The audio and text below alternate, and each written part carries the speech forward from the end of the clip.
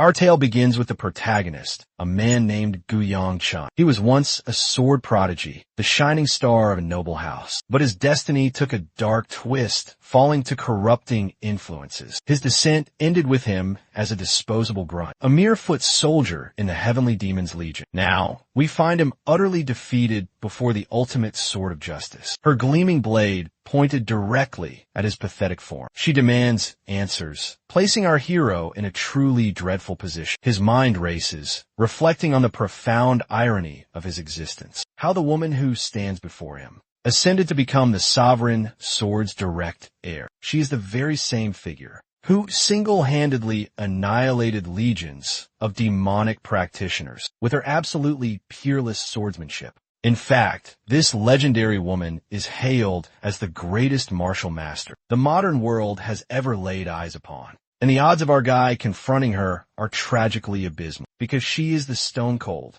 unflinching warrior who vanquished the heavenly demon with her sword. Remember this. The heavenly demon ignited this cataclysmic war between two factions, and the conflict only concluded because this hero's blade pierced the very core of the heavenly demon, extinguishing her with one final, decisive slash. Behold, the heavenly sword, Siola. She is currently screaming at the foolish man, who stubbornly refuses to cooperate with her interrogation. The divine warrior is absolutely enraged. That Yongchun still clings to the secrets of the demon's final sanctuary. A look of sorrow and fury contorts her features as she reminds the young man of the noble path he once walked. But of course, even if he wished to speak, this poor soul couldn't utter a single syllable. Why, you ask? Because the man received the ultimate silencing treatment. His throat had been completely crushed. Not only that, but the very organ that beats within his chest is branded with a truly horrific curse. With each breath, this infernal seal forces him to endure hell, and it also bars him from ever revealing classified information. A single tear escapes and traces a path down the woman's face. The same champion who had toppled an entire demonic army and even defeated the heavenly demon single-handedly is now openly weeping before man at death's door. She is desperately pleading with the man to provide a worthy answer, so that Siola might find a way to preserve his life. I must emphasize that she has no knowledge of his seal or curse, so she wrongly assumes he is just concealing the information. Her trembling form and tear-streaked expression, this sorrowful sight of her begging,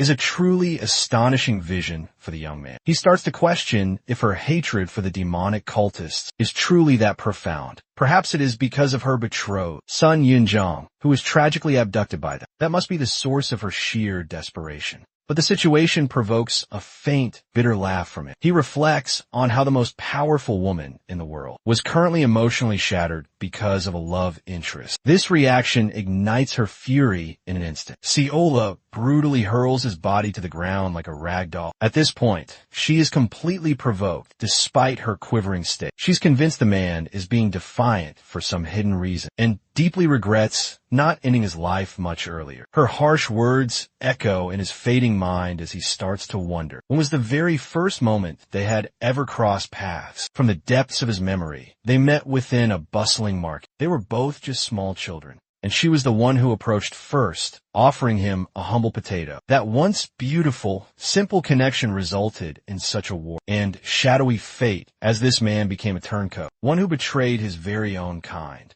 to chase the forbidden path of a demonic arts practitioner. It is as clear as daylight that he has only himself to hold accountable. In this desperate situation, however, of course, even at this moment, Siola can barely maintain her composure as she begins to walk away, when abruptly, she spins around to see the man crawling and frantically scratching something into the dirt. Bewildered, she demands to know what Yongchun is possibly doing. Tragically, because he defied the curse to reveal the information, the seal exerted an immense pressure upon his body. This resulted in him violently vomiting a torrent of blood. But even then, Yongchun endures it like a true warrior and continues to etch the message with his own crimson blood, recalling that if he defies the demonic contract branded on his heart, it will detonate and completely obliterate his body. And that is precisely what unfolds. This man literally suffered his heart's annihilation. The ultimate price for betraying the demonic temple. The desperate, muffled voice of his old friend echoes from a distance, but is far too late. He has lost too much blood, and her voice fades. The poignant beauty of this moment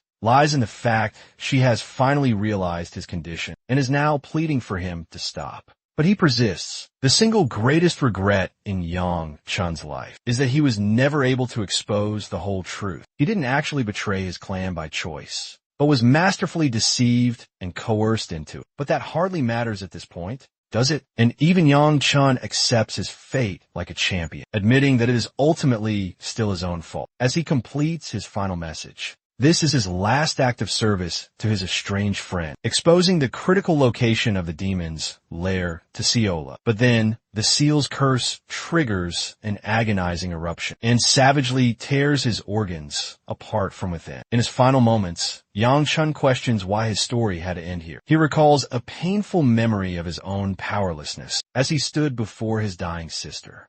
Her last words wished him a better life. Siola's cries echo through the alley, where he can no longer perceive her. Instead, Yang Chun is drowning in the weight of regrets he accumulated throughout his meaningless journey. Another memory surfaces fresh in his mind. The time Yang Chun discovered a woman clinging to the very edge of life. She expressed her sorrow for him, while all he could do was gaze back with profound regret and sadness. Siola's voice roars with desperation, chanting his name over and over again, as her hot tears fall upon his cold face. Finally, Yang Chun remembers the vision of another devastating loss he suffered. The white-haired woman rested feebly in his arms, whispering, asking if he was weeping for her. But Yang Chun always maintained his hardened facade and coldly told her it was only the rain. Her final breath was a simple request to know about the moon. With her last dying words, she found a strange sense of peace, and in the end, her existence flickered out from the mortal wound she bore. The very same Yang Chun, once a proud member of the House of Gu, a noble family renowned for its virtue and righteousness, had fallen to become the most reviled traitor, and had become a practitioner of demonic martial arts. And now his fleeting life meant absolutely nothing, as he was fated to perish as a casualty of the brutal war, following his final defeat. That was supposed to be the tragic conclusion to his story. And yes, it's every bit as miserable as it sounds. As he finally closes his eyes, Siola's voice begins to grow strangely clear inside his mind. But there is a twist. This time, it is the voice of a little girl asking if he wants a potato. Yang Chun's eyes fly open in shock as he finds himself standing in that same marketplace on that pivotal day, with no idea how he has journeyed back into the past. Our boy stands there, utterly and completely bewildered. He remembers the gruesome, visceral experience of his death, after he shattered the forbidden demonic seal. The man's heart literally exploded in his chest. There is no earthly way to return from that.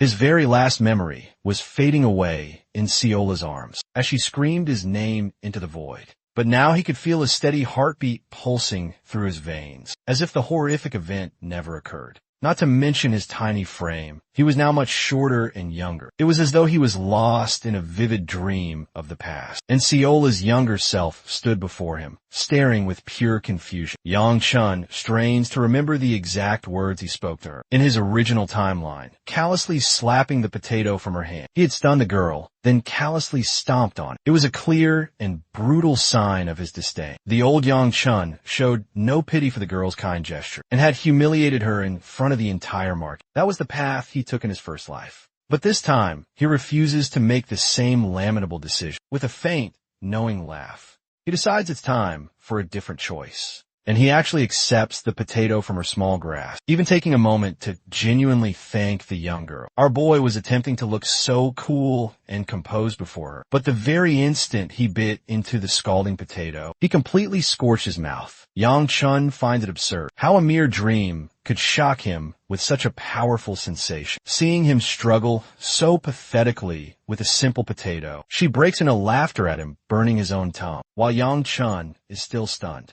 A retainer from the great house of Gu of Sanxia comes sprinting over to find his young master. Apparently, the young lord had wandered off all on his own, causing this man a great deal of panic. This man is supposed to be Yang Chun's loyal personal guard, Mai. Unfortunately for him, Our hero can't even articulate properly due to his scorched tongue, so much so that his guard instantly assumes the strange girl must have tried to poison the young master and almost drew his damn sword on the spot. It is hilarious how this guard is basically prepared to execute a child, but Yang Chun insists on managing the situation his own way. He then requests to be given the aqua. It seems there is just one of the sweet honey cakes left, so he takes it from Mayan and, surprisingly, offers it to Ciola, to the utter astonishment of them both. The young boys simply wish to repay the kind gesture from Ciola for offering him that piping hot potato. Seeing the delectable-looking yakwa right before her, her mouth began to water and her eyes absolutely sparkled. She had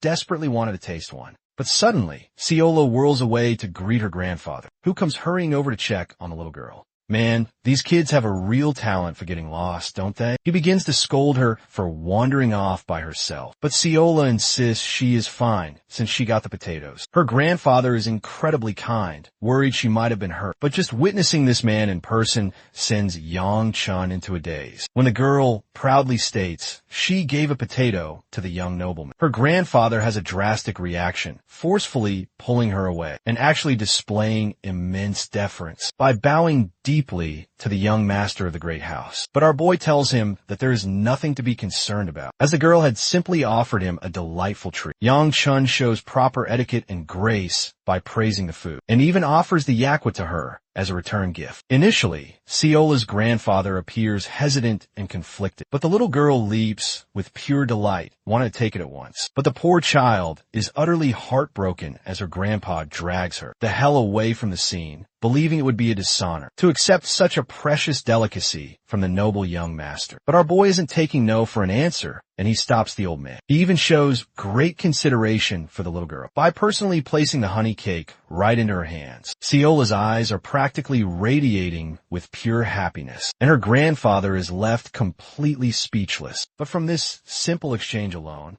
Ciola's grandpa cryptically states that they have located what they came for. The two parties separate after that fateful interaction, while Yang Chun drifts into a state of deep reminiscence, recalling that this unassuming old man was in fact the leader of the Murm Alliance. So he's absolutely no joke. He once sat upon the apex of the entire martial world as the undisputed strongest, and he was, without a doubt, the most feared man by the demonic path, the legendary, original sovereign sword, Hyagun Ui. But he cannot fathom why a legend like this would be here. It feels as if Yang Chun's entire life is flashing right before him. He sees the beautiful girl bidding him a silent farewell with her kind gaze. The two groups turn in opposite directions to head for home. Now that Yang Chun's previous life has already concluded, he feels he no longer bears any lingering regrets, and he believes it's the perfect time for him to end this vivid dream. But for some strange reason, the blasted dream refuses to end, even after he arrives at his family home. It has gone on for far too long at this stage. Yang Chun is now starting to suspect this is some form of final curse, placed upon him by the heavenly demon as a final act of spite. There is so much that he still doesn't understand,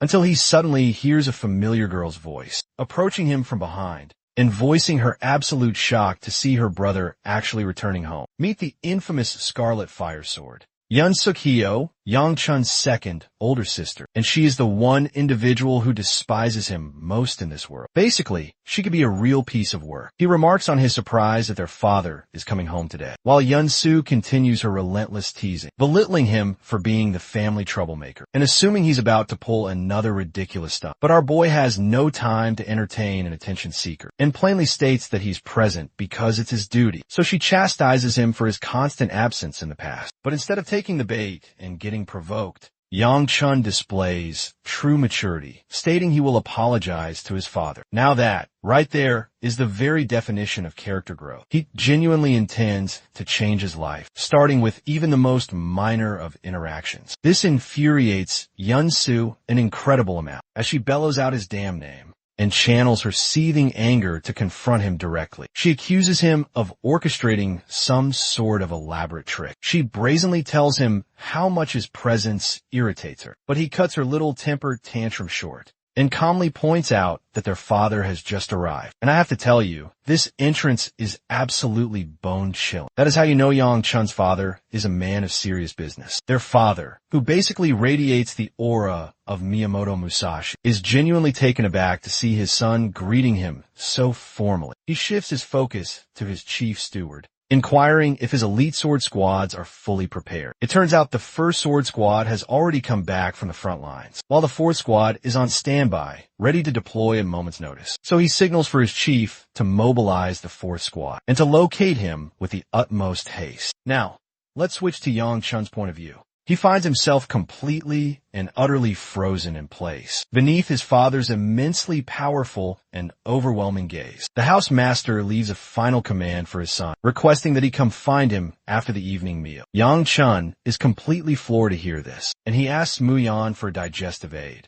because of how incredibly intimidating that encounter was. Skipping forward to the time of their family meal, Yang Chun is reminded of the horrendous taste of the food. It's just as awful as ever, and he's truly terrified to face his father. His anxiety is so palpable that he's desperately hoping for something to disrupt their meeting. The patriarch of the house speaks during their meal, asking Yunsu if she has made any progress in her martial arts. She is ecstatic to report that she has, attaining the third energy ring just a few days prior. This is quite a feat compared to other children of her age, so he instructs her to train with even greater diligence. Now, Yang Chun internally concedes his father's assessment. He acknowledges that reaching the third ring is extremely impressive. For a child, Yunsu has always been a natural-born talent, so a bit of diligent work yields astonishing results. But what astounds him most is seeing his little sister genuinely smiling when usually she has a permanent, scowling, resting face, which is quite funny because as soon as he has that thought, she shoots him a look filled with murderous intent.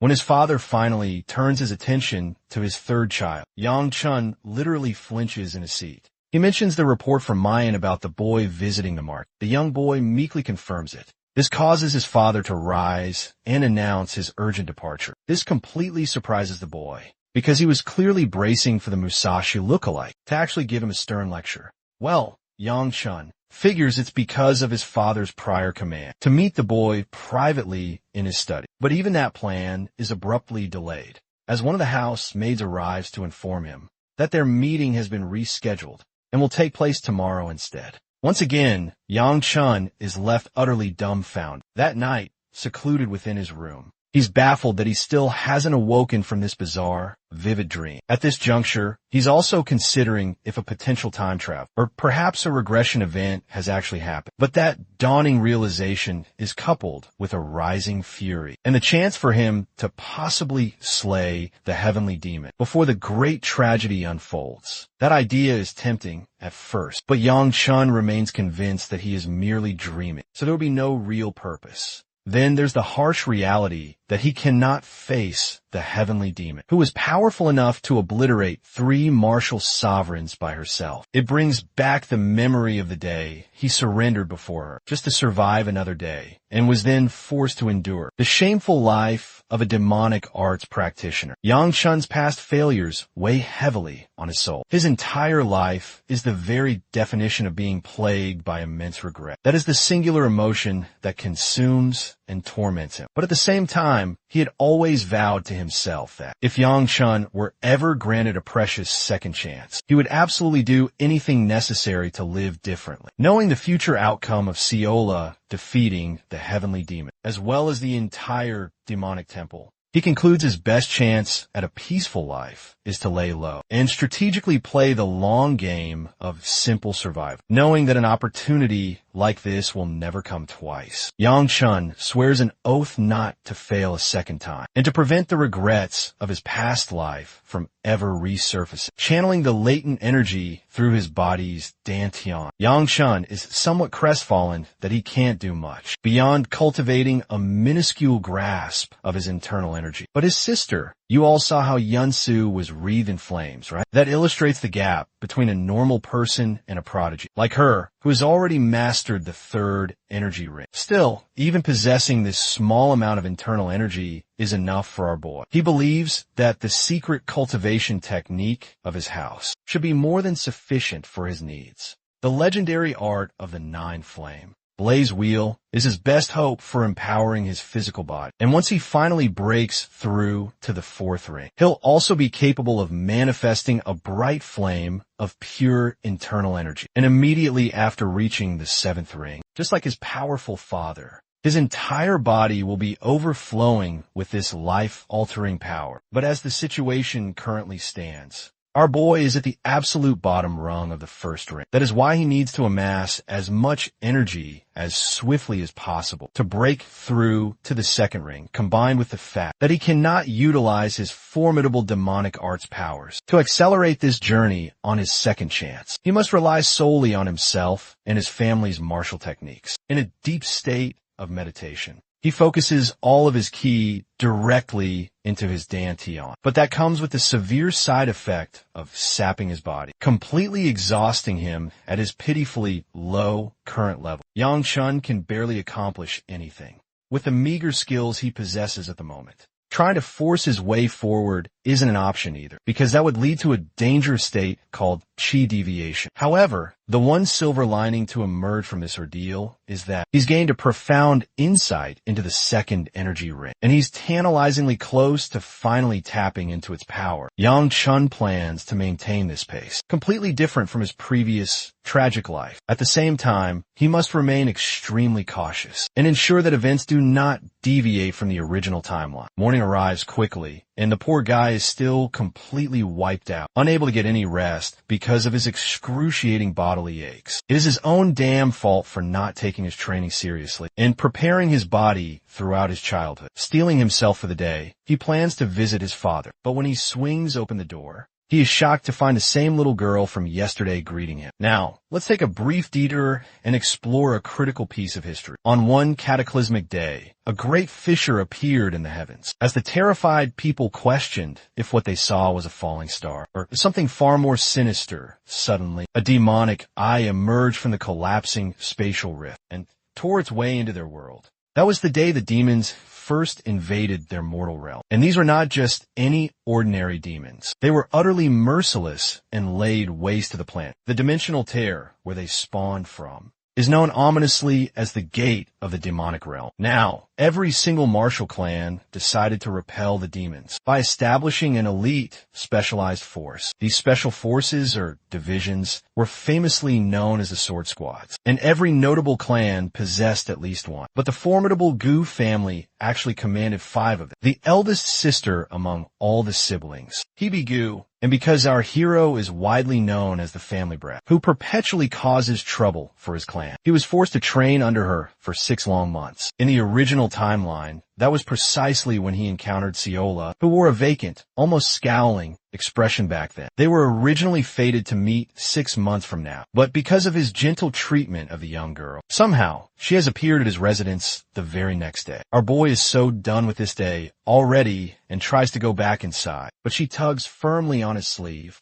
stopping him and hoping for them to establish a friendly rapport. But before the poor girl could even articulate her thoughts properly, her grandfather sharply swats her hand away, calling his own grandchild an impertinent brat for brazenly touching the young master without his express permission. Yang Chun has no idea what to say as Ciola meekly apologizes. He is still completely bewildered by the purpose of their visit, or why her legendary grandfather is even here. To his absolute astonishment, the old man informs him that from now on, he will be in direct service to Yang Chun per the clan head's orders. The fact that this man introduced himself humbly as Manhwa and not as Hayagan is quite startling to our hero. As for Ciola, she is also assigned to serve him alongside her grandpa. But events are unfolding far too rapidly for him to grasp what is truly happening. Letting out a weary sigh, he is certain that his own father must be responsible for arranging this. He voices his formal gratitude, but ultimately feels his new life is already screwed from the very start. Also, he truly dislikes being addressed with such stiff formality, so he would prefer if they simply called him by his given name. But the stubborn old man doesn't heed that request either. Later on that same day, the old man is meticulously dusting the room, while Yang Chun observes him performing his duty with quiet satisfaction. He has no idea what is going on and shifts his gaze to Seola. This brave and determined little girl wants to make a good impression and attempts to carry a massive bundle of laundry all by herself. Even the other kindermaids show her some compassion and offer to help her share some of the immense burden. But Seola stubbornly vows to accomplish it alone. Unfortunately, her radiant confidence turns to dust when she trips over a loose stone and goes down with a heavy thud. That had to be a painful faceplant given the way she fell. Even the entire laundry basket ended up over her head as she started to weep loudly in her own disappointment. Seeing her in such a state, Yang Chun thinks she is truly one of a kind for being so comically inept at everything she attempts. Her true gift lies in the realm of martial arts. So he doesn't understand why she has such poor control over her body. The current chain of events is making his head ache. Meanwhile, the sad little Seola approaches him, still adorably wearing the basket over her head, promising to follow him wherever he may go, or at least that was the explicit command she received from her grandfather. This actually implies that the boy's true personal attendant is Seola, rather than the legendary old man.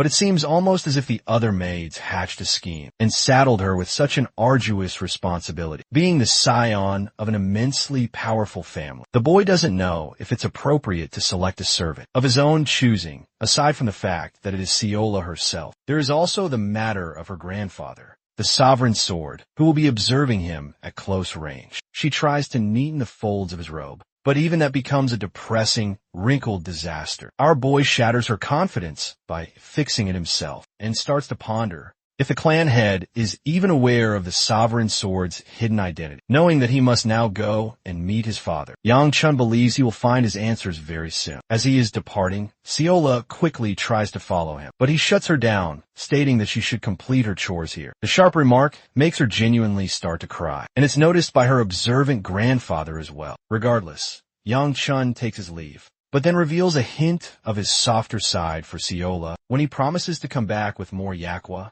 if she performs all her duties properly. That one small comment alone makes her heart flutter with joy. The scene then shifts back to Yang Chun, who now stands before his father's personal office, getting nervous just from standing outside the door. He is afraid of what will transpire and debates if he should ask about Hyo, Gun, and Seola as a diversion. But his plan is thrown into the gutter when the clan head materializes from behind him and scares the absolute living daylights out of him. He's curtly told to enter the study, and he deeply regrets the fact that he swore so loudly before his own father. Yang Chun is seriously wondering how he didn't die from a sudden heart attack. In that terrifying moment, they initiate their discussion by addressing his new servants. The boy expresses gratitude for receiving them, but he admits he doesn't understand the reason why. His father declines to explain the purpose and believes his son will come to understand in due time. This is not good because Yang Chun now realizes that his father most likely knows about the sovereign sword's identity, but the true purpose remains shrouded in mystery. Instead, the clan head gives a recommendation that the boy should prepare himself for the Nine Dragons Council that is scheduled for tomorrow. Though Yang Chun complies, he struggles to recall what the main purpose of this council was. Suddenly, the young boy has a flash of realization, this time horrified to remember the council's true nature. Yang Chun thinks that even death would be a better fate at this point, while Mayan, his ever-loyal personal guard,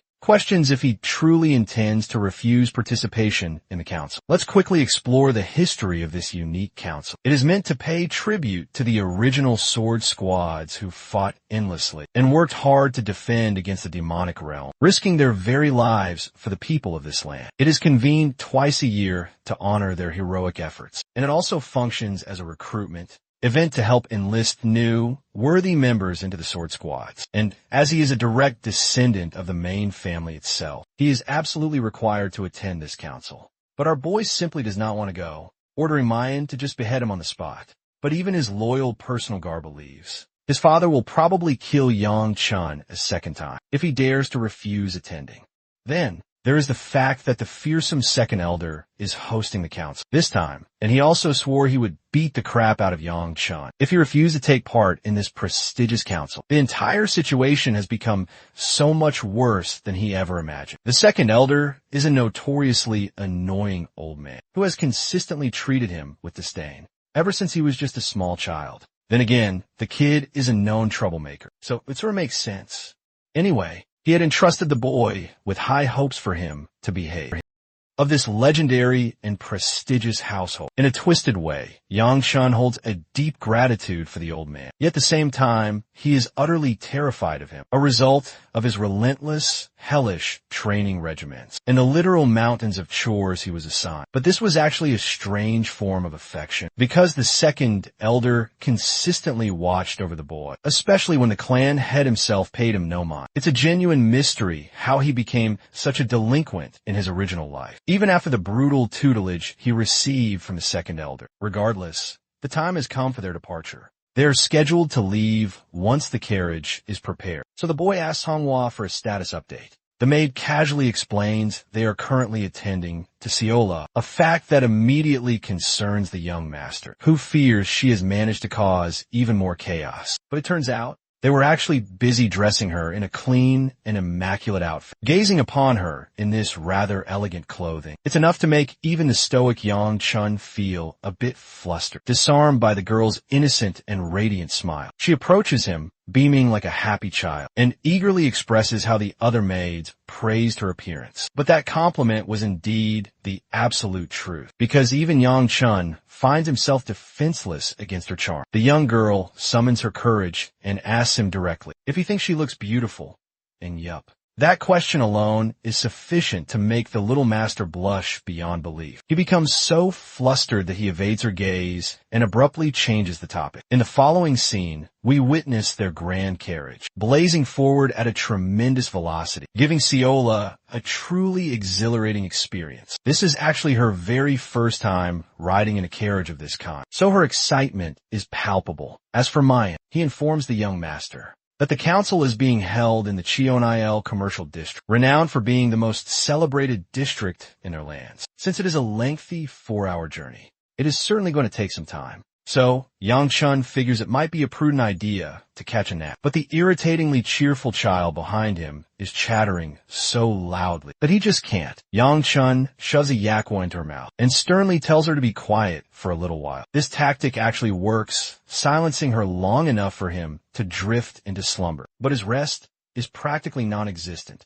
because he awakens what feels like a second later, only to discover that 4 entire hours have already flown by, and that their journey has concluded. Yang Chun disembarks from the carriage and finds the vibrant district utterly captivating, with beautiful lights for the important festival. He stretches his limbs for a moment and encounters Isel Cheon, the chief officer of the district, who had been eagerly anticipating the young master's arrival. Yang Chun introduces himself with proper decorum and conveys his honor at meeting such an influential figure. He soon learns that it's due to his sister and the second elder that they managed to complete the first day's events so smoothly. But the very mention of Yunsu is enough to remind him of her absolutely terrible personality. He prays to whatever gods are listening that they don't cross paths. Well, apparently the gods don't like him very much, because our hero literally spots her in the very next moment. As is her custom, she gives him a withering look of pure disgust, offended that he would even dare to acknowledge her presence. Yunsu begins to rant about how insufferable her younger brother will be throughout the festival, commanding him to conduct himself with decency. But just like their last encounter, instead of rising to the bait, he nonchalantly replies that he'll just remain secluded in his room. This response lands like a slap across the face to his attention-starved, bratty older sister. Suddenly, her gaze shifts to the little girl cowering behind her brother. Yunsu disgustingly suggests her brother is engaging in amorous activities in a public venue like this. She then departs, muttering her pity for the degenerate, who clearly lacks any form of self-control. When the door slams shut, Yang Chun wonders when the actual hell is wrong with his psychotic sibling. He even offers an apology to Officer Cheon for having to see that scene. But instead of retiring to his quarters, The young master wishes to make an urgent visit elsewhere first, bringing Seola with him. They choose to visit the main arena, which is absolutely enormous and lavishly decorated. The 5 elite sword squads were celebrated on the first day, and tomorrow will bring the trials for the new recruits. It's a small blessing that the main family members are exempt from competing. Yang Chun thinks he's about to live a peaceful life, until the second elder materializes out of thin air. It's the classic, "He's right behind me, isn't he?" moment, because our boy's day is about to be completely ruined, striking him like a bolt of lightning from a clear sky. The second elder expresses his pride that the boy actually came to the festival, seeing his massive palm reaching for his head. Yang Chun is petrified that he's about to get his ass handed to him, but to his utter shock, the old man just gently pats his head and asks, what exactly influenced the boy's decision to finally show his face? After all, Yang Chun had made his life's mission to avoid the second elder at every possible opportunity. When the boy tells him that he heard a rumor that the second elder was furious, the old man pretends he never uttered such a horrific threat. The old man is known for his strange obsession with the boy, primarily because he is the sole male heir of the household. Seola, on the other hand, is absolutely thrilled to meet him, expressing her utter delight. But good heavens, he stares at her like a grim reaper, instantly turning her joyful expression to one of fear and sadness. She is so adorable and immediately flinches away, taking refuge behind Yang Chun, who scolds the old man to lighten up instead of glaring at everyone. The old man does, in fact, soften his gaze and asks if Seola is his lover. But Yang Chun quickly clarifies that her humble attire should confirm to anyone she is merely a servant. She scurries back into hiding, while the second elder recommends that the boy get a proper night's rest. Before he takes his leave, he casually informs Yang Chun that he will personally end his life if he even thinks about fleeing the festival. Yeah, either he really adores him or truly despises him. It's impossible to tell. Anyway, Seola insists on calling him the Bear Man, and I am so inspired by her that this will be his official new name from here on out. Interestingly, Bear Man comes to the conclusion that there is something fundamentally different about the kid this time. Fast forwarding to the second day of the grand festival, Yang Chun has already arrived, bright and early in the morning, but he's at the very back of a ridiculously long queue, because the entry requirements are lenient enough for almost anyone to join. There are far too many people lining up to join the sword squads. It is a truly prestigious thing to become a member of a sword squad. Abruptly, Seola's entire body shivers with dread, because she's convinced the terrifying bear grandpa will hunt her down. She even adorably suggests that they ask the big bear to just hibernate for a little while. This is hilarious, by the way. Our boy has no idea what is making her so terrified. Unfortunately, he can't really order her around with impunity, because she's the granddaughter of the sovereign sword himself. He makes a promise to Seola that Mayan will handle any threats if she's afraid. The poor personal guard has no idea what the term bear grandpa means, until our hero clarifies that it is the second elder they are referring to. Tragically, that duty is far too great for a simple personal guard like Mayan, so they conclude it's best to just sacrifice Seola. The funny thing is that she actually takes this command to heart and solemnly accepts that today will be her funeral. She declares that she will sacrifice her life for everyone's joy. The endearing depiction of her younger self is truly a delight. Yang Chun has to remind her repeatedly that he was only joking, but as it turns out, Seola just wants him to buy her a mountain of dumplings to die happy, so he lets her do as she pleases. While she is away, Mine observes how the young master is showing preferential treatment to Seola, despite her status as a common servant. Of course, this is because he still sees her as the future Seola from his past life, though he pretends he doesn't care for her. Mayan is perceptive and points out how the young master still gave her a portion of his own money for the dumplings. Unable to formulate a rebuttal against him, the young master simply averts his gaze in silence. Mayan is actually quite pleased to find that the boy is nothing like the malicious rumors portrayed him, while Yang Chun warns him not to change his opinion over a mere batch of dumplings. Of all things. Also, he catches Mayan on his own words, that he had judged the young master based on a few rumors. It has only been 2 short weeks since he was assigned to be his personal guard. The only reason he said this is because Yang Chun had just received him as his new guard. At the very moment he regressed back to his past life. Their conversation is cut short by a loud woman calling out to a lady. She recommends that she shouldn't be wandering around by herself. The girl insists that she will be perfectly fine alone, as there are many great warriors from the house of Gu nearby. The sound of this girl's voice seems eerily familiar to Yang Chan, plunging him into a moment of deep reflection. Yobi, the mysterious girl's attendant, argues that it would be quite troublesome if she were to run into the young master of the Gu family. Then again, there were numerous boys in that powerful family, so she might have been referring to anybody. According to Yang Chun's memory, even the girl believed it was impossible to meet him in such a crowd. But even Yang Chun has a self-aware, fourth-wall-breaking thought, believing that this has to be some kind of ominous foreshadow. The girl turns around, only to be completely startled, to find the astonished young master standing right before her. Mayan whispers discreetly into his ear, explaining that the atmosphere is probably quite awkward, based on their mutual reactions, so he's curious if he knows them. But of course, upon seeing her face, Yang Chun could never forget the girl who possessed obsidian eyes, with a unique ring on her finger bearing an enigmatic pattern. Though almost nobody recognizes the symbol on that ring, he knows with certainty that it belongs to the Habuk house of Peng. This very same woman is revealed to be his former fiancée. Let's briefly discuss how the betrothal happened between the two. Belonging to two of the great houses, they were naturally of a similar age and status, and the house of Peng suspected that the young boy would one day ascend to become the next clan head. That is precisely why they betrothed their daughter in an engagement to him. As was pathetically obvious, this guy proceeded to cause a massive number of problems, and because of his decaying reputation as the resident troublemaker, the house of Peng grew fearful, and the engagement was eventually dissolved. Because of his final, cruel words to her, she immediately demands to know why he is here. But Yang Chun cuts her off, asking her the same question. She retorts that she is here on some urgent family business, and that she has no obligation to explain her motives. His family has no jurisdiction in the Sansio region. He treats her with a cold demeanor, which infuriates her, as she reminds him of their 1-year age difference.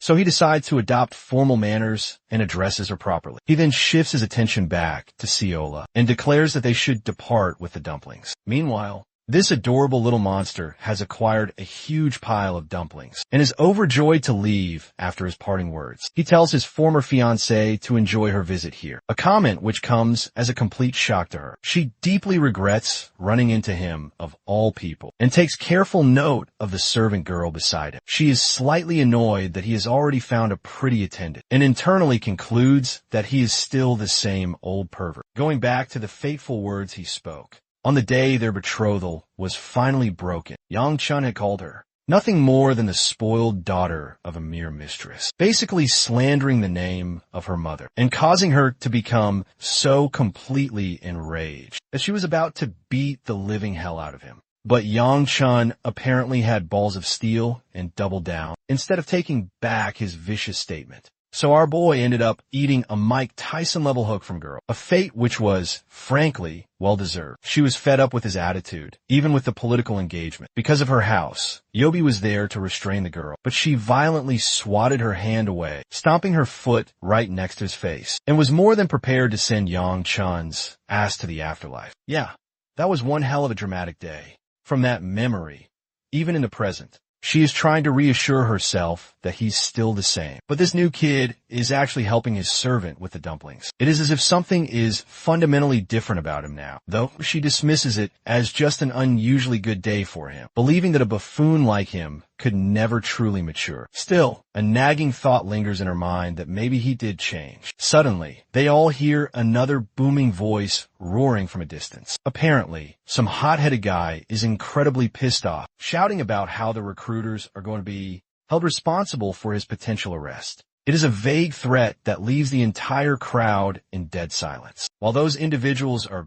busy arguing, the young master suggests they should help resolve the situation because he senses that some people are deliberately stirring up trouble. Mayan emphasizes that they really should not intervene unless circumstances absolutely compel them to. In the end, they decide to let the man be dealt with by the recruiters, who will surely take care of the troublesome individual. That is exactly what happens. But there's a huge difference. This guy literally slams the recruiter straight into the ground, proclaiming that should be enough to demonstrate his worth and join the prestigious competition. Of course, because of his brutally aggressive way of handling things, he is forbidden from participating. Mayan suggests that they should now step in, while Ciola is fascinated by the cool spectacle that just occurred. The personal guard is very surprised by the young master's dismissal of the whole situation. Yang Chun argues that he simply doesn't wish to get involved in troublesome matters. The situation escalates and gets even more tense as the recruiters stand firm in their unyielding decision. Since the man before them refuses to reveal his identity, they cannot permit him to enter, even after he proved his skill. Becoming seriously irritated,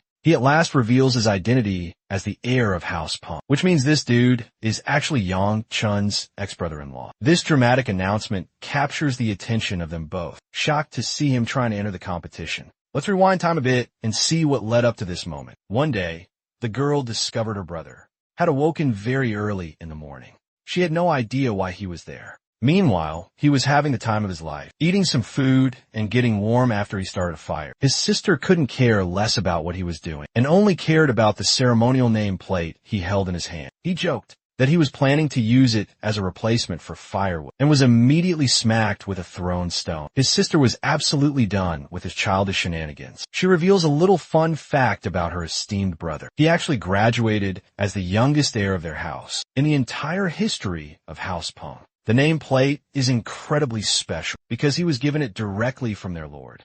While she continues trying to maintain the serious subject, her brother is still joking about using it for firewood and promptly receives another beating from his sister. She emphasizes the solemn duties of the heir of their house, and her words cast a shadow over his expression. It is almost as if he never wanted to shoulder such a heavy burden. His sister notices this and remarks how he's a true prodigy who has earned the greatest achievements in his entire life, and yet he still appears to be so deeply unhappy, letting out a somewhat nervous laugh. He quickly corrects her, stating his true intentions of leaving the house for a while, instead of berating him for his choice. She suggests that he go enjoy himself on a long walk. Then, that simple suggestion sparks a grand idea in his head, but in a way that his sister could have never possibly foreseen. 4 damn months had passed since that conversation, and all she ever got from him was a single note saying he'd be gone for a bit. She was absolutely furious and complained to Yobi, who then reported that the Vagrant Information Clan might have a lead on his current location.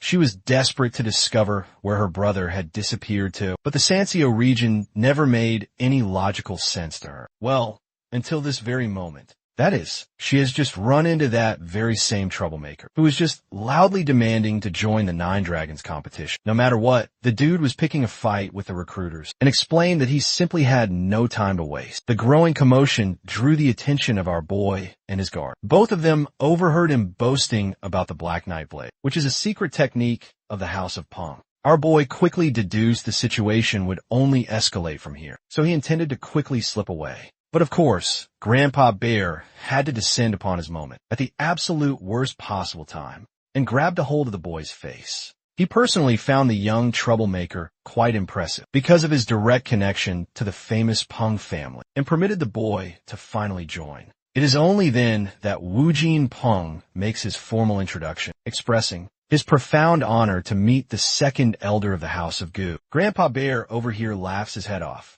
And because Wu Jin just flattered him so expertly, he is even more inclined to let the boy join the competition, even though the recruiters are firmly against this decision. Because of the boy's famous identity, the 2nd elder believes that Wu Jin must be telling the truth, because the boy strongly resembles his father in appearance. Besides that, the ring that he wears is another piece of proof. I should point out that Yang Chun is quite taken aback, because he had no idea it was Wu Jin either. Anyway, Grandpa Bear then expresses that the entire purpose of the competition is to allow people to join their great and powerful squads. So he's curious why the heir of House Peng is here of all places. Wu Jin boldly reveals that he doesn't really enjoy his time spent back at his own house, a reason that causes the 2nd elder to erupt into laughter, while at the same exact time, causing Yang-chun to think they are both completely insane. Wu-jin casually admits that he fled from his own house because he absolutely loves to rebel against the established rules. Yet another reason for the old man to burst into thunderous laughter. Okay, the truly fascinating part is that Wu-jin is a whopping 23 years of age,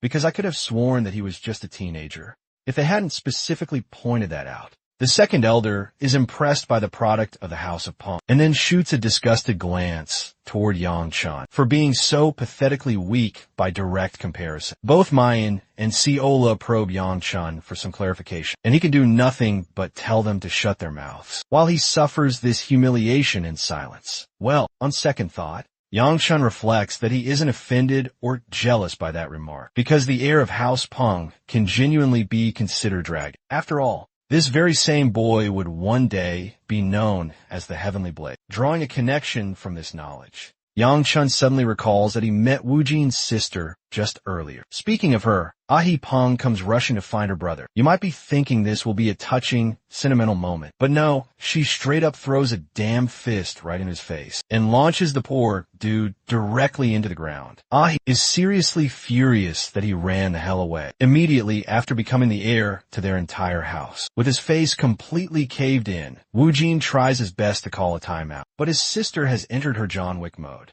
and barely gives him a second to breathe before beating the ever-living crap right out of him. While pummeling him, she shouts about how disgraceful he is for abandoning his own house just to join a competition for the rival house of Gu. Bro is legitimately getting pulverized and begs to be saved, like some kind of damsel in distress. Ahi has beaten him so badly that his blood is splattered on her, but the elder is done watching and commands that she cease her assault immediately. Seeing him, she gets startled and quickly apologizes before attempting to clarify the entire situation and apologizing for all the trouble this has caused. Ahi promises to compensate the House of Gu with additional payments for damages in the future and announces that they will be departing immediately. But her stubborn brother is absolutely firm on his decision to stay, which causes her to ask if he's looking for yet another beatdown. But this time, Wu-jin's expression is serious as death, to the point that it even unnerves the fearsome Ahi. She has no idea why he's acting this way or what's gotten into him, but the boy is crystal clear in his bold decision, believing that the House of Peng is not even remotely enjoyable. He thinks that anything is superior to the life he once lived. Gently advising him, reminds the boy that he is supposed to be their family's heir. Now, she really needs to move on from harping on this fact. But Wu-jin believes it is his fundamental right to have as much fun as he can before he must eventually accept his duty as the head of the house. Evading that duty would require him to lose his limbs or simply die. And since he is not a fan of either of those options, he has discovered a clever third way out. Wu-jin brazenly declares that he despises the entire concept of being the head of his family. Furthermore, he adds that the people of House Peng can't even be called human because of their cold and calculating methods, knowing that he is the only one who must play the part of the heir. He accepted the title for the sake of his sister, too. As for our hero, Yang-chan is questioning Bear Grandpa's choice to let Wu-jin participate, especially since this matter goes beyond the scope of the competition and directly concerns the other great houses. Of course, even the second elder concludes that there cannot be a simple way out of this one, so he calls out directly to Wu-jin with a sweeping proposal of fighting him in a one-on-one duel. If Wu-jin somehow manages to defeat Grandpa Bear right here, he can join. But of course, this is a completely impossible challenge. Even Ahi thinks that he is terrible with his jokes, but the old man is absolutely firm in his words and believes that 10 exchanges should be more than enough to decide a victor. As for Wu-jin, he has those young and fiercely determined eyes. The second elder has absolutely no intention of going back on his word. The second elder is in the middle of his explanation of the victory condition for Wu-jin, stating that even a single physical contact with his body will result in the young man being declared the winner, when suddenly the young heir of House Peng blinks right behind him with unimaginable speed. Grandpa Bear over here is standing nonchalantly, while Wu-jin is about to unleash a lightning attack on his ass from above. But the tables are instantaneously flipped when Wu-jin is met with a truly godlike, monstrous counterattack from the old man, as he unleashes a single, devastating punch. Yep, he is definitely dead. In the next scene, we fast forward to the main competition arena, where the fated duel between Yang Chun and his sister, Yun Su, is now set in stone, of course. His two-faced sister puts on a blooming, innocent act for the crowd. Meanwhile, our boy is over here questioning why the hell he's even in this arena, not to mention being forced to fight against his own sister. Anyway, let's rewind just a little and see what became of Woojin. Just as I predicted, the kid was utterly demolished by Gramps and was launched into the ground like a spinning tornado. With a massive crash, the fight was decided in the very first hit, and this old man suddenly transformed from a murder machine back into a fun-loving grandpa once again. Yang Chun, on the other hand, is questioning why the hell this madman went to such an extreme when he could have just effortlessly dodged the strike. Bear Grandpa emphasizes that he held back an immense amount, even with the punch that knocked the very wind out of Woojin. Yang Chun is seriously afraid of the wrath of House Punk if they ever come to learn about this information. But the old boomer does not care in the slightest. Our boy even tries to offer some consolation to Aunt, but she thinks her reckless brother deserved that punch. The girl shrewdly analyzes that this was perhaps the only way to teach the young heir a harsh lesson in humility, though that reasoning sounds quite logical. The second elder swiftly denies any such claims, clarifying that he only offered a simple spar because he simply wanted to have a little bit of fun. Hearing that kind of reckless nonsense coming from his mouth, Yang Chun even proposes to his own attendant that it is a good idea for them to just ditch this old man. Contrasting his reaction, Seola is out here animated as hell, like she just witnessed some kind of epic movie scene unfold before her very eyes. Her current state makes our boy wonder how the hell this same innocent girl becomes the most terrifying and powerful warrior in existence.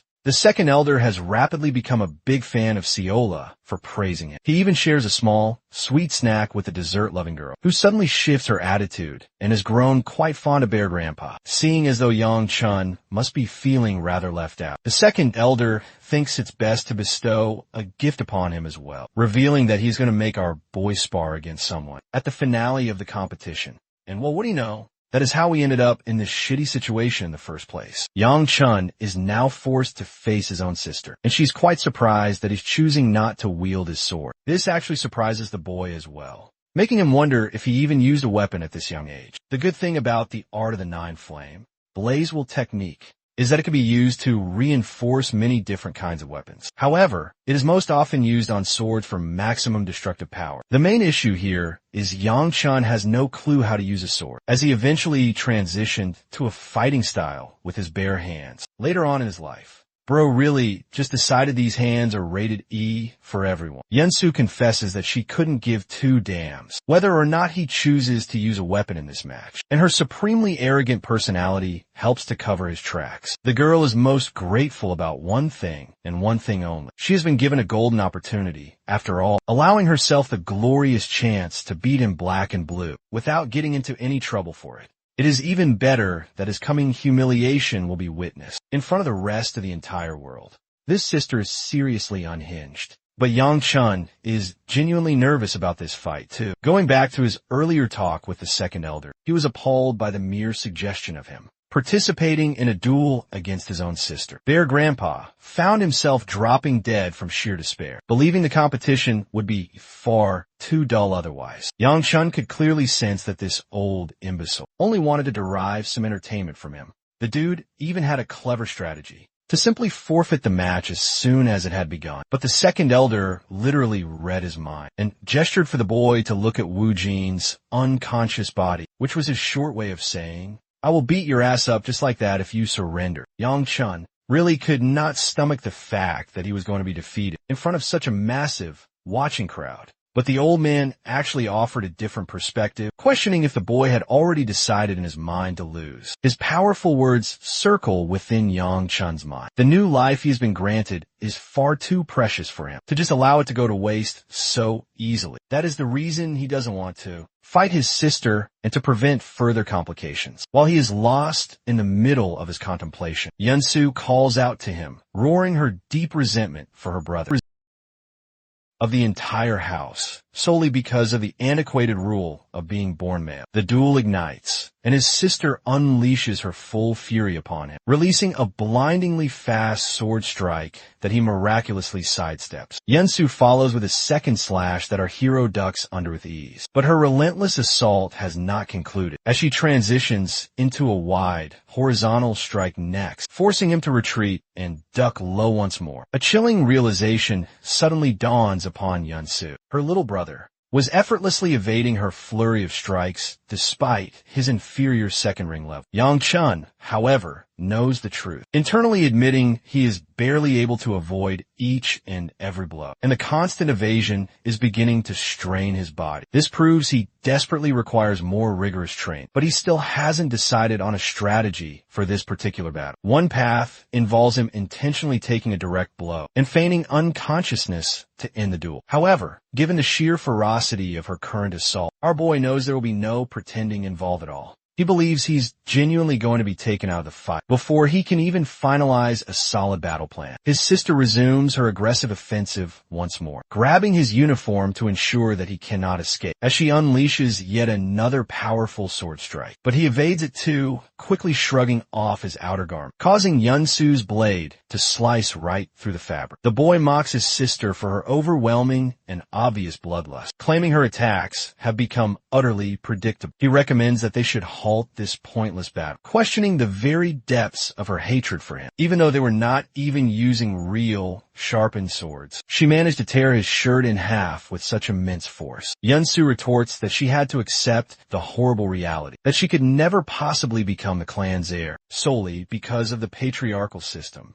even after she trained and dedicated her very life to the cause. And yet this boy, who does nothing and lives like a pile of trash, is effortlessly handed the title just because he is a son. That is the source of her immense hatred for him, and she believes that their positions are fundamentally unfair. Yunsu then elevates the confrontation a step further by infusing her training sword with her own internal energy. At her current power level, Yang Chun is completely astonished to realize that his sister has already evolved and broken past the third ring barrier. Her violent barrage of attacks resumes, as she does everything in her power to nail him down, with at least one solid, decisive attack. She even labels him a coward and a worthless, pathetic clown who could do nothing but desperately dodge, because that is the only thing he is capable of. She claims he's a talentless fool, someone who isn't even determined. She concludes that if her brother plans to continue this pathetic lifestyle, then it might as well be her destiny to get rid of him. Interestingly, the boy listens silently to her furious tirade, and with her next furious attack, we can even glimpse a flicker of deep sorrow on the girl's face. Yang Chun stands completely unafraid and remains motionless, hearing Yunsu's cruel insults toward his mother as well. The conclusion to this is truly intriguing, as he somehow manages to halt her attack by seizing her wrist. He returns a cold, demonic glare, as Yang Chun demands to know what utter garbage just spilled from his sister's mouth. Following a deep monologue from the girl, Yunsu brazenly admits that she holds her older sister in the highest regard. She was awarded the title of the Searing Blade at the young age of 15 and had become truly exceptional by the age of 20. A result of her raw, natural talent and effort alone, she eventually rose to become the leader of the Five Swords of the legendary House of Gu. A woman who was acknowledged by all with absolutely no equal. But even with all that power at her disposal, she could never be granted the title of the head of the house. That was a sacred privilege reserved for the little boy, Yang Chun-gu, someone born from a mere mistress and the only known heir. Initially, Yunsu had actually quite liked her younger brother, and though they were born of different mothers, Yang Chun's mother had always shown kindness to them both. In her own way, Yunsu had also loved her back, which is why she never felt threatened or disgusted by the boy. Back in those early days, that's when everything changed. One fateful day, the kind woman was suddenly nowhere to be found, just vanished, abandoning her two young children. The head of the clan,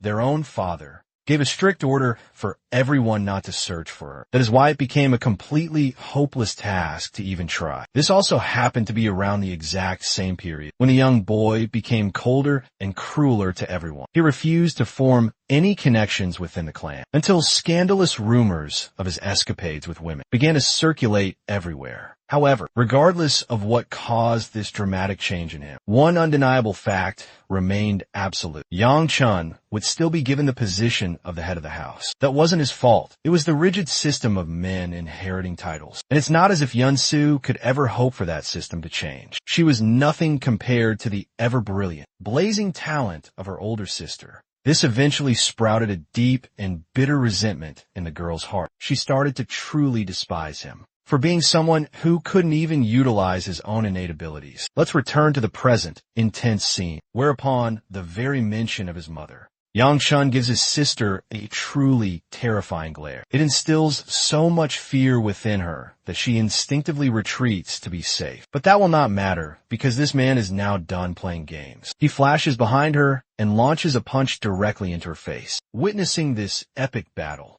Ahi is quite impressed by Yang Chun's sister's formidable talents, despite them sharing a very similar age bracket. At the same time, she can see the two siblings are conversing with one another, right in the middle of their intense battle. Unfortunately, nobody in the crowd can hear them clearly. This is strictly because the second elder made it his personal business to shroud the surrounding arena with a barrier of his own immense internal energy. Or at least that's what Wu Jin claims. Also, bro's got a seriously swollen face from that earlier spar. I personally would not be showing my face in public after that. Even Ahi makes fun of the clown for so recklessly messing around. She doesn't want to return to the House of Pong, because they will surely question what happened. Anyway, both of them discuss the remarkable prowess of Yun-Su, a girl who has already broken through to the third ring, and a sword talent that is truly quite capable. But here is the truly intriguing part. Wu Jin is not even interested in the talented girl. He's actually far more impressed by her opponent.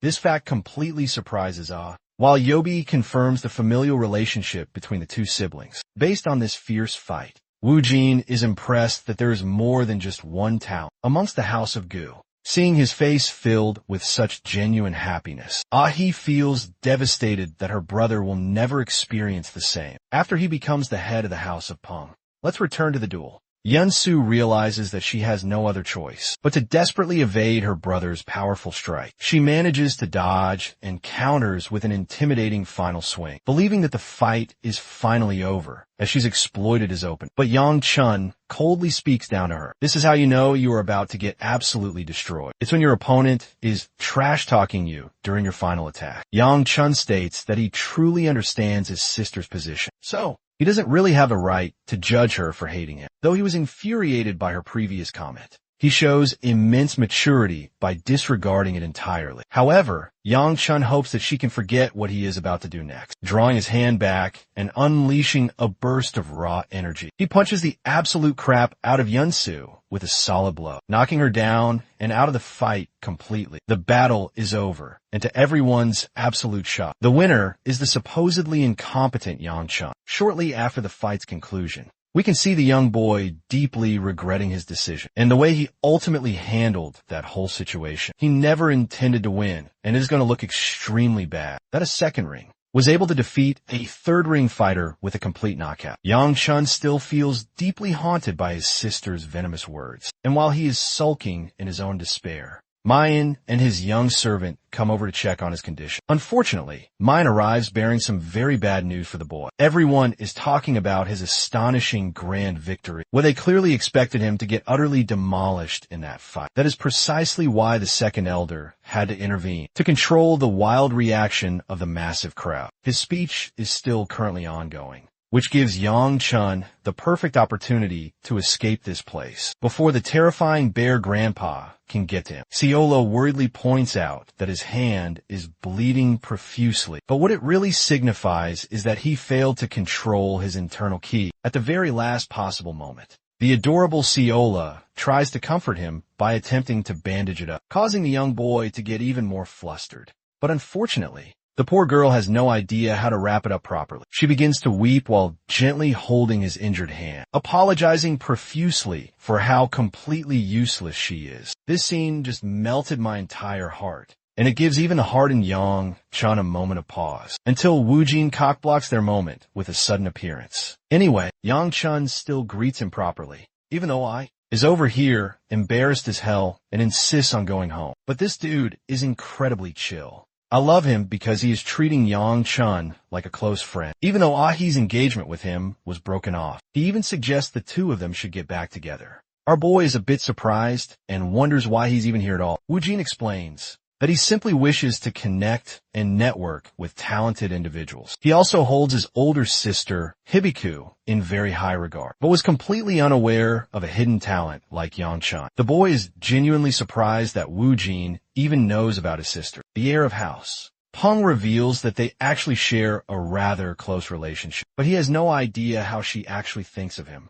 basically contradicting his own statement. Yang Chun just simply laughs it off, ignoring the sheer ridiculousness of it all. He sees Woojin departing with Yobi. But strangely, his former fiancée is still standing here. She wants to finally break her silence, apologizing for having hurt him with the chair. She's about to make a conclusion, which I strongly suspect would have been about a possible reconciliation. But Yang Chun interrupts her and stuns her with his own apology. He acknowledges that he had overstepped a major boundary by saying those horrible things about her mother, and that her violent reaction was only fair. They are both now in the clear, with Ah accepting the current situation and leaving him with a final reminder to check what her brother had left him with. Yang Chun inspects his uniform and finds a small wooden slat, not knowing what its purpose is. The night concludes with the two of them sharing a farewell. With this, Yang Chun is beginning to repair the errors of his past life. But still, there's so much more for him to atone for. On their return journey, Seola is completely knocked out like a log. Our boy remains gloomy about his duel against his own sister. In his previous tragic life, he never got the chance to do that. And of all the times he can possibly think of, Yang Chun believes he never should have been able to win that fight. From what he can understand, the future began to warp the moment Seola started working under him. One small act of simple kindness could have possibly altered the very tide of the story he was meant to follow. Still, he doesn't understand why all of this has happened, and that he must be cautious about updating his grand plans. Suddenly, the boy senses something incredibly sharp and immediately tells Mayan to check the demonic energy talisman. The personal guard is relieved to inform his master that there is absolutely nothing to worry about, as the powerful talisman is functioning perfectly. But just as Mayan is delivering that good news, the talisman flares to life, causing him to order an immediate halt. The fact that the talisman reacted so strongly means that a demonic gate has just ripped open somewhere very close to them. Mayan orders all his men to prioritize the safety of the young master. However, to his absolute shock, that same young master is casually standing outside and stretching his limbs for the impending fight. Mayan sharply scolds him, constantly reminding the boy of how dangerous this could become for him. Yang Chun tells him to focus his attention on what's ahead, as if a tear in reality had just appeared itself. A vibrant green gate spirals into existence, unleashing vicious, hound-like beasts. The one good thing about a green-colored gate is that it is supposed to be the weakest possible level of demons. Preparing his powerful technique, Yang Chun immediately goes on the offensive and completely annihilates the monsters without any visible trouble. Now, there's one thing that should be noted about all demonic beasts. They possess a special, magical stone deep inside their bodies, which signifies their hearts. Think of these stones as a sort of power core, and also a critical weakness that can be exploited by simply ripping it out. One other demonic creature attempts to ambush him from behind, but our boy is incredibly fast with his reflexes and efficiently focuses on extracting all the demonic stones. However, just after having taken down two of them, it has already inflicted a crazy amount of strain on his internal energy, directly affecting his use of the 9 flame blaze technique. Still, it's not like he can just stop because he feels tired, especially when 3 more of these ugly dogs are charging their way. But to his surprise, Mayan comes sweeping in to protect his young master, reacting with such truly unfathomable speed and unleashing a deadly flurry of slashes across the creature's bodies. Virgil from Devil May Cry must have taught him his judgment, cut, and ability from a sheer look of it. Even Yang Chun is left utterly speechless, seeing his cool-as-hell servant knock it completely out of the park. Mayan turns to inquire about his master's condition, and he is glad to see that nothing too serious occurred. The skirmish is already concluded, considering that not a lot of the beasts emerge from the other side. In a way, they got incredibly lucky this time. But Mayan is seriously worried about our boy's impulsive decision to jump in so recklessly. It could have resulted in a total disaster. Yang Chun just states that everything is fine in the end. Well, it's not exactly fine at all, as his hand begins to burn with an ominous purple flame, causing him an unimaginable amount of searing pain. Even Mayan has absolutely no idea what's happening to his young master. Yang Chun curses loudly in frustration and raw fear, questioning why the hell the heavenly demon's martial art is activated. All of a sudden, this forbidden technique of the heavenly demon is officially known as the heavenly absorption ability. Let's take a look at a chilling flashback from the badass demonic martial artist version of Yang Chun, who had single-handedly slaughtered an entire battalion of elite fighters. The broken warrior before him questioned why he was so incredibly merciless, and why he had slaughtered them all when he had no apparent reason to. About to finish the last man off, Yang Chun coldly questioned if those would be the man's final words. The man gazed upon the deceased elder's severed head and screamed in utter despair as a large shadow loomed over the sky, and from a scarlet gate emerged a gigantic, terrifying dark dragon. The heavenly demon herself decided to descend from her dragon and walk calmly up to the kneeling Yang Chun, stating that he could have put more effort into trying to amuse her. But having gained a small amount of satisfaction, she decided to bestow upon him a forbidden skill. And, well, that terrifying moment leads us back to the present, where much to the boy's complete shock, the same demonic absorption technique is being purified, thanks to the unique effects of the 9 flame blaze wheel. The boy describes this unique phenomenon as a kind of merging effect, something that never even occurred in his previous life. Anyway, Siola and Mayan are crazily worried for him as he finally gets back up, stating that he's fine. He thinks it's possible he might have sustained an unknown internal injury during the duel he had with his sister. Mayan wants to find a doctor immediately, but our boy insists that he is completely okay, especially considering the fact that he wants to conceal his ability to absorb the demonic energy. Siola, on the other hand, is whining like a lost puppy, squishing his face and begging for his confirmation, as she finds his current condition to be very sad. Luckily, the other servant stops her cute meddling and pulls her away, for Yang Chun's sake.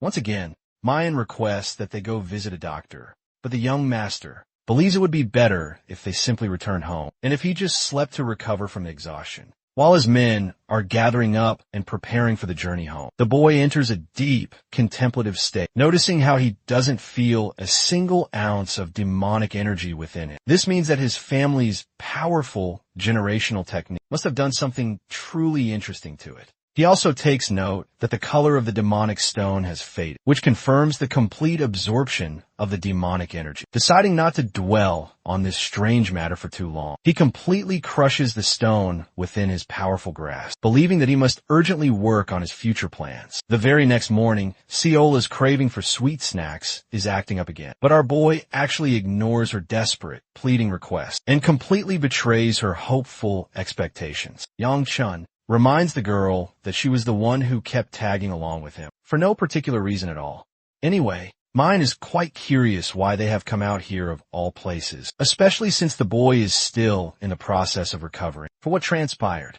So, it makes absolutely no sense why he's out in the marketplace, when he should clearly be resting. The ever-considerate Mayan even offers to assist him if he is searching for something specific. Though the young master appreciates his loyal consideration, Yang Chun concludes that he does not require any help right now. He notices a particular street and begins to scan the alley, confusing the loyal Mayan even more. First, Yang Chun requests that the girl should retreat and go back home. He then tasks Mayan with following him closely. He wants Siola to act as a messenger to his household, stating that he will surely be back by dinner time. The young girl is worried that her grandpa will scold her, so Yang Chun plays to her insatiable greed and offers to buy her 10 yakwa snacks for finishing this task. Suddenly, the girl is beaming with newfound confidence and adds a condition of receiving dumplings on top of it. Yang Chun is more than happy to agree to those terms, and the two of them shake on the deal like the best of friends. Anyway, back to the mysterious alley.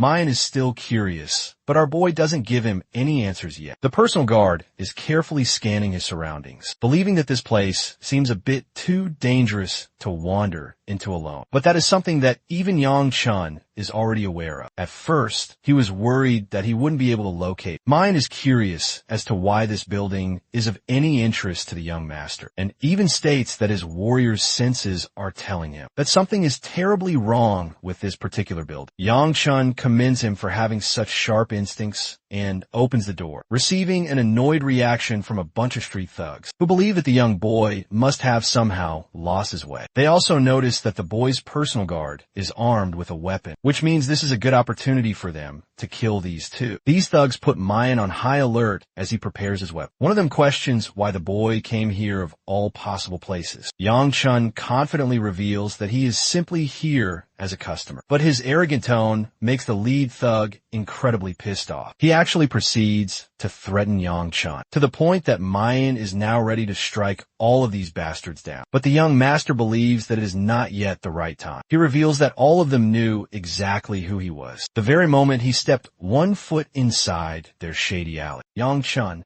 intriguingly asks if they are truly afraid of the House of Guzrat, but he's not here for any of that. Instead of trying to slice each other to pieces, the boy offers a direct negotiation with the branch manager. The thug is actually shocked by the young boy's sheer audacity and reveals that Yang Chun doesn't even possess the most basic of social manners. But the cunning young master quickly fires back, reminding the thugs that it isn't like they are the sweetest people either. This causes the thugs to snicker and laugh, and instead of going along with the boy's reasonable offer, he commands all of his men to slice the kid down in a single second. All of them begin their attack from every single direction. Mayan is done waiting around and completely demolishes the entire group, carefully making sure that none of them are actually killed in the confrontation. With this overwhelming display of power, Yang Chun stands completely fearless while affirming that his personal guard will take care of everyone. The thug is completely shocked, and yet somehow unsurprised that Yang Chun brought such a powerhouse along. At the same time, it's not as if he can just comply with the young master's demands either. Suddenly, the thug receives a telepathic message from the main manager. It seems as though they have already heard of the boy's arrival. The messenger offers his words and begins to discuss the situation. Meanwhile, our boy is formulating his own thoughts, questioning exactly what they are planning.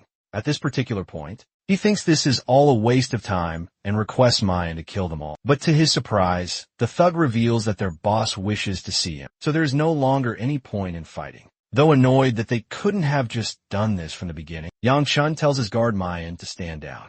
They begin to follow the thugs. And yet Mayan is still completely out of the loop and asks for information. The boy reveals just a hint of his original plan concerning the infamous Vagrant clan. Let's now talk about the Vagrant clan itself. It is grouped as one of the 10 most prestigious clans, simply because of their unbelievably vast information network and their incredible reconnaissance skills. However, because they strictly follow the path of virtue, they follow a rigid code that keeps their reputation from being harmed. Now, since that righteous clan will not be able to do what the boy wants, he decided that he had to take the second option, contrasting the virtuous Vagrant clan. There's the Hao clan, known for being malicious in every possible way, which is exactly why he is here, descending to the lower levels. The boy finds One Shadu, the branch manager of this entire region. She apologizes for her men having responded with force at their first meeting. It's really because they were shocked by the boy's sudden arrival. Anyway, Yang Chun doesn't care about that and demands to speak with her directly. The branch manager first makes an inquiry as to why someone of the boy's high stature has come here. Of all places, especially to a clan that follows the malefic path. To that question, the boy, obviously, responds that it's a request that cannot be met by the Vagrant clan. The branch manager apologizes for her very insistent questions, but it's just that the boy's connection to the powerful House of Gu had made them worried for just a brief moment. Yang Chun understands their precarious situation, but he's still waiting on a clear yes from their side. One Shadu expresses that their clan promises to do any job of any caliber as long as they are granted the appropriate payment.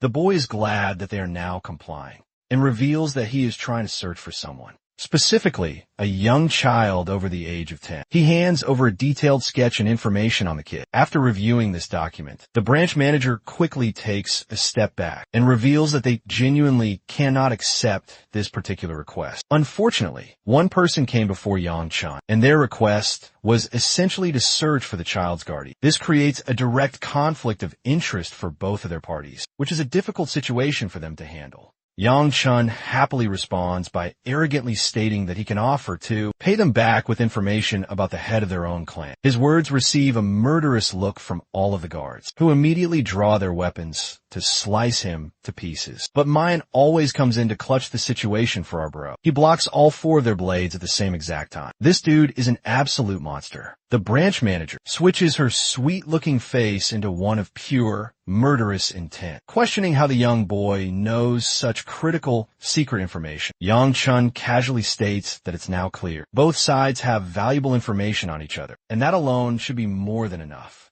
Still, one should want him to prove the validity of his information. But to that, the young master responds that they will deeply regret testing that theory out with him. After all, if they do happen to refuse him here, he's going to go and visit the Vagrant clan and reveal very important information about the Hao clan's leader. It is a serious threat that the branch manager cannot possibly overlook, so she is completely forced to accept his terms. To that, the boy then questions just how long it will take for them to execute his request. The Hao clan emphasizes that it will take a bare minimum of 3 months for them. But this is a good time horizon for Yang Chun. He leaves, stating that they will conduct an official information exchange once they have completely fulfilled his request. However, the boy stops to find the branch manager's gloomy expression and hints at the Yajeok mountain range, alerting Wonchu as he confidently leaves, stating that it's just a small hint for now. The branch manager is in absolute shambles, while the main thug questions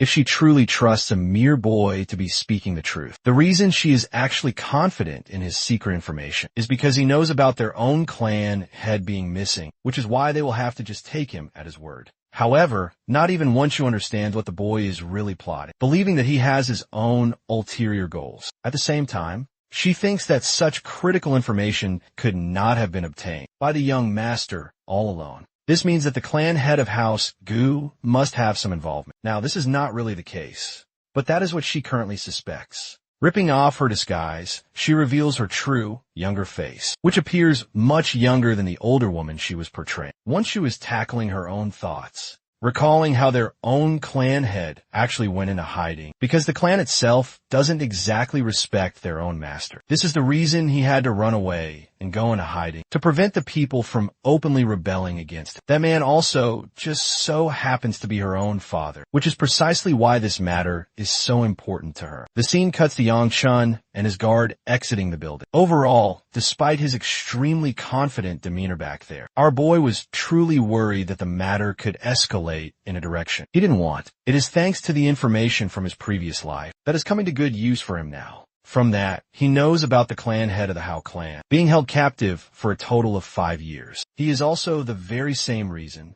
the clan had waged a great war against the Obsidian Night Palace, though the Miram Alliance's attack resulted in a complete catastrophe for the sinister Obsidian Night Palace. Unfortunately, the goal of rescuing the clan had resulted in a tragic death for him. This basically drove the entire clan to the very edge of extinction. The only problem is that not even the boy knows the full information about the precise location of the Obsidian Night Palace. It is only thanks to the general knowledge that he possessed that he was able to win the request, though it is annoying for him to have to go to such an extent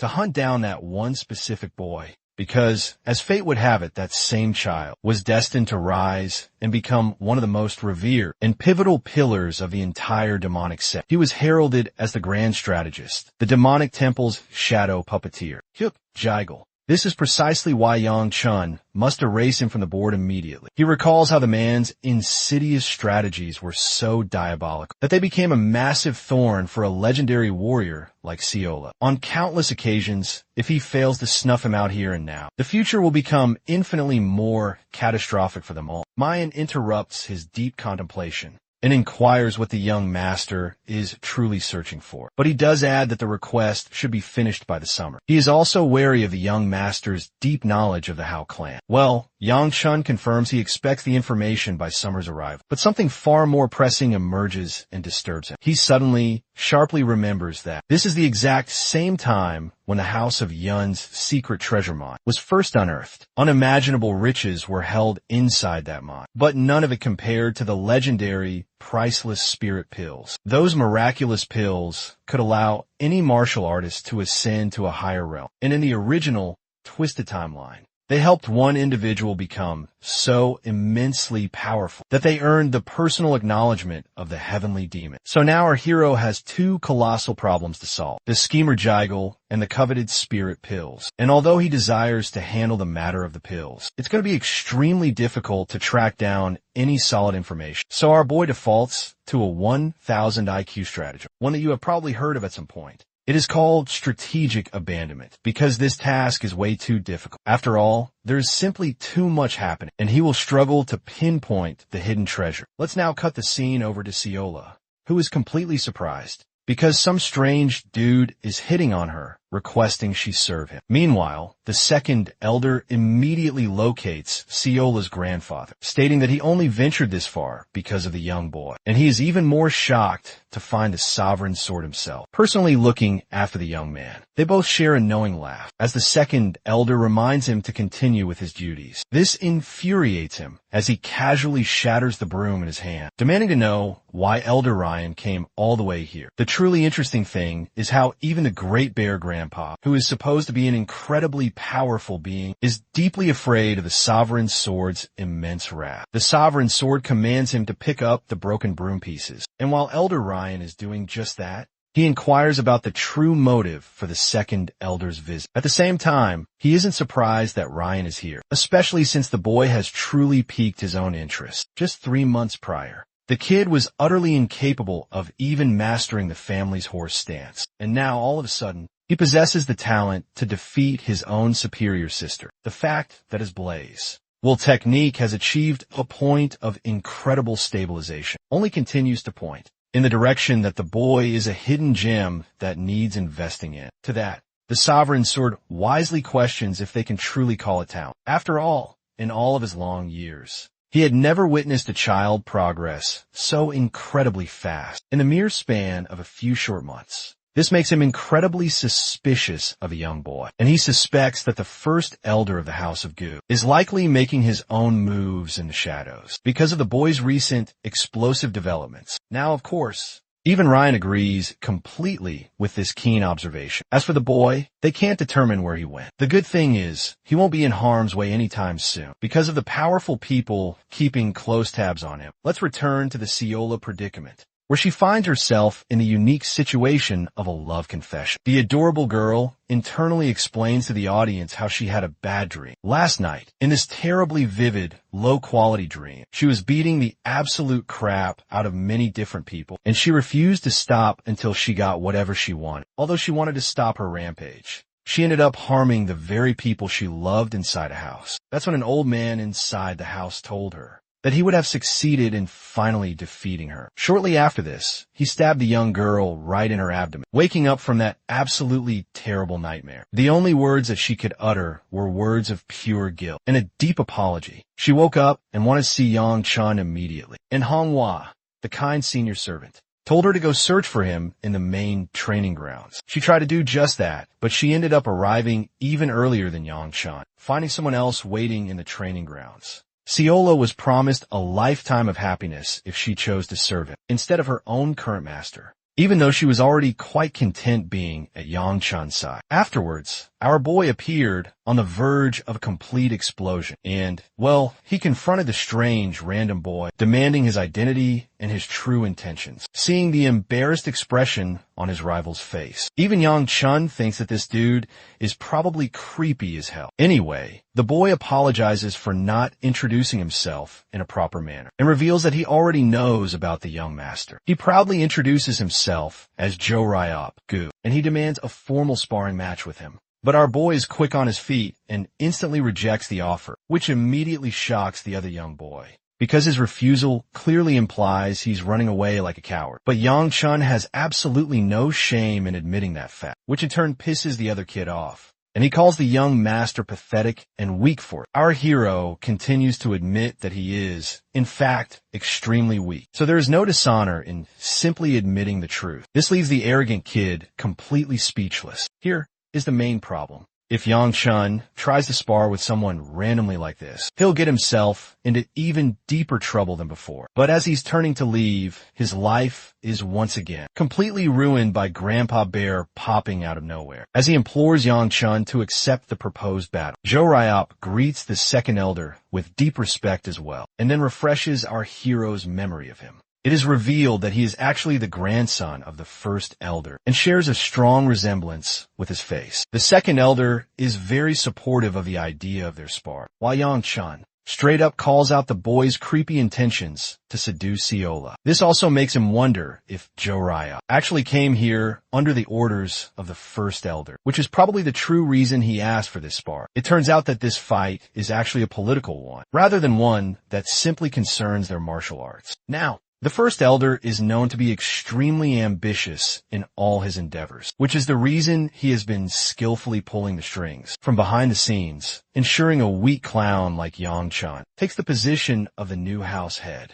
so that he can then easily manipulate him. However, now that the same incompetent boy has defeated his marvelous sister, things have suddenly become very complicated, which is why Jo Ryop is being sent to beat Yang Chun's ass. Still, our boy shows absolutely no signs of interest in facing the kid, even though Elder Ryan thinks it would be a great idea to show kindness. Yang Chun argues that there is simply no point in fight when he knows the outcome of the battle will surely result in a loss. To that, Grandpa Bear gently encourages Yang Chun, stating that he has the utmost belief in the boy's ability to win. I'm starting to believe that this old geezer is genuinely the one who cares the most about poor Yang Chun. We all need loyal supporters like him in our own lives. Regardless, Yang Chun argues that he has seen enough and can easily tell that Jo Ryop is far more powerful than even his own talented sister. So he has absolutely no interest in fighting a clearly losing battle. But as he is taking Siola to leave, the bold grandson of the first elder grabs a hold of her arm, telling Siola that she is truly special and shouldn't be around a pathetic clown like Yang Chun. He requests the young girl to join him,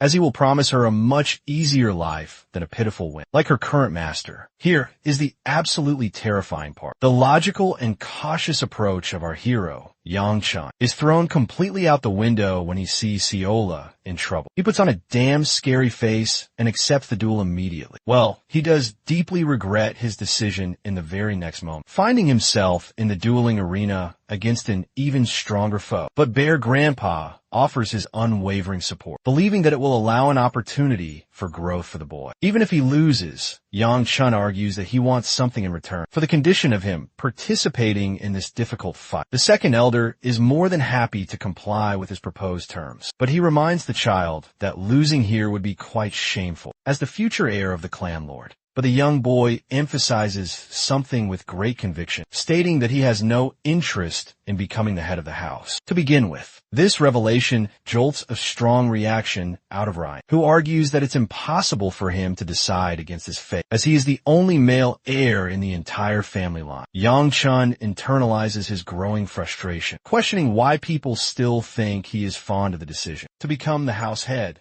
when in reality, he actually discarded that very same decision in his previous life, too, to then rub salt on the fresh wound. The cunning boy reminds the old geezer that he'll lose on purpose if Elder Ryan backs out from their agreed-upon terms. Grandpa Bear is okay with this, as long as a condition is attached. And that condition is that he has to win this fight no matter what. Facing his opponent, Jo Ryop allows the boy an opportunity to warm up. He even apologizes that the entire situation has come down to this, believing that he should be pitying Yang Chun. After all, they had a sparring match just the previous year, and Jo Ryop had absolutely decimated his ass, to the point he couldn't even get out of bed for a whole month. Even Yang Chun is like, why the hell did I forget about something as critical as that? Anyway, Jo Ryop expresses that the boy from back then was pathetic, and even now that he has defeated his talented sister, Jo Ryop is of the opinion that it was all just a lucky fluke. Bro is out here giving warnings like, I don't want to abuse the weak. At the same time,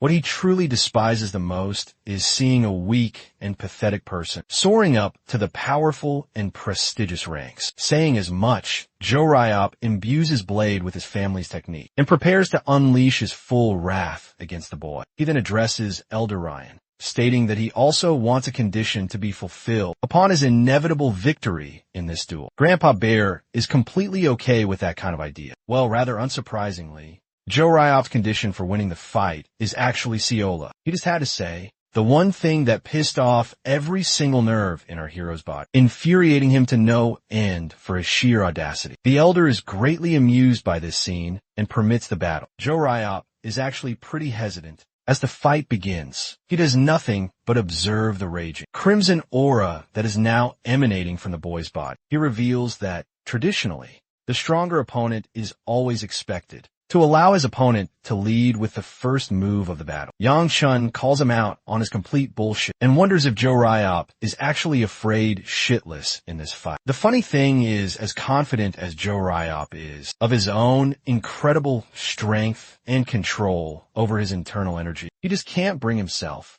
to get even close to the young master's terrifying, powerful aura. Even though there are a ton of openings he could easily exploit, he just cannot bring himself to make the decisive move, suspecting that Yang Chun must be exhausting all of his strength for a simple show of raw intimidation. Joryop laughs and thinks he has the edge in this current battle. He thinks that it is an incredibly foolish decision from Yang Chun's side to exhaust all of his internal energy just like this. Our boy is done waiting around and chooses to lead the first attack. And before Joryop can even finish his arrogant sentence, he is already right on top of him. An incredibly fast, thunderous kick nearly catches his opponent, but Joryop is still extremely confident and believes that the difference in their speed is still far too great. But to his absolute shock, Yang Chun's next attack fucking connects and launches him in the air, ending the battle with a destructive kick right in the damn face. As he puts Joryop down on his knees, the boy violently coughs up blood,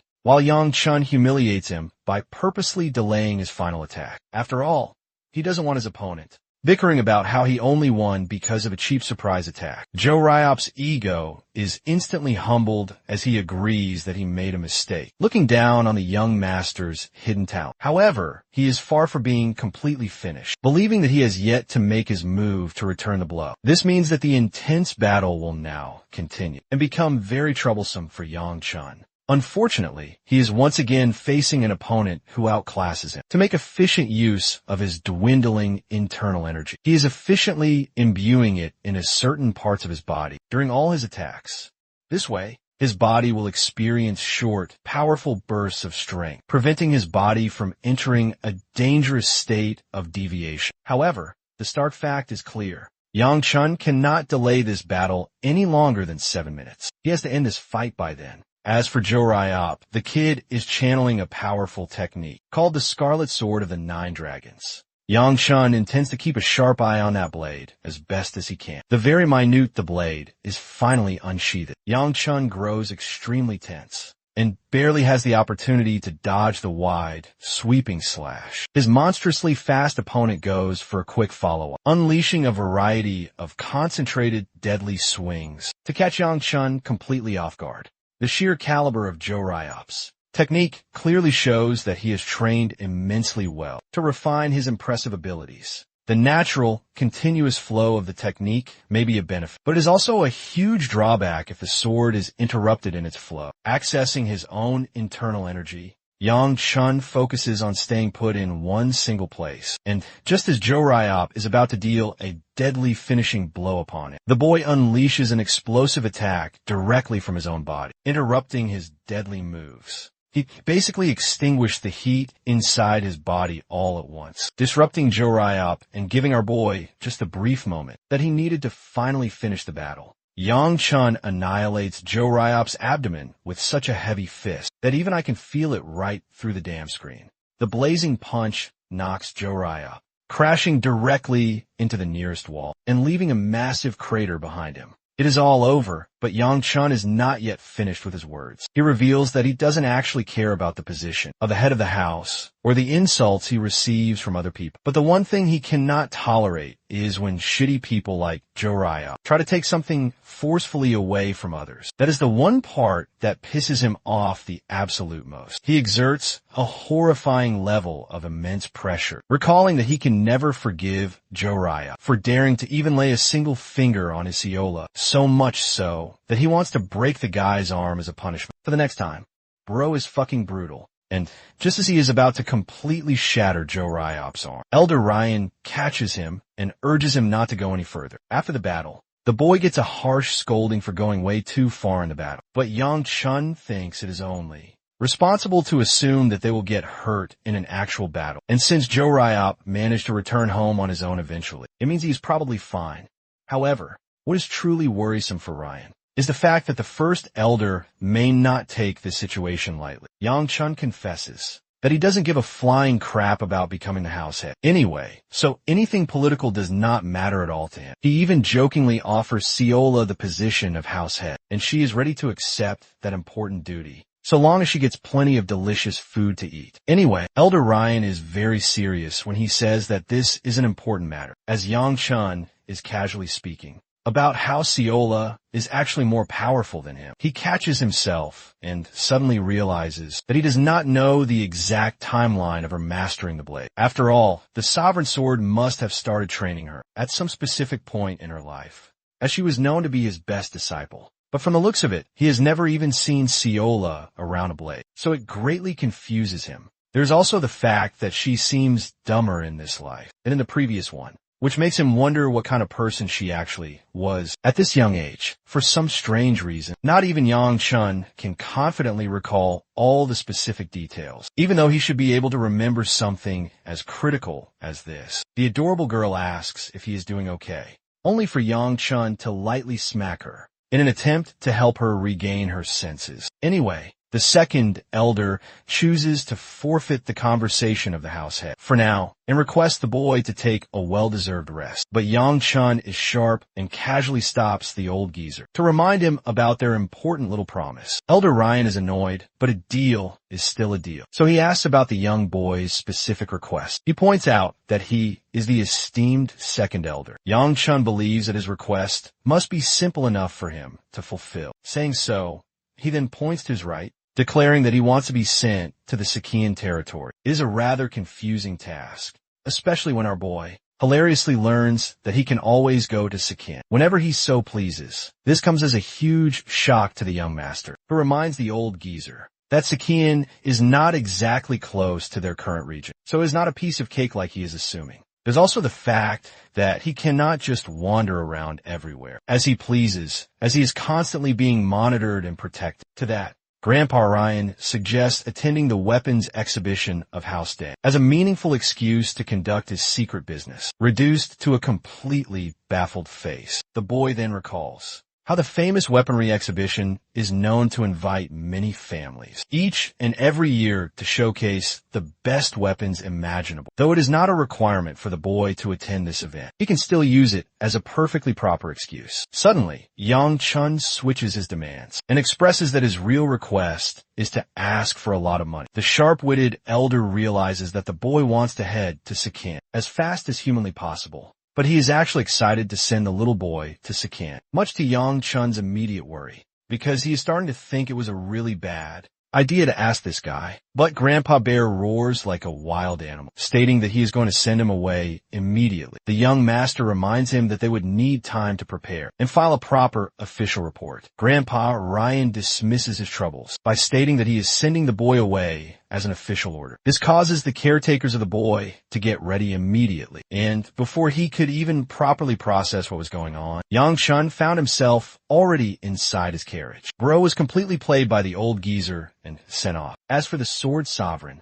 he tasks Ryan with some menial household chores, reasoning that the young must always help out the old. Ryan wants to let something important off of his chest by having a private word with the Sword Sovereign in complete silence. Apparently, there have been some talks of the clan head searching for the legendary divine physician for a very particular reason. The second elder is put on edge and swiftly switches topics. He addresses Seola directly, declaring his deep suspicions that the young girl does not even show a hint of being human. It is as if she is something else entirely. But this inquiry gets the Sovereign Sword so incredibly pissed off that he tells Ryan to just shut up, as he summons multiple shining divine swords. Ryan continues to boldly state that if Seola may be a completely different form of life, recalling how he first encountered the girl at the council, but he immediately noticed that she completely lacked a presence in her body. Elder Ryan emphasizes that the divine physician's medicine will not fix that, and that it is a completely pointless approach, especially when Seola does not even have an illness. But as he is running his mouth, the Sovereign Sword is forced to unleash dozens of golden swords, emanating a terrifying pressure as he declares Seola is truly human. Unfortunately, Ryan is completely unconvinced and just walks away, accepting the Sovereign Sword's powerful intentions. Intriguingly, in his own private reflection, her grandfather believes that he is going to fix the missing parts of the girl by making her truly human. He is fine if it means sacrificing his very own life for this cause, just so that his precious granddaughter can become a healthy lady. As she continues to grow up, a few hours pass by, where her grandfather realized she was not inside their living quarters. By nighttime, they have already been traveling for a few long days. Up until now, Sakian is still a bit far away, while Mayan is concerned over the young master's current whereabouts. It turns out Yang Chun had escaped for a bit to be on his own. They think he is pretty much bored without Seola around. The surprising part is, our boy is actually putting in the damn work by training himself to the absolute point of exhaustion. Unfortunately, he is still incredibly weak, as only a few beginner-level punches were able to tire him out easily, even though 10 whole days had passed on this long journey. Yang Chun found himself completely stuck against a wall. He could not discover a breakthrough. The one major problem he discovered during his intense matchup against his last opponent, Joe Ryop, is the unfortunate and harsh reality that he has an extremely low supply of his own internal energy. This means the very first thing he must do is hone and cultivate his internal energy to its absolute limits, deciding to activate the demonic art of heavenly absorption. The boy reflects that it siphons internal energy from other living beings. But at the same time, with this truly amazing ability, it slowly but surely corrupts the user from the inside, as a dangerous side effect of possessing such great power. But in this case, thanks to the Blaze Will technique, he did not have to suffer any of the after effects of the technique. Now, he does not have any demonic energy left inside of him, which means he can continuously increase his own supply of internal energy as long as he kills more demons and obtains even more power. Still, the fact remains, it is the heavenly demon's martial arts, and that can still become a really huge problem for him in this current regress timeline. He genuinely does not want to meet the same terrible fate that he had met in his original tragic life. Suddenly, a loud scream completely distracts him and grabs his attention. The boy quickly rushes to find Mayan for a whole bunch of answers. The personal guard reveals that something strange is going on deep inside the main carriage. This causes our boy to inquire for more information on his own. Inside, we discover Seola popping out with a bright smile, innocently claiming that she somehow managed to find herself all the way here. Let's go back 10 days ago and see exactly what happened. Seola was not permitted to go to the Sakian region because of her extremely strict grandpa. The only reason he even allowed her to go to the Nine Dragons Council is because he could rely on other people to help her out in times of great trouble. But that is not the case for the Sakian region, which could bring about a great number of issues for the young girl. The grandpa insisted that they get to move on and work on the laundry for the time being. However, Seola found herself becoming incredibly depressed, recalling how Yang Chun would not be returning for at least a month. She is absolutely terrible with her chores on top of all that. And unfortunately, there's nothing that she truly excels at. So it's not like her going along would add any sort of benefits. But suddenly, a mysterious voice calls out to her and startles the girl. Searching all around, she recalls hearing a distinct voice coming from the supply box nearby. Desperately, the girl tries looking around for an answer, when suddenly a mysterious hand pushes her right over, making her trip and crash directly inside the rationing area. Seola actually didn't even intend to go inside, but she was masterfully tricked by someone. The poor girl was terrified and began begging for help. But those same pair of strange astral hands seemed to hypnotize her into a deep state of sleepiness within a mere matter of moments. The same poor Seola flopped right to the ground, fully knocked out, as the mysterious voice apologized for its actions. And that is how the carriage began moving, with the voice's final, cryptic words, remarking that Seola is supposed to be the one to protect them. The little girl's crazy explanation basically does little to nothing, because all three of them are just completely baffled by what she just said. Their reaction makes Seola wonder if she has done something wrong. So she tries to hammer the point home again and conclude her story. According to her own story, she was tricked by a mysterious ghost to enter the carriage. And that is probably the one story that no one will ever believe. Yang Chun wanted the poor girl to go back home, but there was absolutely no point in that anymore. They continued their long travels during the night, when suddenly a large owl hovered over them very close by. Seola kept taking careful notice of all the animals nearby, and described eating them all with pure delight. Even our hero is absolutely horrified that this innocent girl is so merciless when it comes to her appetite. His original plan was to send her back to the House of Goo, but unfortunately, they are running very short on supplies already, and sending her back would have just wasted them even more. Wiggling a fat worm in his face,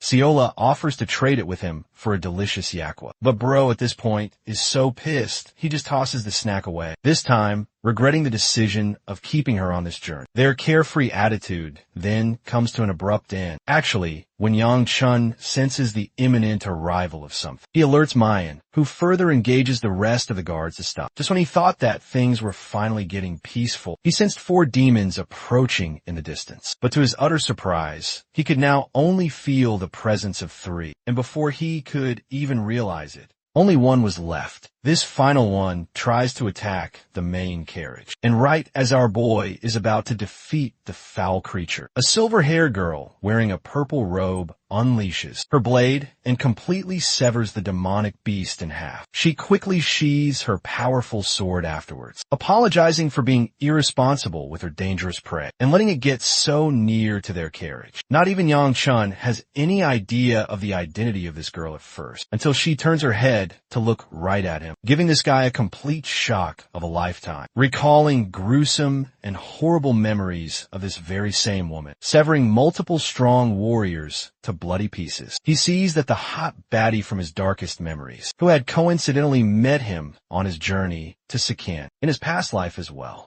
That same girl had made the same exact request in this timeline too, asking to join them for the long journey.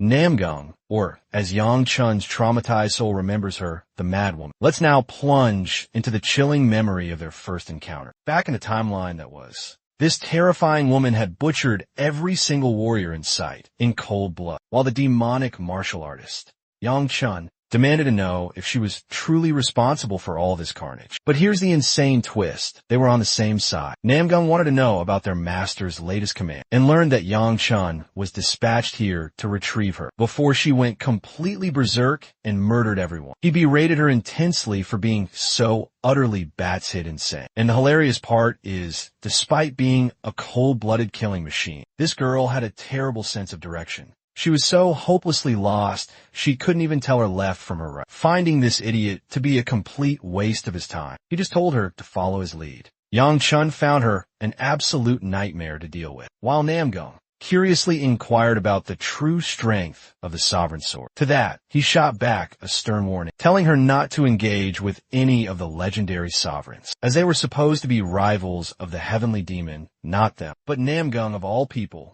was an incredibly inquisitive person, and wanted to know how the blade of the sovereign sword would compare to her own, or even to their masters. As she continued to yap on all day, our boy got pissed and launched an energy blast right at her, but without even shifting her gaze in his general direction. She sliced the energy sphere clean in half, demanding to know what the hell that was all about. She was ready to throw down with him right there, and then. This girl is just constantly farming for a fight. Yang Chun emphasizes that he only shot the attack because she was once again following in the wrong direction, reminding the absolute idiot to just keep up with him. As they were navigating the treacherous path, she annoyed him by posing another stupid question. But this time, Yang Chun was dead serious about tearing her to shreds if she asked about the sovereigns one more time. To his complete surprise, the girl pointed down another path, suggesting that it might prove to be a faster route. Yang Chun had no idea what this woman was even talking about, but before he could even process her words properly, she had already completely vanished. Here is the hilarious conclusion. Our hero reached their destination within that same day, while the crazy woman arrived a full 4 days late. Back in the present, Namgung understands they're bound for Sikkim and requests to join them on their journey.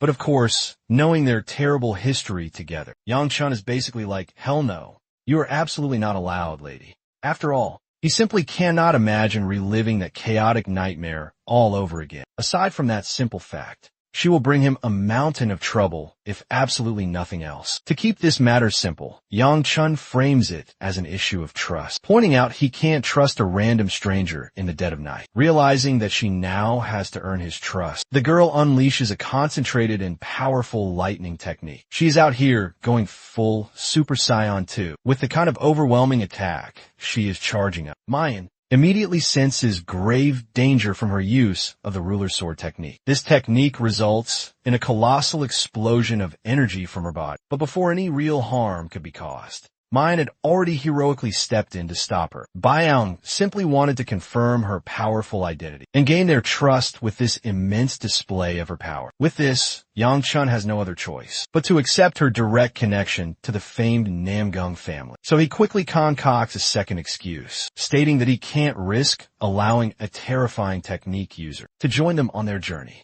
And well, what ultimately happens is that Baiyang just follows their carriage, all the way to the point where they were supposed to take a rest. Yang Chun has no idea why she is still following them, while still maintaining a perfectly safe distance. Not to mention the fact that he even tried to lie to her by stating that their true destination was not Sikkim at all. For now, he doesn't want to confront her again, but instead focuses on ignoring her. But it is already too late for that, because Siola is already out there, teaching the strange girl how to properly peel a frog. Our boy gets incredibly irritated and yanks her away, demanding to know what the hell she is doing all of a sudden, especially when he had ordered her not to wander around aimlessly. Baiyang shoots a completely vacant glare in his direction, as if to ask, "What is your problem?" Our boy then addresses her and asks what she is doing out here in the middle of nowhere away from her family. It turns out that Baiyang had actually set off with her family, but embarrassingly, the complete idiot ended up getting lost from their path. This is exactly what Yang Chun had suspected anyway. He recalls how terrible she was with directions in her previous life, too. The boy then demands to know why she is choosing to follow them, even when he had clarified they would not be going to the Sikkim region. Baiyang is surprised and decides to ask again for their travel destination. Siola innocently turns her head toward Yang Chun, who vigorously shakes his head in absolute disapproval. But the adorable little brat still doesn't get the damn hint and blurts out the entire truth in her shock, making Yang Chun regret his choice of not sending her back home yet again. Anyway, he doesn't really care about Baiyang's presence anymore and just tells her to do whatever she damn well pleases. From a safe distance, she redundantly introduces herself to him, requesting that the boy should introduce himself as well. With a very heavy heart, our boy literally adopts the identity of Jorayop Gu, expressing that he also belongs to the House of Gu. This is the only viable way for him to maintain his disguise. 2 more long days had passed by.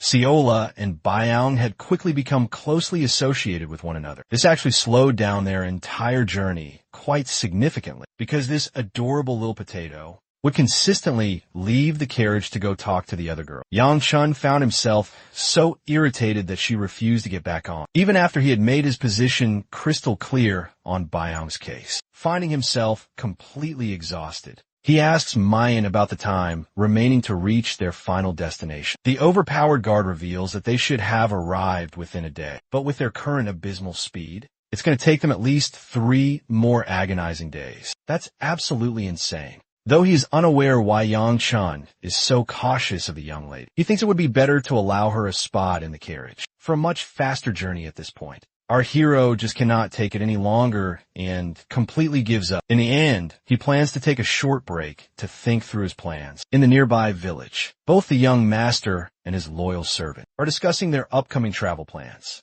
There's still 1 more day left of travel. Luckily, they did not have to camp out during the previous night. As for Siola, she keeps on offering for Baiyang to tag along and sleep with them, but she does not know if that is going to be okay. Anyway, Yang Chun is completely shocked that a lady of such high stature is carrying another family servant. But Baiyang seems to be quite generous and just wants to help the young girl who is clearly tired out. But the young master Yang Chun recommends that if that is the case, then Ciola should just focus on resting properly inside the carriage. Now that they're inside the village, he tells Baiyang to just get Ciola off her back. Baiyang then asks her, but the adorable potato points toward the approaching group of men, who are all wearing a similar attire to Baiyang. The man leading them is, in fact, Baiyang's own brother, who was worried sick about where the hell she had gone. They had tried so hard to look for her. He regrets not tying her up earlier to prevent such a mishap. Anyway, her concerned brother is finally starting to calm down after worrying so much about his sister's condition. But he is even more surprised by the group of people behind her. Ciola is the very first one to introduce herself, while Yang Chun is still annoyed that she isn't getting off her back. Taking a much closer look at Baiyang's sibling, our boy remembers him as the legendary Lightning Sword, who is fated to become one of the 5 greatest swordsmen in the entire world. Now, that is a truly crazy title to hold. That very same boy was now greeting him with immense kindness, introducing himself proudly as Cheonjun Namgung, the Lightning Dragon. At first, our boy accidentally blurts out his own real name, but then he quickly realizes he must maintain the disguise of Joraya. He shares his honor to meet such an important figure out here. Cheonjun appears to be embarrassed at being held in such high regard, but he is all the more serious and concerned when it comes down to matters of his own sister. Scared shitless, Yang Chun jumps to explain that they had met on the way to Sikkim. Unfortunately, our boy blurted out that their destination was really Sikkim all along, causing Baiyang to catch his lie immediately. This now turns the entire situation even worse. But Cheonjun is okay, because he knows that his sister can be quite the troublesome handful to deal with. For now, he wants to offer the House of Gu a generous chance to stay in one of their spare rooms. But Yang Chun quickly turns this generous offer down, stating that they were only doing what they had thought was right. Though it is a good offer, bro just doesn't want to be around this crazy psychopath of a girl any longer than he has to, and hopes to just look for lodging elsewhere. Unfortunately, Mayan has to remind his young master that they do not have any rooms booked either. He offers up the idea of just camping, but Mayan quickly cuts him off, stating that their loyal servants are exhausted beyond hell. So, this is going to be hectic to force a camp once again. And, well, that is how he was forced to accept the offer in the end. Let's actually delve back into Baiyang's dark background. As the fearsome, demonic martial artist, in her past life, the first thing she ever did after becoming one was completely annihilate her entire clan. This is the same woman who slaughtered her own brother and her father, as well as every last disciple of her own clan. That led to her terrifying title of the Demonic Sword Empress, leading to a fearsome reputation completely unlike any other. To this very day, Yang Chun has no clue what drove her to such extremes, to have killed her entire family in cold, bloody murder. But based on their brief conversation from earlier, he cannot detect any hostility between her and her brother. The weirdest thing about her is the technique called the ruler's sword. Back then, when she had showcased just a hint of it, he could already tell it was much, much stronger than her brother's. And yet, even after the display of such an incredibly powerful ability, unlike the powerful lightning dragon,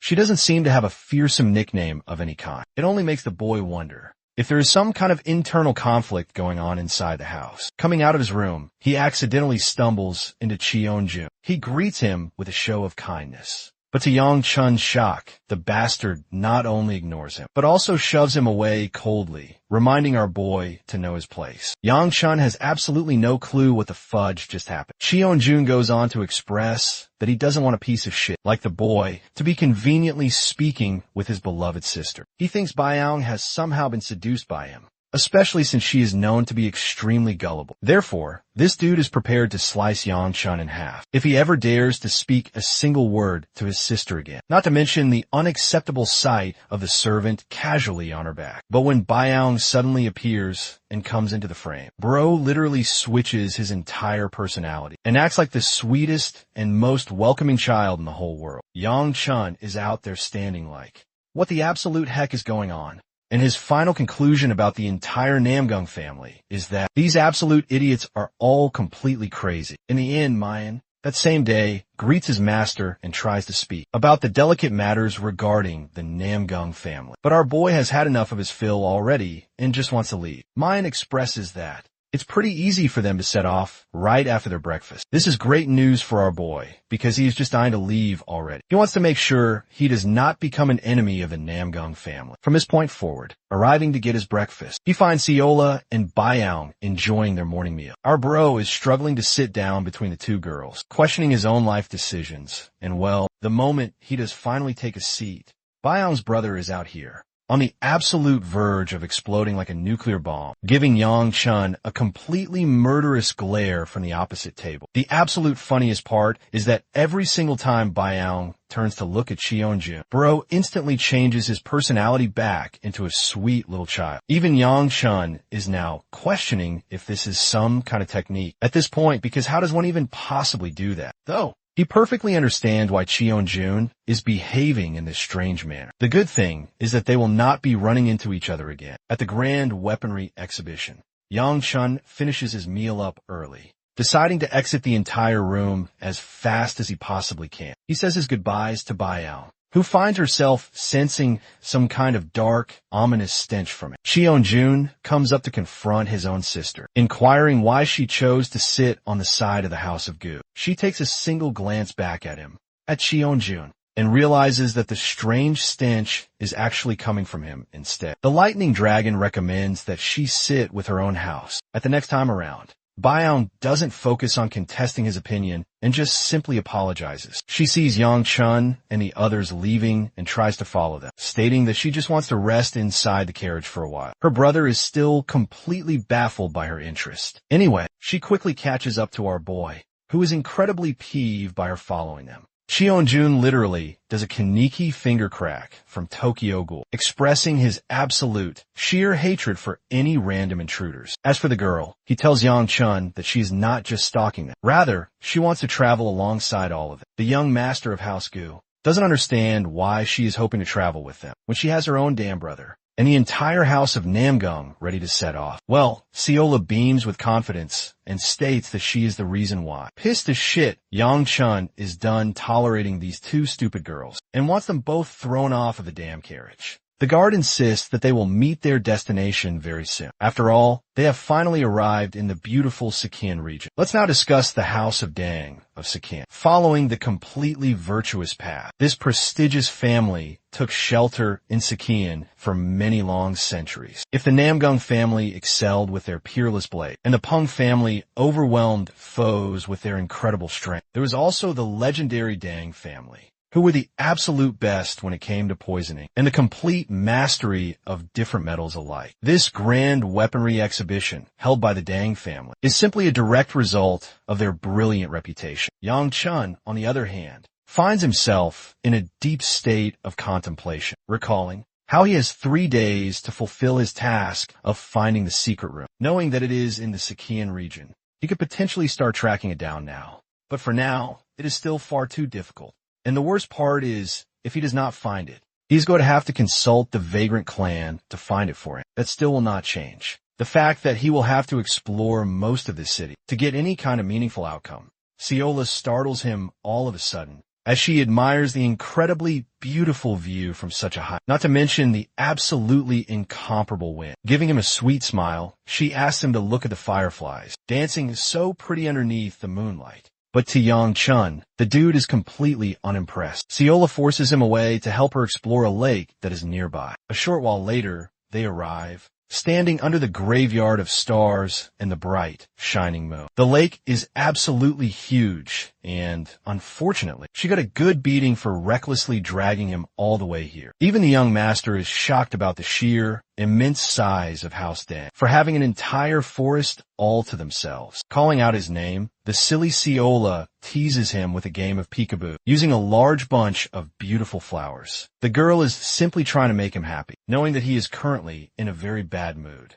so she's doing everything that she possibly can. But Yang Chun concludes that there is absolutely nothing she can do to help him. The insistent servant wants him to let his problems off of his chest because she is ready to hear him out completely. Bro decides to take a gamble on this opportunity and supposes a hypothetical situation where someone has hidden a treasure inside this giant city. He wants to hear how Ciola would then try to find such a treasure. Giving him a stern glare, the adorable Ciola doesn't even help and simply thinks the person who hid the treasure was being very rude. While they are chatting as certain, someone comes along to question what the two of them are doing in a clearly restricted area. Yang Chun realizes that this is true because they're basically trespassing in the House of Dang. The woman before him is actually responsible for stopping thousands upon thousands of demonic martial artists from razing the entire Sakian region to the ground. Yes, this absolute girl boss did all of that on her own. The legendary poisonous queen, Soyal Dang, and the very same woman who had died by his own hands in his previous life. Let's actually take a quick look at how exactly that happened. At the very edge of her defeat, Soyal had absolutely nothing left to pull. No more tricks were left up her sleeve, while the demonic martial artist before her simply stepped forward, questioning if the great poisonous queen was finally finished. At last, her eyes were completely gone, an injury she had sustained from her many bloody battles, so she could barely even question if he was a familiar person. Yang Chun, at the time, had remarked that her own family abandoned her completely, and that she was the only one left from the great House of Dang, who had stayed behind to protect the entire Sakian region. In the end, absolutely nothing had changed, which makes him question why she had gone to such desperate limits. To that, the poisonous queen asked why he was here all the same. Then, provoked by her pointed question, he hastened his movements to grab her neck, declaring that he was here to finally end her life. Of course, resisting the overwhelming urge to say, "Harder, Daddy," the poisonous queen apologizes directly to the demonic martial artist, which only made Yang Chun even more completely shocked and confused. At this point, Soyal had concluded that she might have finally lost her mind, and right after having lost both of her precious eyes, she could now truly see everything, even beyond her normal sight. She thinks that she should have gone insane much sooner. Instead, Yang Chun told her to conclude her yapping session already. The poisonous queen's final words were not something related to her, but a final, dying wish for Yang Chun himself. But before she could even finish her own words, Bro had snapped her neck, ending her life. As he walked away, a look of sadness and deep conflict showed on his face, as he had observed his own hand.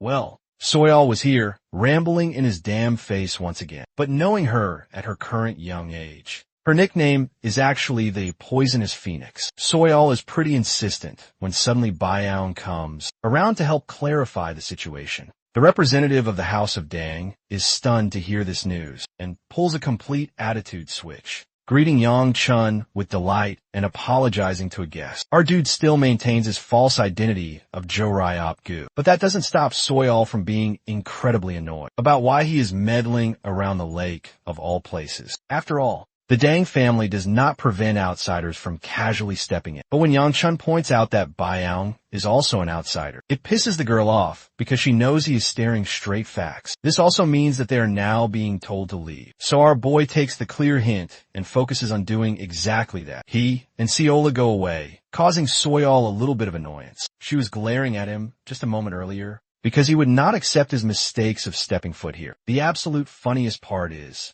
that this girl actually admits that our boy is quite hot, but that still does not mean she's going to go easy on it. Her little confession just now makes her realize what she just said, and she jumps to quickly clarify her point to Baya. The silver-haired girl is just as confused as she ever was, because the only way that she remembers seeing him is as a rude and constantly grumbling person. Soyal then goes away, talking about how kind people are much more beautiful than handsome people, which is still pretty funny because she is dragging this out for no reason. The following morning, Yang Chun steps out of his room, knowing that the grand exhibition is in just one day's time. He wants to get in a little bit of training, but to his absolute surprise, the moment he opens the door, he is greeted by both Baiyang and Cheonjin. They have both made a very surprising appearance. Well, it turns out that the Dang family invited them for a meal, so that is the reason that they are here. Baiyang wanted to drag Yang Chun along as well, which is the reason that they are here. However, our boy acts like he is a shy and retiring soul, which is just a polite way of declining the offer. Internally, Bro is hoping to God that these clowns just leave him alone. But Cheonjun is incredibly insistent. Bro is now pissed off, too, and he grabs Yang Chun's arm. This is getting extremely irritating for the young master, who keeps refusing, and yet he is being dragged along for absolutely no reason. Completely pissed off, Yang Chun releases a hint of his powerful aura, to the point that Cheonjun has no choice but to pull away. But that is about it for his little tough guy act.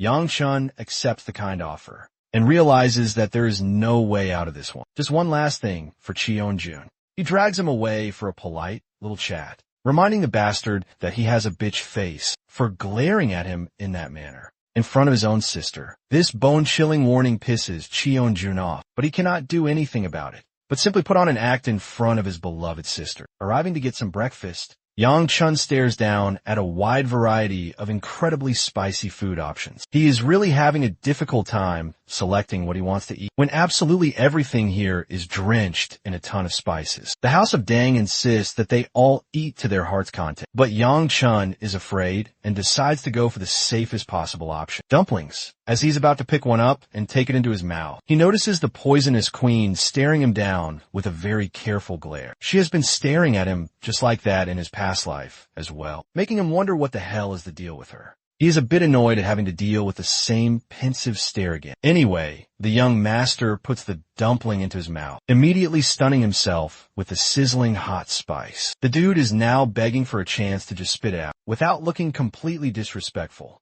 Even Soyal appears to be having some trouble with the level of spice. Byung offers him some water so he can survive, and actually offers him a delicious piece of meat that is not as spicy. Seeing her casually talking to him in this manner, the young master questions why she is even doing this. Meanwhile, I just love how Cheonjun is out here, crushing his own chopsticks out of his sheer frustration. Finally, Soyal comes around to sit right down next to our boy, showcasing a lot of her shyness, much to his complete confusion. This man is about to end up with a harem. At this point, Bro is just collecting girls from every single region. Yang Chun teases Soyal for having a great deal to say, but she is just a complete flustered mess. The girl is so bold that she nearly asks him if he was into her looks, when suddenly Cheonjun interrupts and asks for a special training ground area. Unfortunately, the place is reserved for family members only. The place is extremely well maintained, but Cheonjun is interested in taking a personal visit, so they all think it is a good idea to go there collectively after their big meal.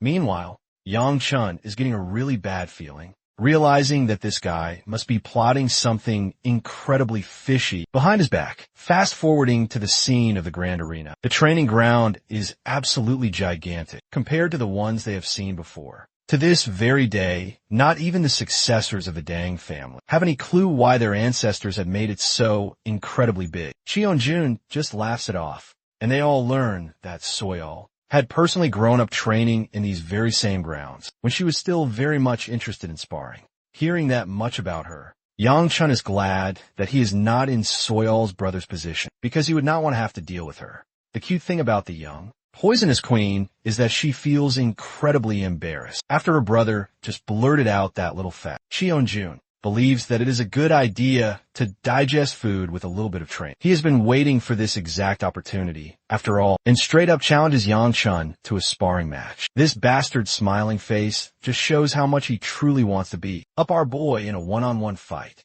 But of course, he is not stupid enough to comply so very easily. Yang Chun confesses that he is merely a third-rate martial artist, so there is simply no point in them fighting. Soyal roars ahead, stating that it would be truly terrifying if Cheonjun ended up hurting our boy's very pretty face, especially considering the vast age difference between the two. I just love how she is so down bad for him, and is not even pretending to try and hide it. Cheonjun expresses that neither of them will use their internal energy, and this will be more or less an instructional battle than anything else. With this brand new proposal, he is waiting for Yang Chun's answer with a very confident face. Hearing that there will not be any use of internal energy in this battle, Yang Chun finds himself greatly amused and questions if such a fight will even be possible. The bitch face does not get his question, so our boy clarifies and then repeats himself. He is dying to know if Cheonjun is really in the position to be instructing him at all. Seeing the immense tension rise between the two of them, Soyol's brother sweeps in to tell Yangchan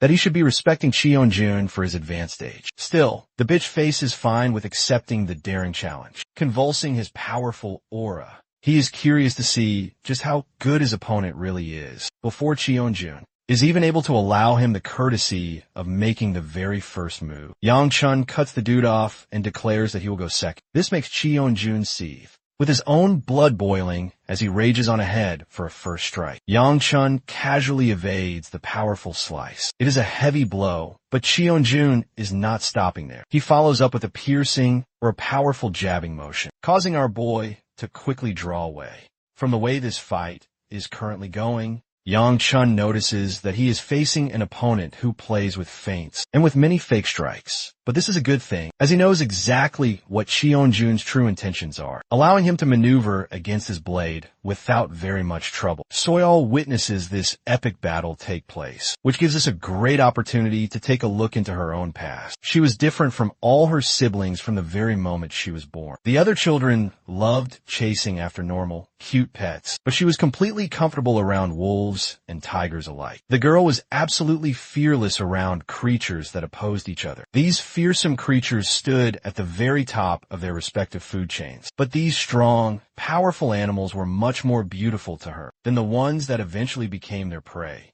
It is actually this very reason that made it difficult for Soyol to be attracted to any one person.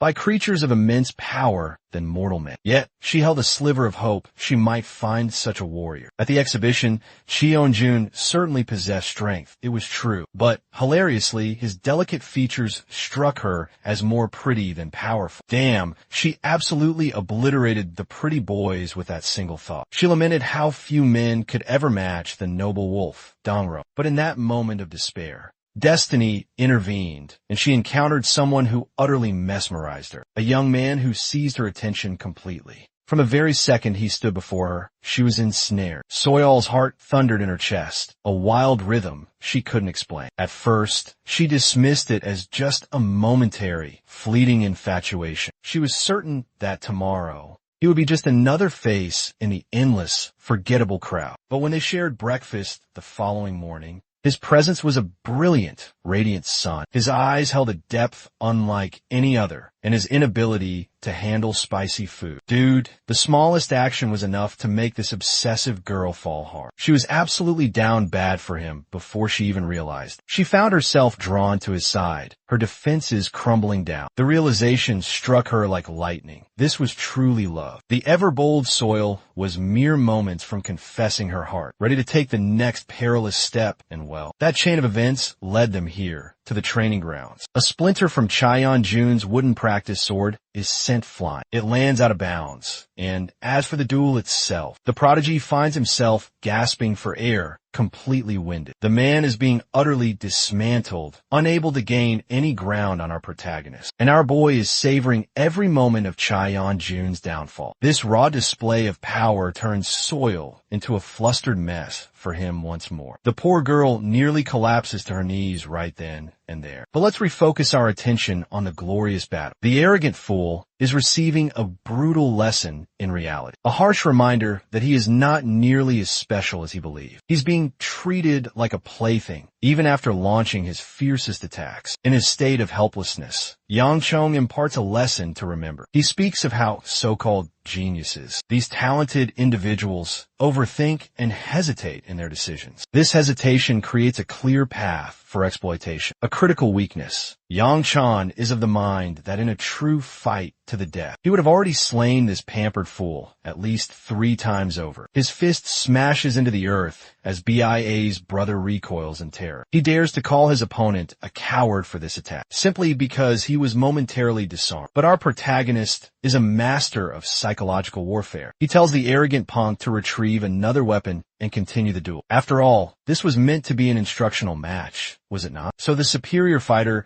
should be teaching him a great deal here. Cheonjin is practically boiling with rage as he retrieves another blade, all while Yang Chan continues his relentless verbal assault on his foe. But then, in a flash of fury, The arrogant fool shatters the rules, forgetting he can't use internal energy. He imbues his weapon with its entire deadly might. Then he surges forward, charging at Yangchan. The absolute irony is that his desperate strike still misses its mark. Now Yangchan prepares to return the favor with double the payback. He retaliates with a powerful punch, but before it can connect, Cha Eun-jin desperately unleashes a slashing cage technique to ensnare him. It doesn't matter. Our protagonist is literally him. He shatters the cage of slashes and frees himself with ease, proving his absolute worth as a warrior and a superior combat. He is on a level far beyond the so-called prodigy Cheon-jun, with no reason left to restrain his true power anymore. Yangchan decides the time has come to unleash his full might, and so he unleashes the all-powerful anti-army, anti-world,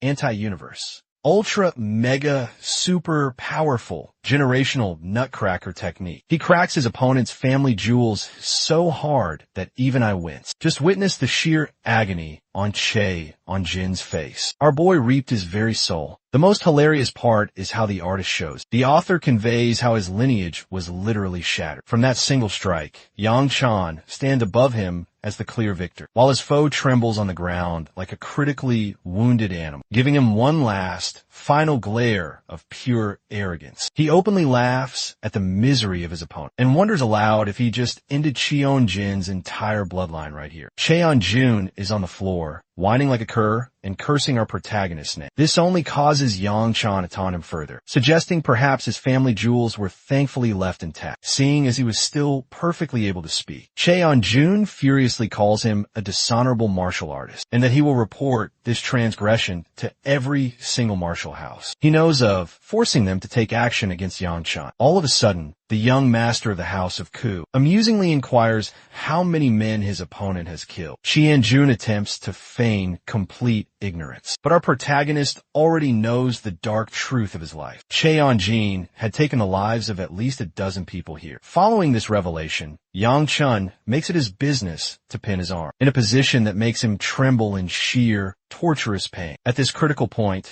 Soil's brother interrupts and urges him to stop the fight. But Yangchan is absolutely right to call them out on their hypocrisy, as they all stood by and witnessed this fool use forbidden internal energy first, as well as the undeniable fact that he clearly intended to kill him in this battle. They can't even fall back on the excuse that he was merely a young person, because he was still significantly older than our protagonist. In the end, Soil's brother simply emphasizes one thing: that Cheon-jin is a member of the powerful Namgung house. So to proceed any further than this will only invite unimaginable trouble to young Cheon's doorstep. Our hero clarifies that he is already holding back much of his power, specifically because he was aware of that very fact. But he's dying to know something. What would House Dang's reaction have been if the roles were reversed, and their very positions have been switched in this fight? While his opponent is still mulling over that question, our protagonist ruthlessly shatters the bastard's arm with a sickening crack, leaving Cha Eun-jun in a state of pure agony and unimaginable pain. But it's only after he's finished breaking the fool's arm that Yangchan realizes he might have finally pushed things too far. After all, there is a chance the second elder might react quite harshly to this news,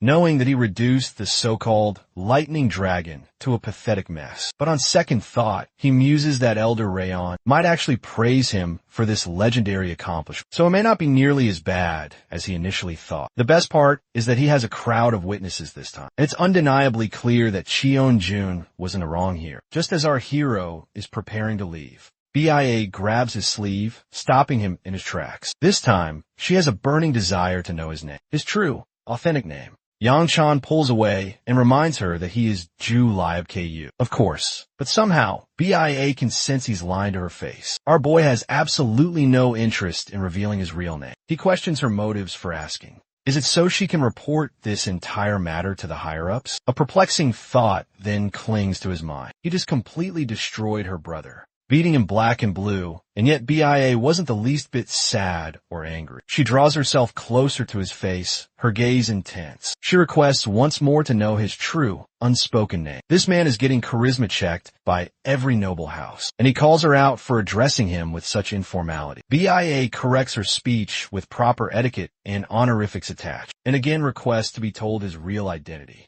Yang Chan demands that she stop her stalking if he does tell her, and she readily agrees, promising to uphold that vow. After considering for a moment, he finally tells her his true name, causing a storm of feelings to flutter wildly inside her heart. Yeah, this dude has literally become Mr. Steal Your Girl at this point. A short while later, Yang Chan comes to the sobering realization that he can't attend the exhibition any longer, but he's perfectly fine with that outcome. Since it will grant him the time, he needs to find the secret treasure room. But for the time being, he must rest after that grueling battle. Also, he isn't exactly having the most pleasant of thoughts. He wonders how Myun's explosive reaction will be after he hears the news. In the next scene, Seola stands all by herself, gazing out at the view. Myun, filled with rage, storms in to find the young master, and he demands to know if the girl has seen him anywhere. She simply states that he's nowhere to be found. But this man is suspicious as all hell and scans the entire area. Mayan expresses that Yang Chun has still not returned from his breakfast with the noble house of Dang, all while he's out here on the verge of losing his mind. And just learning about the news of his victory against Cheonjun, Seola is busy, once again, scanning the sprawling city below. The scene then shifts, delving into the history of the House Yan of the Gumcheon region. At a certain forgotten point in time, they were once revered as the strongest and wealthiest noble house. They were single-handedly responsible for creating legendary martial artists, and they ruled with an iron fist over many massive companies. But in the end, as with all things, their glorious golden reign came to a tragic end with a family massacre. To this day, no one knows who caused it. Based on the few surviving records of the family, it came to the people's attention that their legendary family treasure was hidden under a white maple tree. But that very same dang tree has become a massive pain in the ass for our protagonist to find. Young Chan can't even locate a single maple tree, let alone one that boasts a pure white color. He has been searching fruitlessly all day, and there is simply no way of locating a mythical tree like that. At this critical point, he believes it must be a ridiculous, baseless rumor that caused misinformation. While he is resting his body, Yang Chan finds himself completely exhausted. Not only did he barely touch his breakfast because of the extreme spiciness, he also endured an incredibly exhausting battle. And the very next thing he did was climb a treacherous mountain all day long. From out of the blue, Seola suddenly catches up to him and offers him a yakwa, causing him to genuinely appreciate her presence in his own unique way. He's also quite astonished that she packed a massive ton of food along with her for the journey. The funniest part is that Yang Chun doesn't even realize until a full minute later that she's not even supposed to be here. They lay out their dinner and begin to discuss important matters. Yang Chan learns that many people are currently looking for him, so she naturally decided to do the exact same thing. The most interesting part is how she knew he was headed for this mountain and somehow managed to successfully track him down. To that, she proudly and simply declares it was just her powerful gut feel. It's an incredibly good thing that she brought food along with her because Yang Chan can definitely survive with all of this. Still, he's deeply worried about his search because there's no white tree in sight. The amount of food she's brought is actually enough for 3 days worth of sustenance, but still entirely unclear whether or not he'll ever find the legendary tree or not.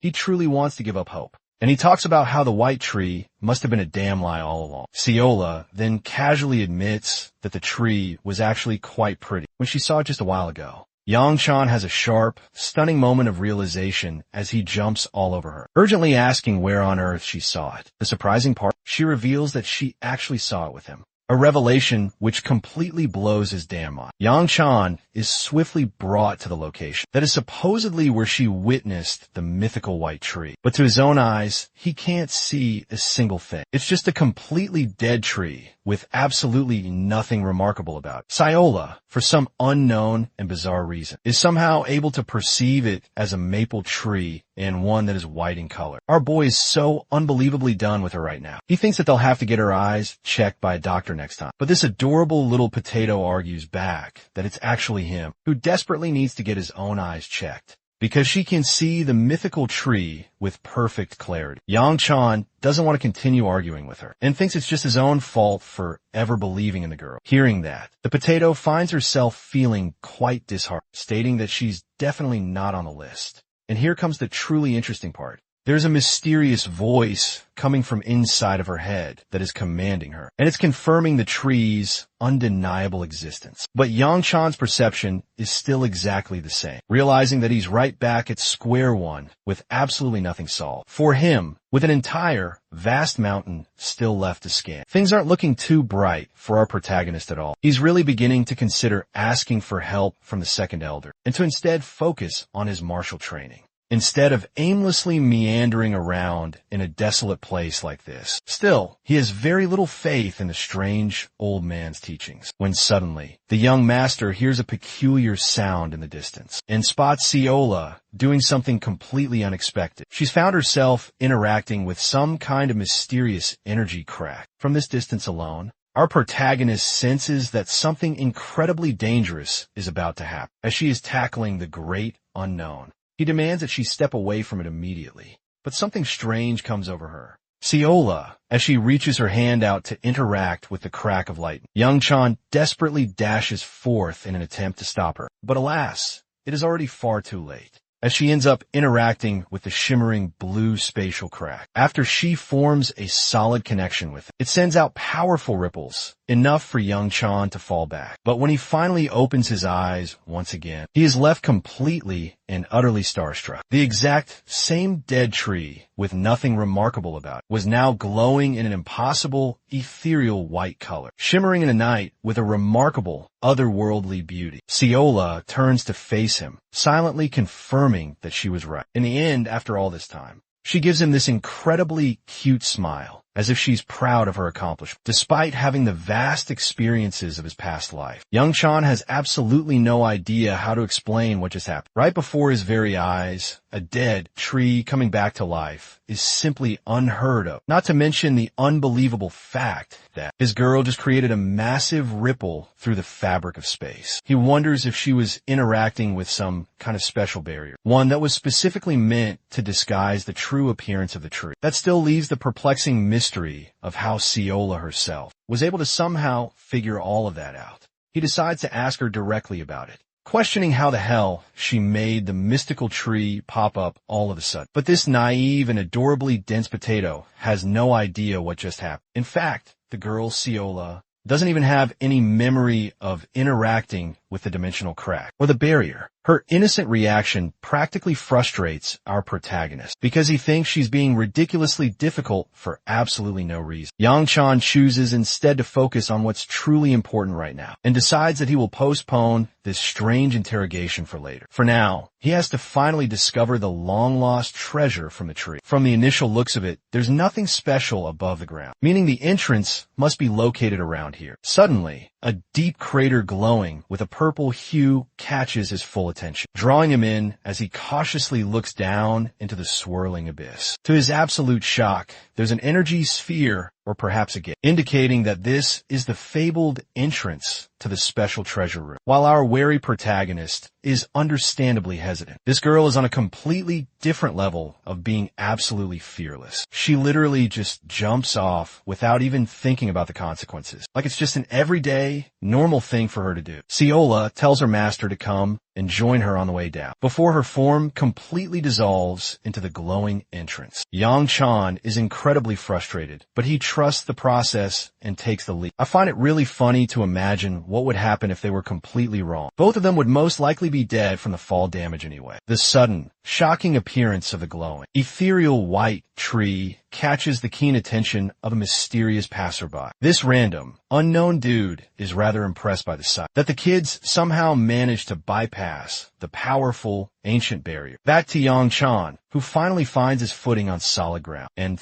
thanks the high heavens that the fall damage didn't actually kill him. But Ciola, on the other hand, appears to be a little bit confused by what she sees. Well, it's actually because right before their very eyes, they got two identical pathways. It only begs the obvious question, which one of them leads to the legendary treasure room? The adorable little potato tries listening to the voice in her head, and with conviction, she believes that they should follow the dark path next to them. With her recent, strange development and behavior, Yang-chan only gets more and more confused by her actions. Trusting in her powerful gut, he decides to take the shot by following her advice. As for the random, unknown dude from just earlier. He's also seen popping up from mysterious entrance, and he's been tailing them closely along the way this whole time. Siola's little hair antenna is out here now, giving her clear signals like a goddamn advanced GPS system, while our protagonist is starting to seriously question if she was truly right this time, as apparently there is no visible end to this dark pathway in sight because of the undeniable fact that the glowing lights are diminishing with the more that they continue to carry on their path.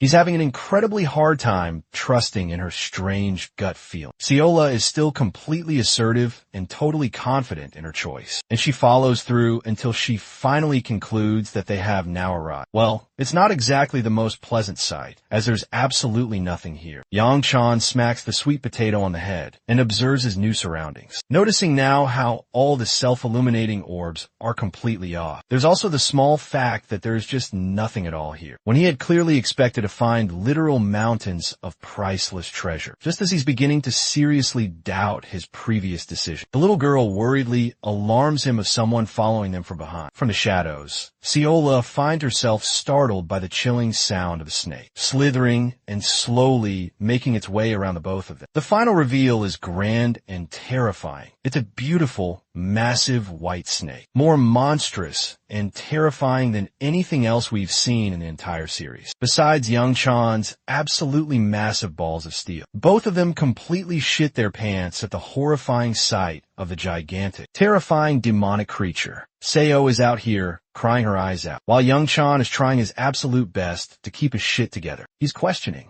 why such a gigantic and powerful monster would appear in a place like this. Not to even mention the simple fact that this place was completely abandoned and empty only 1 second ago. There's just no way that they missed a massive beast of this size and appearance. From the looks of things, and according to the monster scaling system, Yang Chan is utterly terrified that they're now facing a blue-class creature, which currently ranks as the 3rd lowest in the entire known system. The only good thing is that the powerful creature has yet to spot them, because it most likely would have started its attack already. Otherwise, our protagonist is of the opinion that it might just hibernate. So this is their best and only chance of successfully escape. But right as he cautiously looked back, the great white snake breaks free from its deep hibernation, locking its terrifying eyes directly with the two humans, while our hero is desperately contemplating his slim chances of survival against a powerful and legendary creature like this one. Siola's innocent eyes are now gleaming with power, a confident and majestic gold,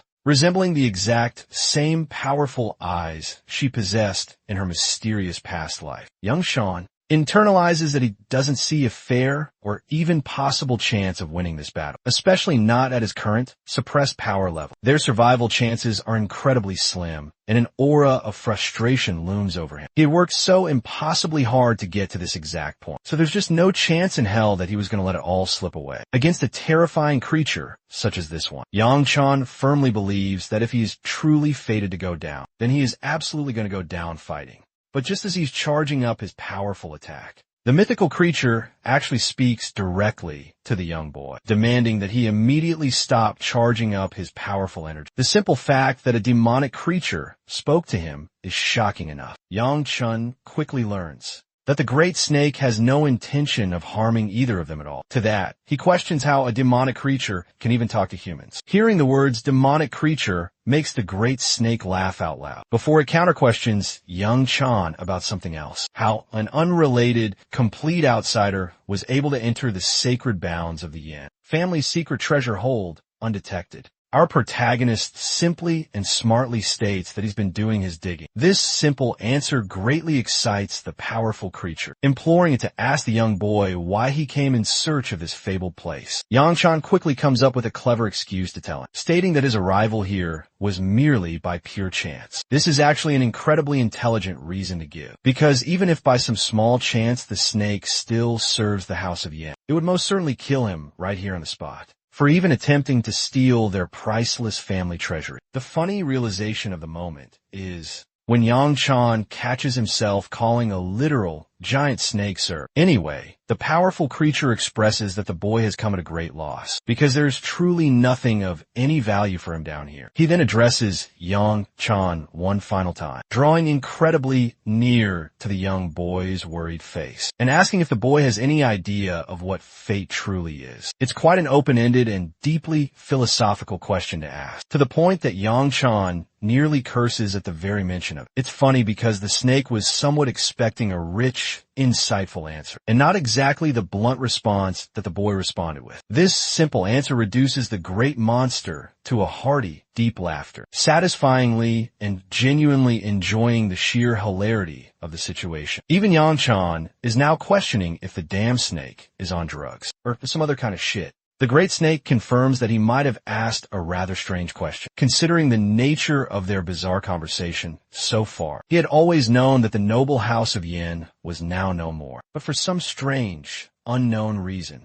the lonely monster still stayed here in this desolate, forgotten place, unsure as to why. Perhaps it was some kind of deep, lingering regret, a brutal form of punishment it had given to itself for its past failures. Yang Chan doesn't want to listen to his sad yap session any longer, and he discreetly tries to exit the strange situation he's in. But the snake actually leaves them with a parting reward for making it experience true joy for the first time in a long while. It's a mysterious golden stone that appears quite differently from a normal, corrupted demonic stone. The snake understands that the stone will eventually end up in the hands of someone else, so it's best for the young boy to just keep it for himself instead. While he's cautiously reaching out to grab it, the powerful creature remarks that the boy will be able to consume it far more responsibly and much easier than anyone else in the entire world, if he is willing to bear the heavy burden of the mysterious stone. He's speaking in confusing, cryptic riddles, and Yang Chan has absolutely no clue what this burden is. The mythical golden stone illuminates with a bright, blinding yellow color, alarming the boy as it immediately begins activating its effects on him. Yang Chan is both startled and completely confused by this. He can't sense even a single ounce of demonic energy from this strange stone. His powerful absorption technique is forcefully kicking it, but only this time. He doesn't feel like he's absorbing demonic energy. It's quite different from anything he's felt before, and frankly, it's agonizing as he struggles to contain the golden stone's immense power. Then, a soft hand gently reaches out to him, gently and reassuringly patting his back. It's Ciola, and before he's even able to recognize what she is doing to him, Yang Chan is knocked completely unconscious on the cold stone floor. And now, it's time for the grand, shocking reveal. The great snake was actually extending so much of his kindness to please Ciola, even though she now regrets handling things in this particular way. The innocent young girl is now illuminated with a divine, heavenly aura. Her entire expression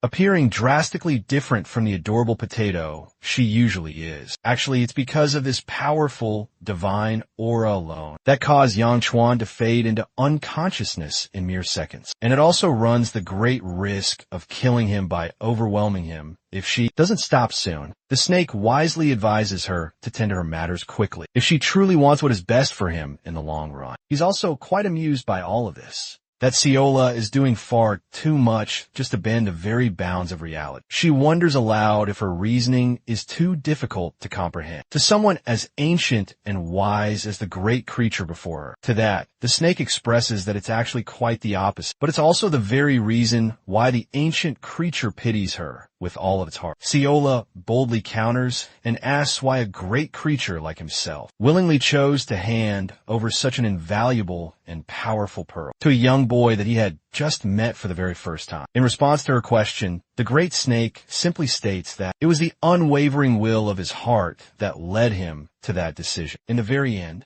he has waited far too long for the forgotten Yin family to come and retrieve it. But the harsh reality is that they will simply never come for it. So now, it has finally reached a peaceful state of complete acceptance, as its ancient, powerful body withers away into nothing a reminder to us all that we should learn to let go of the things that we can't possibly change, and to just accept the harsh reality of life in its fleeting, transient state. Ciola shows a genuine look of deep concern on her face, gently reaching out to the fading embers of the great snake's skin, questioning if the noble creature meant so much as a truly meaningless fate. But when she turns her gaze to look at the unconscious Yang-chan, something powerful happens to her. She thinks he's a stupid, lovable clown who, despite holding his second chance at life as the most precious thing, still ended up stepping in to protect her without a second thought. This simple action means that he valued Ciola even more so than the precious second chance at life he was miraculously given. His brave and selfless action alone completely melts her lonely heart. But a gentle voice from inside Ciola demands that her body be returned. Wiping away her own silent, falling tears, she sincerely apologizes to the little girl version of herself inside, and she begs to keep her body for just a little while longer, as there is still a great danger lurking nearby. The random, unknown dude from earlier finally ended up finding his way here, and he's incredibly impressed that the young girl noticed his hidden presence. Ciola calls him a lowly bitch of the powerful Namgung family, just as she typically considers the rest of them to be. This blatant insult pisses the guy off as he readies his sharp blade, stating that these two kids were truly and utterly reckless for climbing a dangerous mountain in the middle of the night, not knowing the many dangers that lurk. He's also deeply disappointed that Cha Eun-jun ended up losing to such a sorry, pathetic state of the House of Ku when he can't even handle a simple mountain climb. Anyway, they came here specifically for young Chan upon direct orders. Saying so, he places a cold blade right against Ciola's delicate neck, who fearlessly asks him if this is upon the direct orders of the Namgung family, or if it's just from Cha Eun-jun, the arrogant bitch face, himself. It turns out that it's actually the latter. Having confirmed this crucial piece of information, Seo Hei Ray gently taps the blade, and before the unsuspecting dude is even able to finish his damn sentence, his entire fucking arm hits the cold, hard floor. This young, innocent-looking girl is a literal, certified monster. He roars in agony and pain, and all she does is coldly order him to be quiet. She then invokes the very same legendary heavenly blades that her powerful grandfather had also used. Her innocent hair is now turning into a beautiful, majestic golden color, resembling the same from her previous life. Ciola wants to quickly end this pointless fight without waking up her precious Yang-chan. Earlier that exact same night, the scene quickly cuts back to Cha Eun-jun. Let's just say, my man is not having a very good time right now, as he furiously smacks a fist down in pure, unadulterated frustration. I do have to admit to you all that he is definitely ripped, but that doesn't change the simple fact that he just took an embarrassing L in front of all the ladies. Dude is literally such a sore loser that he still foolishly thinks that Yang-chan must have used some kind of dirty trick to get one up on him. There's just absolutely no way otherwise that a pathetic fool like him was able to get the better of him. Or at least, that's what this unbelievably arrogant prick thinks to himself. He can't swallow the fact that he got his ass beat so unbelievably hard that even simply punching shit in pure, unbridled frustration causes him a sheer and unbelievable amount of intense agony, especially in the arm that was completely and brutally broken. Cha Eun-jun decided to demand his loyal personal guard for a special task. The man, who looks like a Walmart Gojo, asked him if they have been successful in any way of exploiting an opening. Machiol, the loyal guard, expressed that Mayan was incredibly strong, and that he's someone they absolutely cannot take lightly at all. But for whatever strange and unknown reason, they've spotted the young master to be away from his powerful guard, for a completely unknown and bizarre reason at the moment. This undoubtedly means that they've got a golden opportunity to strike the boy down, while he is currently without any of his strong defenses. Cha Eun-jun let out a truly sinister and evil-looking grin, entrusting Machiol with the dishonorable duty of killing the kid, and returning to him with only the most satisfying of news. However, Michael couldn't help himself but to gently remind his young master that they were dealing with a proud member of the House of Ku, so there could be serious repercussion for going way too far. Cha Eun-jun let his raw emotions get the absolute better of him, and he ordered a full-on assassination attempt on Yang-chan's head, foolishly believing that it was only a fair exchange for the troubles that he had personally caused him, armed with his deadly blade. Michael immediately set off on his mission to execute the kill order. Lo and behold, we're now back to the present moment, and our boy has just lost his arm against a divine warrior with no equal. He desperately wants to know about her true, hidden identity, causing Yahello to playfully ponder his question for a moment before answering. That a pathetic shit piece like him doesn't have a right to know. And before he is even able to ask his second desperate question, the poor dude's second arm is unceremoniously slashed off, and he's put on the ground like a pathetic, whining little dog. Yahello is completely done answering any of his pointless questions now, and she glances softly at the still unconscious and vulnerable Yongkai, believing that it is definitely going to be troublesome for them if this entire situation keeps on for any longer than it has. Meanwhile, back with our assassin, Michael is starting to realize that this job is way out of his pay grade, and that he's got to run for his damn life right now. With what little strength he can possibly muster in his state, he desperately tries to take a final, heroic stand.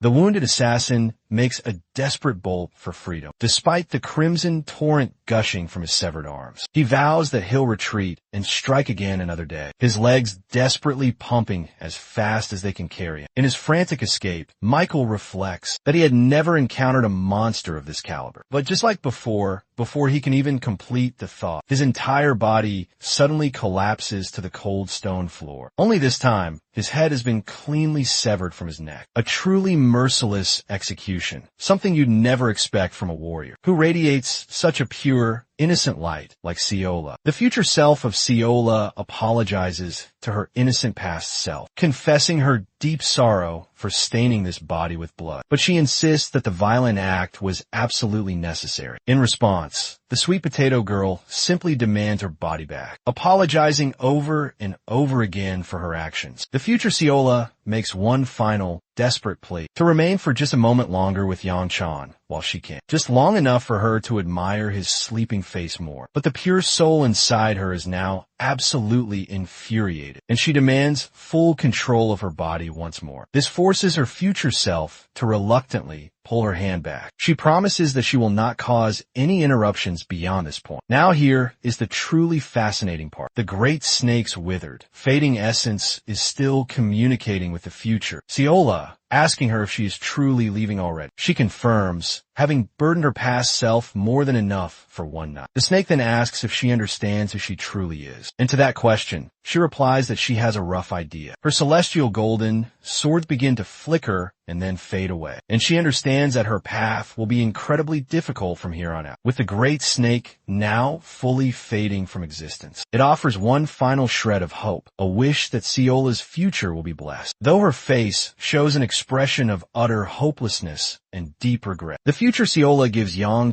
one last, lingering smile, wishing for a miracle that might allow them to meet again someday. With that final thought, her past self regains control of the body, as her hair reverts back to its normal, dark color. The very next day, we cut to the scene where our hero, Yang finally awakens. The adorable little potato is the very first thing that he sees. He immediately begins to scan his disorienting surroundings, not knowing where in the hell they are at the moment. Apparently, the mythical tree is back to being its normal, unremarkable self, while the both of them have now exited the secret room. The glowing entrance is no longer there to be seen, and Yang is completely clueless about everything that just happened. Well, folks, to quickly recall what happened in the very end, they found her legendary maple tree, and a giant-ass snake greeted them. Hello there. Just like Obi-Wan Kenobi from Star Wars. Our boy then interacted with the mystical snake's powerful pearl, and he absorbed it fully before getting completely knocked out. He is now trying to explain this entire unbelievable story to his clueless servant who, has absolutely no idea or recollection of whatever just happened. Yang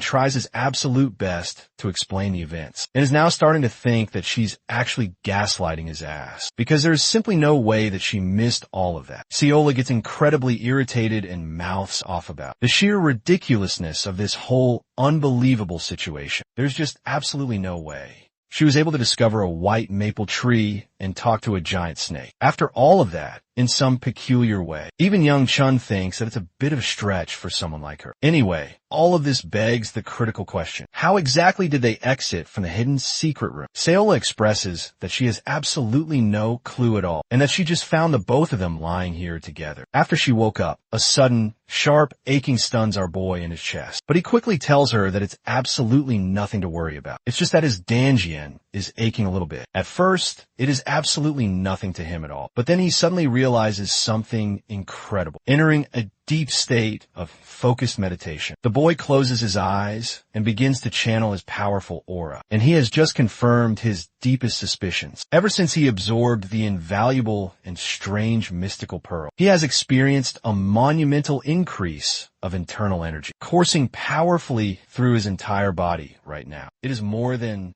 enough to catapult him all the way up to the legendary fourth ring. The very fact that his body has experienced such a dramatic change means that he wasn't just hallucinating all of those bizarre events. They really did happen, which confirms everything. And it makes him wonder if the great snake shifted them up here and then tampered with Seola's fragile memory alongside. Well, he doesn't really care anymore and recommends that they leave to find mine, as things will only get much worse if they stay here for too long. Our protagonist then thinks of a brilliant idea. Deciding that it's time to try out something new, he gracefully lowers his entire body down, extending his arms back and telling Seola to hop onto his strong back. The ingenious idea is that it's going to be way faster if he simply carries her all the way down, instead of the two of them walking down slowly together. The cute and innocent servant finds herself quite embarrassed because she just ate a lot and now feels like a heavy burden to carry. But this only frustrates our impatient hero even more so. So he sternly forces her to just get on his back. Seola reluctantly agrees in the end and asks if she is too heavy, instead of denying her question like a true gentleman would. Our boy straight up says that she is definitely not light for sure. Channeling his powerful blaze wheel of the 3 sacred rings, he allows an ample amount of his internal energy to course throughout his entire body. His body then erupts with incredible speed, like a powerful projectile taking off to meet its final destination, lunging gracefully from one high location to the next one. Yangshan expresses just how incredibly light he feels right now, even with her extra weight on his back for the journey. It's almost like he is literally flying with how incredibly fast he's going. The majestic and beautiful view of the rising sun makes both of them happy as they continue on their speedy way back to the manor. Now let's cut the scene over to the worried Mayan. While things may appear to be happy and chill for our dynamic duo, this poor dude is out here biting his nails in utter worry. He is worried like crap for the well-being of the young master, who has now been missing for an entire long day. If something bad were to happen to him on his watch, our boy is definitely getting killed. To his utter surprise, he casually hears that very same young master call out from behind. They've finally arrived back home, and Yang Chan is surprised to see Mayan here. The loyal guard roars out his pent-up anger at the young boy, who didn't even leave a simple letter or a note to inform him of his journey. Yang Kam just plays it off in a very casual manner, stating that he did manage to return in one single piece. And yes, for the record, the one piece is definitely real. Mayan sobs his worried eyes out in sheer relief. He had truly assumed that the absolute worst had happened to his young master. Wiping away his tears, he begins to inquire for more information. Just where exactly was he, and why did he leave? Seola is in the middle of blurting out their crazy encounter with a Titanic size snake, but our protagonist quickly stops her and shuts her up. He casually plays the entire situation off once again, stating that they were just taking a simple, leisurely walk is all. Mayan is both deeply worried and highly suspicious of his story, wanting to know for sure if something strange happened along the way. Thinking of some immediate and believable excuses, Young Chun quickly realizes that dealing with his clever and highly questioning servant will be an incredibly tough task. He quickly switches the topics and asks about the 2 random people just hanging around in his private quarters. Those 2 random people are actually not so random at all. They're the groupies. I mean, the young ladies Soyal and BIA, who are just munching on some food without a single worry in the world. Even our protagonist is completely confused by this scene, questioning if Soyeol was actually waiting for his safe return. He is also pretty sure that BIA made a solemn promise not to annoy him, and yet she is here, chilling in his room right now. Both of them showcase completely different yet very funny reactions. They are a definite double headache for our poor boy, who just can't deal with these absolutely crazy bitches. Yang-chan soon learns that they are both actually here to bid a final farewell to him. Curiously, Yang-chan then inquires if the arrogant Cha Eun-jun is also here, but gladly for him, he learns that he is not present. Now, the funniest part of this whole thing is that BIA told her brother that she was going off to greet the young master Yang-chan, and all he said in return was that she would never find him again. Neither Yang-chan nor BIA have any idea what that cryptic message means. But anyway, moving on. She casually raises her hand to ask a question regarding his peculiar situation. She truly wants to learn about where exactly he went. Yang-chan is really, truly bad at coming up with good excuses on the fly, because he can't even manage to say anything before or now. BIA then has a special request, releasing a faint hint of her electrifying aura, as she boldly challenges Yang-chan to a one-on-one duel. Immediately, our protagonist acts like a total damsel in distress, claiming he is so tired that he feels dizzy and just wants to rest. Mayan is initially quite worried about his master's health, but then our boy shoots him a very menacing and silent glare, telling him to just follow the fucking script for once. This clever acting leads to Mayan kicking the two annoying ladies out of his room. But just before leaving, Soil has something important to give to him as a token of their fated meeting. It's an actual, official invitation to join the weaponry exhibition that is being held next year. Being the typical tsundere that she is, she pretends that she doesn't care whether he'll actually come or not. But this is actually a good thing for our protagonist, who has absolutely no interest in ever coming here again anyway. He simply thanks her for the gift, causing Soil to clarify that she is only doing this for the sake of both of their families. Saying so, the two of them finally leave his room for good. The future poisonous and powerful queen remarks that he looked completely normal in his final reaction, but she suddenly notices something very peculiar about BIA. This mysterious girl has an unusual, knowing smile on her face, which complicates things greatly. She decides to teasingly ask BIA if she has perhaps fallen in love with the honorable young master of the House of Ku. The scene abruptly cuts there, and I guess a few days before the fateful night of the snake, Shout is seen happily jumping like a rag doll on the soft mattress, saying all sorts of incredibly childish and very cute things. Young Chan, on the other hand, is questioning if she is currently suffering from some kind of mental illness. Soyo deep dives on the ancient tradition of Thanksgiving, called Chuseok in their native culture and language, which is basically celebrated as a grand feast for all the guests. The delicious yakwa snack that is Seola's absolute favorite was actually derived from this very ancient and noble tradition. Yang Chan looks towards his ever-annoying and energetic servant and tells her that there is no point in trying to celebrate a tradition that isn't even one of their own to begin with.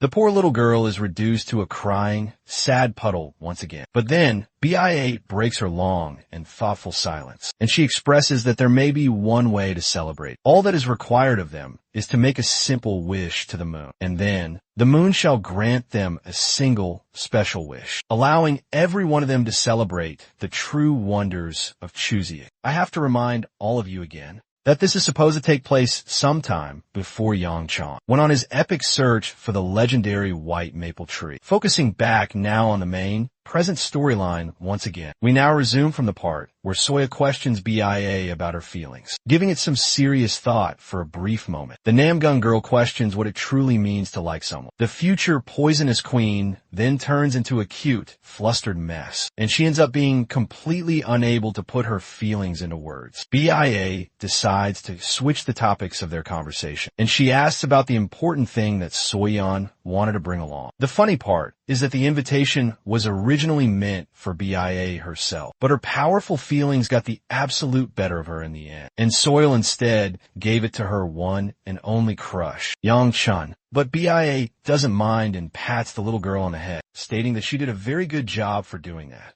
They both share a very sweet and wholesome relationship and then continue on. Suddenly, BIA experiences a strange and shadowy allure as her vision staggers and blurs for just a little bit. But she quickly strengthens her powerful and unwavering resolve, and she expresses that she and Yang Qian will definitely run into each other someday. Again, later that very same night, the scene then cuts to the powerful and noble Namgung family, where the mighty clan lord learns of the shocking things that went down in Sakian. He remembers tasking his only son to just look after his dear sister. And because of his son's incredibly reckless and foolish decisions, they have now lost a very trusted and loyal guard. The powerful clan head calls his only son a damn foolish idiot, but not even the arrogant Che Onjun has any idea of what in the hell could have possibly killed Mekia. In his own limited mind, there's just absolutely no way that his trusted servant was done in like that, especially when he was considered one of the very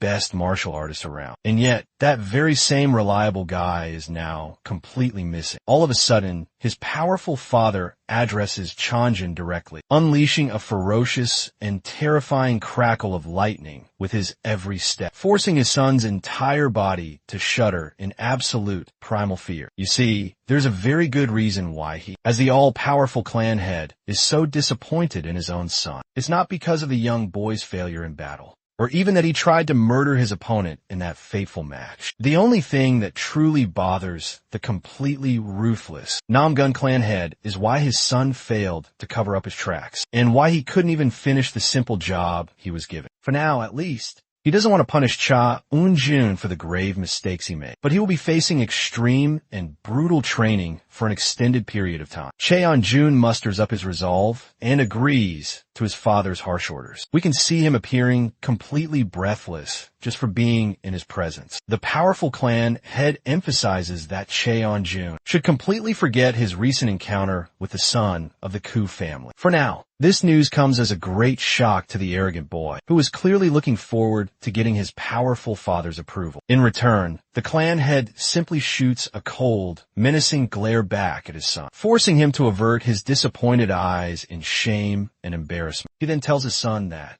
it's only after he will take on the heavy mantle of the next clan head that he will finally understand why he means this advice so seriously. For now, there will be absolutely no conflicts with the house of Kuchai. Hyun-jin agrees, and to his utter and complete despair, his powerful father then leaves him with a note that it's entirely possible they'll end up sharing families with each other. Oh man, if I'm being honest, if I was Cha Eun-jun right here in this situation, I would probably just jump off of a cliff after hearing that news. Back at the house of Ku, our boy shares the exact same shocked reaction. Actually, Yang Chan is fucking flabbergasted by what the second elder just said. His brand new engagement date has already been set up for him. The boy immediately offers up his numerous complaints about this, stating that he literally just got back home from a dangerous trip to Sakhon, and he is now already dealing with another sudden engagement, not to even mention his previous and recent broken engagement from the noble house of Pang. The wise elder, Ryan, knows all about that unfortunate incident from before, and yet,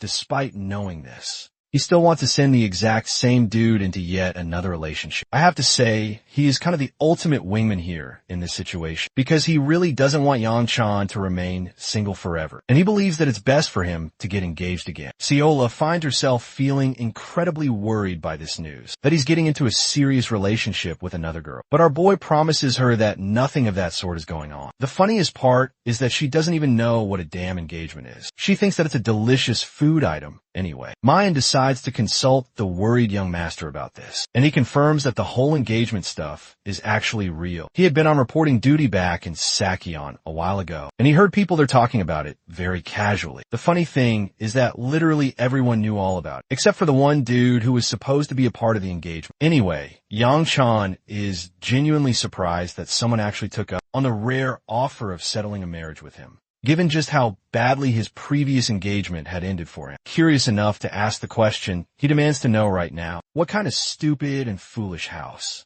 ridiculously signed their own daughter up to marry him? Grandpa Ryan just laughs the whole thing off as nothing, and right as he is in the middle of saying the word Namgung, Yang Chan finishes the rest of the sentence for him. Yeah, my boy is absolutely finished at this point. He has absolutely no idea why the powerful Namgung family would ever even consider the mere possibility of tangling with him. Not to even mention the simple fact that their own family has already accepted the formal engagement proposal from them. For the House of Ku, our boy adds 2 and 2 together in his mind, realizing that there is only one eligible girl from the Namgung house. Elder Ryan confirms that they have in fact already met each other at the weaponry exhibition 2 of all places. Young Chan's face draws a dead, expressionless silence, and then finally it all clicks for him. His new fiancée is going to be the beautiful and powerful BIA. Well, it almost goes without saying that our protagonist is pissed, that he now has to put up with this absolutely crazy bitch. Elder Ryan reminds him not to say such harsh words against his fiancée. Unfortunately for him, the poor boy can't even control the situation, as his own family has ultimately already decided. If he has any complaints, he's going to have to deal with the head of the Ku family himself. And to top it all off for him, there's an even more urgent matter that needs to be taken care of, while Yang Qian is wondering what could possibly be more problematic. The old geezer gives him a knowing, wicked smile on his face as he reveals the shocking news that his older sister has just returned. This single revelation completely cracks our hero's confidence in half. And no, they're definitely not talking about the kind Yinsu here, but the majestic, powerful older sister and the legendary leader of the 5 squads, exploring the wise words of the sovereign fighter of pure destruction. He once stated that the golden era was now upon their entire world. The blessed birth of geniuses from every noble family began to sprout up, as if they were countless, shining stars from the endless night sky. There were many great geniuses among each and every noble family, and our boy's elder sister just so happened to be born in that blessed era. For Yang Chun, he was unfortunately and always compared to his older sister, and was even remarked as the unlucky child who was born in the wrong era. Even though he possessed a great deal of natural talent himself, he still didn't hold a candle to the power of his older sister. The legendary searing sword, Hibiku, is the true pride of the Ku family, a powerful woman of boundless, raw talent and strength that cannot be compared. It's actually one of the main reasons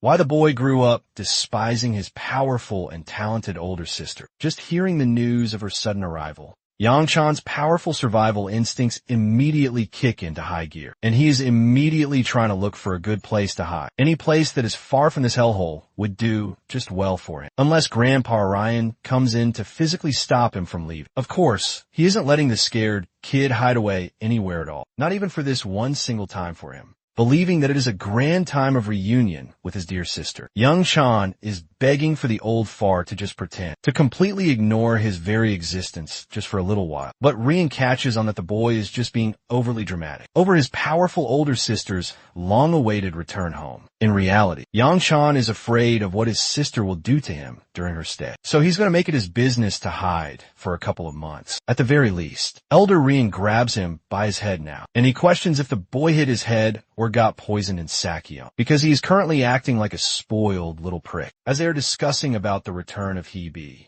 the boy hears a massive explosion coming from the training grounds, and it is more than enough of a sign to him that his dear, old and powerful sister is coming over to greet him. That flaming, terrifying monster is excited to meet him. After all, Yang Chan definitely does not share that same excitement, however, and he tells Mayan to quickly make a blockade on the door for him, as if some flimsy piece of wood is going to stop his powerful sister. The funniest thing about this entire situation is how they ended up using a damn flimsy broom to block the gates, as their most reliable and strongest form of home defense right now. His loyal personal guard then inquires of him what his young master will do once his sister inevitably breaks her way inside. From the other side of the door, Hebe just laughs, almost annoyed that her little brother went and blocked the door when she was so incredibly excited to finally see him again. Even the loyal Mayan is completely shocked by her power when a mere simple touch of her hand forms large cracks on the gate. When she has a good and clear sight of her little brother, she completely destroys the door and sends Mu Yan flying away, striding menacingly towards him. Hebe is pulsing with a crimson aura as she questions why her little brother is being such an annoyance. Yang Chun probably thinks that he is about to see God after this, but she simply just waves him a sweet and simple hello, and she recommends that the boy should greet older people when he sees them. She's also quite surprised that he is just standing still without doing anything. This simple question confuses Yang Chun quite a bit, who inquires if he is supposed to be doing something else right now. Quickly recalling his grave and costly mistake, the boy immediately kneels down right in front of her now, greatly respecting her high and noble rank in the family. Hebe doesn't demean him or anything and simply pats his head. She is also very glad to meet the wise second elder as well. After a short while has passed, Grandpa Rayon tells her that he is amazed to see that she is still maintaining her pristine reputation as the powerful leader of the sword squads. Hebe isn't the egotistical type of person at all, and she humbly offers her praise to her hard-working squad members. While our protagonist is hoping for a plan to run away from this place, Hebe addresses her little brother once again now, and she wants to know if he knows about the 2 mistakes he just made. Yang-chan confesses that he tried to block the door and then run away, which is quite funny because she had only thought of the first thing and not his secret plans of trying to run away from her. Suddenly, a random thought clicks inside of his mind right then, and he asks if he made a mistake by defeating the powerful Yansu. The surprising news of him defeating Yansu in a battle greatly baffles Hebe. She clearly hadn't heard about the news of this yet,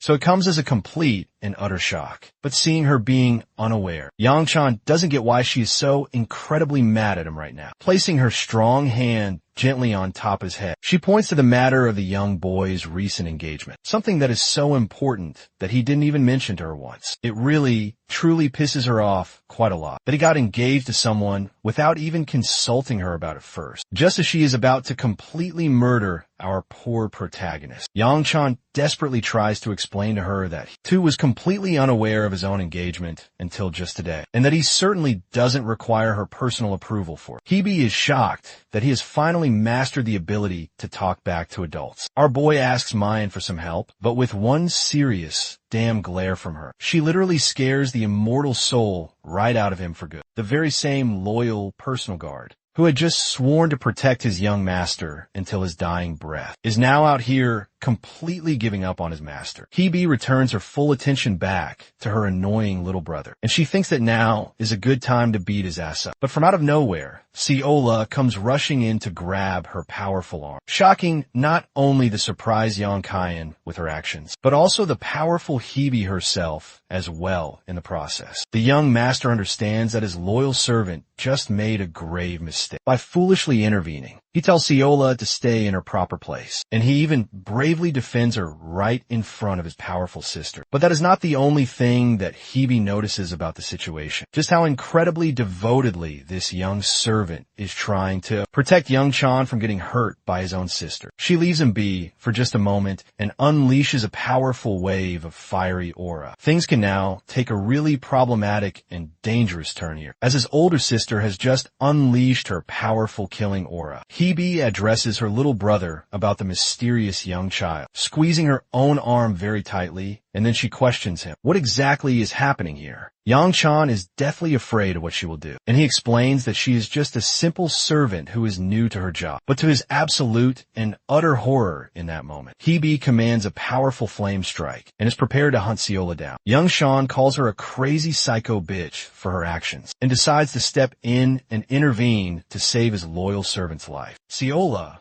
on the other hand, for her part, is now fully prepared for the grave consequences of her actions. The ending to this confrontation is surprisingly anticlimactic, as he ends up just squeezing the cute potato girl's face for being so unbelievably and adorably cute to her. She just can't believe that Siola's face is so squishy and playful. Young Sean is freaking shocked that his powerful sister activated her internal energy just to simply squish Siola's cute and innocent face. In the very end of it all, Hebe is annoyed that her brother hid Siola's very existence from her. Actually, she's such a big fan of the adorable little girl that she wants to now claim Siola for her very own self. Our boy is not ready to give her up, and he declines her offer strongly. Hebe finds her little brother's strange reaction rather intriguing to see. After all, he has never once in his entire life refused to give something that he owned to his older sister before, and yet he is being so possessive of this particular young servant. Yang Chan is told to sit his ass back down on the floor, while Hebe notices a very striking and new development in the young boy. His internal internal energy feels so completely different to her now that she is curious if the elder had any direct involvement in his growth. Our protagonist thinks that it is only logical for her to figure this much out. Grandpa Ryan clearly states that he didn't do a single shit to help, but Hebe is still very much unconvinced by his denial. How the young boy was able to undergo such a massive change in a short span of just a few months alone is unbelievable. She then turns to face him directly, and she orders the young kid to meet with the clan head right away, much to Yang-chan's utter and complete confusion right now. At first, she wanted to just beat his entire ass up for him, but thankfully for him, she is no longer in the mood to do that. So our protagonist gets to live to see another glorious day. Yang-chan Mayan and Ziola bid a final farewell to his older sister to meet with the clan head, but she stops him and then tosses a little mysterious stone into his hand. Yang-chan has some trouble figuring out the strange properties of the stone because he can't sense any kind of energy expelling from it at all. She then reveals to him that it is just a simple souvenir. She bought it from a random merchant who offered it as a good luck charm, so maybe we'll be able to help him out someday in the future. Basically, it did shit all for her with nothing good coming from it. So she's now just passing it down to her little brother. Hebe reminds the little brat that if he ever dares to lose it, she's going to show him a lot more of her so-called love. And well, that threat is more than enough to show Yang-chan that he has got to protect that strange charm with his very life, cracking a very sincere and warm smile on her face. Hebe is so incredibly proud of her younger brother's recent efforts for working so unbelievably hard as of lately for himself. The touching scene is reminiscent of the sad time he lost Hebe in his previous life. Even in her very final and last moments of her life, all she ever wanted was for him to live his life happily. That is a true and loving sibling right there, ladies and gentlemen. The boy is completely lost in his own thoughts for a brief moment, and he then continues on his way to finally meet his powerful father. Confronting the second elder once he is gone from sight, Hebe is very curious about Grandpa Rayon's personal involvement. She's concerned about how her little brother was only at the first ring last year and was completely unable to release his own internal energy or even make any kind of precise movements with his body. But at his current level, not only is his vast energy now stabilized, his powerful internal energy has also completely doubled in strength, and his body is now incredibly precise and perfectly controlled. She had initially had her own suspicions about everything, about what had happened between him and the powerful Yansu after their fateful battle. But despite all of that, the simple fact that her own brother was able to evolve at such an alarming rate is truly nothing short of absolutely amazing to her. Even the wise Grandpa Ryan openly admits that it is incredible that the boy has unleashed his true potential like this. Hebe didn't even bother prying her little brother any further about how he managed to grow so incredibly fast in such a short time, knowing that he is the stubborn and secretive type of person who would never give her a truly satisfying answer to her question. She can easily read him by the determined look in his eyes alone, so she knows that he won't comply with her questions. Apart from all of that, she now has one other important matter to address with him. Hebe then remarks her deep concerns regarding the young servant hovering around the boy. Grandpa Ryan clearly knows about the young girl already, but he chooses to hear Hebe's own side of the story first. Hebe tells him that she could just sense as if something was very wrong with that mysterious young child. Particularly, she was very unsure of her strange bodily composition, so she tried out squishing her face just to check her suspicions. But things appeared to be completely normal to her at the time. Sweating massive bullets now, Grandpa Ryan feigns complete ignorance and acts like there's nothing wrong with the child, and that she is just a simple servant at the end of the day, just like any other servant that they might have here. Hebe is successfully manipulated by the old geezer's clever words. She does mention that maybe her powerful senses are just overreacting after facing down countless hordes of demonic beasts for many months on end. Internally, however, the old bear, Grandpa, is actually pretty happy about this whole situation, that she was able to notice the strange oddity that exists within. Ciao, L.A. It makes him believe that both of them have immense and untapped potential for massive future growth. Patting the young girl's head, Ryan expressed his true and genuine gratitude for everything. The thing about their family is that they are very closed off and distant. There are people who would even turn their own backs on their own blood, despite the harsh narrative that was set against the young Sean, and the whole entire clan disrespecting him for his past failures. Hebe remains to be the only single person who has consistently cared for the boy and has always showed true consideration to him. To that, Ryan is really and truly happy that someone is looking after the poor kid. He is happy because now he won't have to worry about the boy's safety. At the very same time, the second elder of the family thinks that her powerful reaction over the recent engagement was a bit too much and that she could have easily controlled her emotions a little better. With pure rage at the very notion of some harlot daring to get close to her brother. You have to love her fierce, overprotective nature towards Yang Chan, even when it's directed at his own fiancée.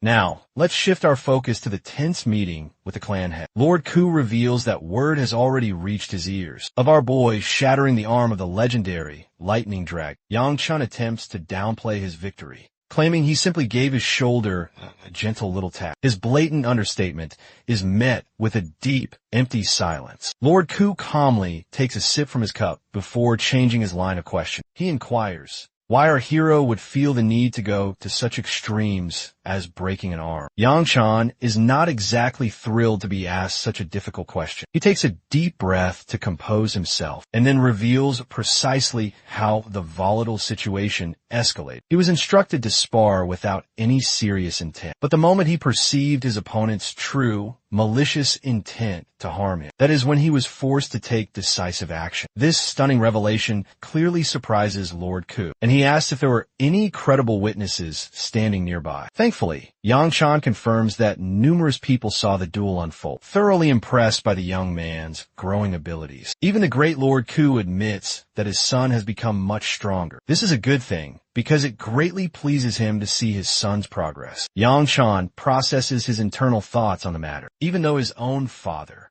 not only learned of his battle against the fearsome lightning dragon, but also of his recent development in reaching the third sacred ring. He still appears completely unfazed, with a blank, unreadable expression. This Musashi-like figure is all about that stoic life, apparently. Apart from all that, the powerful Lord Ku believes there is simply no way the boy could not have bumped into his new, arranged fiancée while dealing with the noble Namgung family. And this is the very moment that Yang Chan was dreadfully waiting for. He bravely counters his father with a direct question of his own, inquiring about the specific details of this sudden engagement and how it was even arranged in the very first place. Lord Ku expresses that it was actually decided upon by the elders, but it's not exactly the worst proposal for the kid in this case. Even though Yang Chan thinks it's a completely terrible outcome for him, his father already knows about the great mishap that previously occurred with the dishonorable house Pong, and he's hoping that the boy won't completely spoil another engagement this time. It's a very long-winded way of him saying,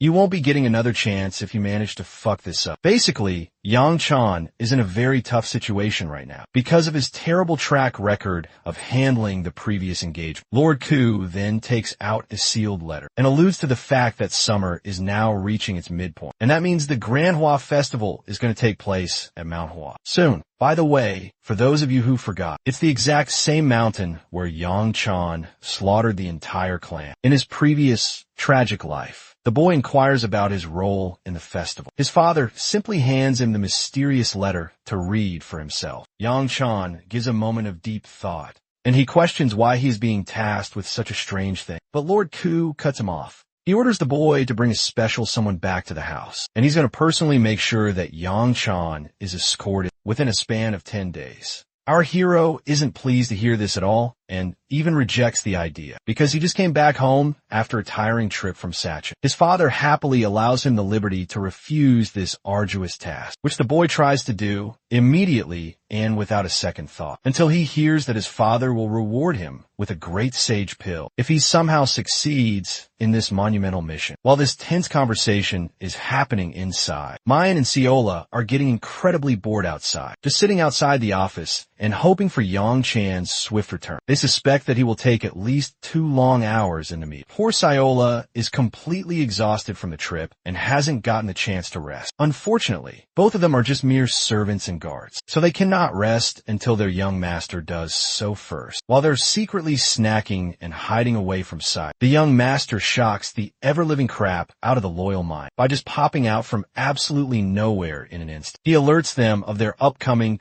perilous journey to Manhwa within the next 10 short days from now. It seems like a very strenuous journey will meet them once again. But it's a direct order from the powerful Lord Chiu himself. So refusing it is completely out of the question for them. Mu Yuan is now curious about the true goal of this journey. The goal is to return back home with his other mysterious sister, who is currently meditating in deep, solitary training up there. In the very next scene, Yangchan secretly spies around to see if the two problematic people, the old geezer and his annoying older sister, are out of his sight. The Namgung family is in Sakyeon, and his sister Hebe is here now, just when the poor kid thought he was finally going to get a break. He has found himself stuck with another incredibly tiresome task. Young Sean is so unbelievably exhausted by this point. He doesn't even care about eating dinner and heads straight to his bed. A few hours later, as our young protagonist is fast asleep, an ominous, shadowy clan member stealthily enters his private room. It's definitely his sister Hebe, and she has brought him some dumplings. Unfortunately for him, she doesn't even wake him up gently, and instead gives him a horrifying scare by choking him awake. The caring older sis is worried about her little bro, after all, and she doesn't want Yang Chan to go around skipping his meals. It makes me really glad to see a positive sibling relationship in a manhwa for once in a very long time. Drunk as all hell, she forcefully shoves the dumpling into his mouth until he's got no choice but to bounce the heck away from his bed, questioning what the hell she is even doing in his room at this hour. Young Chun firmly reminds her that these are his personal quarters, so she isn't allowed to just go and come in as she pleases. But Hebe channels her inner communist energy and then goes, "If it is your room, then it is also my room." She is drunk as shit already and is still ready for more booze. Yang Chan's sister was worried about why he didn't show up for dinner. So this is just her strange way of checking in on him, I guess. Apart from the fact that she is still really annoyed with him about how Yang Chan ended up marrying a Namgung family bitch. The jealous and overprotective older sister is annoyed that he is always giving such strong reactions to the mere mention of his own fiancé's respectable name. But our boy doesn't want to argue with a completely drunk Hebe, who won't even listen to a single one of his reasonable words. Bro just wants her to take her damn booze away to some other place. Hebe thinks that the boy should be celebrating right now for this golden opportunity to spend some quality time with his sister, and she then recommends that they share a room for the night. Yang Chan is not about that particular kind of life though, and he's just like, nah man, fuck this crazy shit, I'm out of here. Hebe thinks that he is being overly rude for absolutely no reason, but Yang Chan believes that it's a completely appropriate reaction when dealing with her crazy ass getting even more drunk as the night goes on. Hebe enjoys her booze while staring at the beautiful view of the stars outside. His powerful older sister then addresses her little brother again, and she recommends that they have a little bit of fun together. And no, it is not about to be a Sweet Home Alabama moment here. She is talking about having a friendly sparring match instead. Yang Chan just acts like he didn't just hear the most ridiculous words that just came out of her intoxicated mouth. He tells her that she must have entered a whole new level of being drunk to say something so completely and utterly stupid to him, and he recommends that she should return to her own room for the night. Possessing an air of deep seriousness in her commanding tone now, Hebe questions if he is truly certain of his defiant words. A confused Yang Chan asks what she possibly means by that, so Hebe simply points directly to his little insignificant chest, stating that she has absolutely no idea how the young boy trained or what he did to get to this impressive power level. But it is crystal clear that a good amount of the energy that has entered his body is not being properly absorbed by him at all. This is actually incredibly problematic because it could lead to major issues. Young Sean reflects for a moment that it is indeed true, that the powerful pearl he received from the great white snake has not been fully and properly dissolved into his young body. It is mainly because his body is still far too immature to handle it and to make it a true part of himself for good. Hebe is of the firm opinion that they need to do something about this situation immediately. It is why she suggested the idea of sparring with him. But that is not the only reason why she did it, of course. Looking at him now with a wicked and playful smile on her face, she expresses that she is just in the mood to beat his ass, and that is why she recommended it in the first place. Yang Chan is now starting to think that neither one of his powerful older siblings is a truly sane person, with the strange and peculiar way that they always treat him. Hebe finds herself stretching out in the training ground in the next scene. She hasn't fought her own little brother in a very long while, and she actually finds herself to be quite surprised to see him adapt to a completely swordless fighting style. Young Chan proudly declares that he no longer relies on a physical weapon, which both impresses her and greatly surprises her at the same time, especially since he was always using a blade up until this very point, pointing her sharp wooden blade directly at him now. She thinks that maybe her little brother has become so incredibly arrogant that he thinks that he no longer even needs a weapon to fight, even allowing him the generous chance to make the very first strike. Yang Chan's eyes widen in surprise, and he tries to remind her that this fight is supposed to be for the sole purpose of helping him to safely release some of the pent-up energy. Hebe just lets out a tired sigh, and she understands that she doesn't have to actually kill him in this battle. After all, she is a fearsome monster who slaughters demons on a daily basis. But as she is in the middle of talking down to him like this, our boy pulls a quick and surprising one on her right then, and he surprises Hebe with a blindingly high-speed lunge towards her. His very first punch actually freaking connects with her soft abdomen, grazing her side and putting her completely off of her balance for a moment. The boy quickly and skillfully hastens to unleash a powerful second strike, which also freaking connects with her body once again, surprisingly, launching his powerful older sister crashing hard into the nearby wall. The boy's internal energy is now more controlled than it has ever been before, but he is especially worried about what is now coming his way next. After he has now finished off his surprise series of attacks on her, from the far distance, his older sister just laughs out loud. And it's not just any laugh. She is laughing like a true evil villain. Hebe is very impressed by her little brother's recent accomplishments, and she completely surrounds herself with a torrent of rampant crimson flames, looking at her current terrifying power level right now. Our hero, Yang Chan,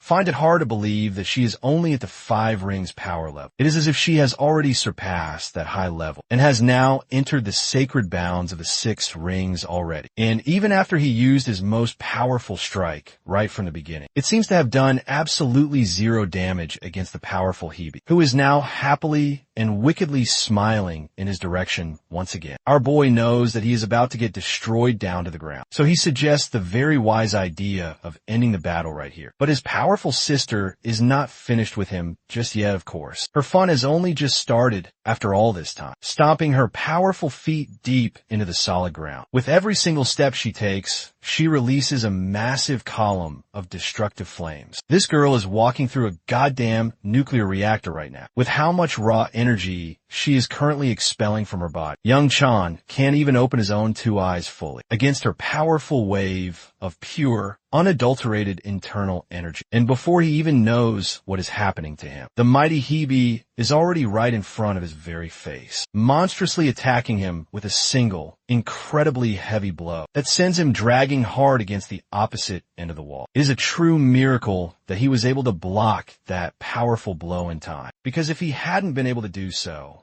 the grave consequences would have put him in the hospital for a very long while. From the far distance, he sees her wooden sword and quickly dodges it. His absolutely maniacal sister comes roaring towards him with her burning flames, making Yang Chan incredibly worried for his own precious life. In a brutal battle against this crazy and powerful psycho bitch, expending some of her vast energy into her nimble feet now, she swings a truly destructive and powerful attack from his exposed side. But it doesn't end there. She forces Yang Chan heavily on the defensive, with a flurry of back-to-back, incredibly heavy attacks. Using her martial arts alone, I know that Hebe is supposed to be really strong, but credit must be given where credit is truly due here. Our protagonist is holding his ground pretty solidly right now. Well, unfortunately for him, however, Hebe ends up retrieving her powerful blade from the solid wall, and she stops her fiery slash at the very last second, right against his neck. This fight is now over. She grabs him by his hair and recommends the child to tighten his mouth shut for the very next incoming attack, or else he is going to end up with a completely broken jaw for his troubles. Now that is a truly scary and terrifying threat to receive. Well,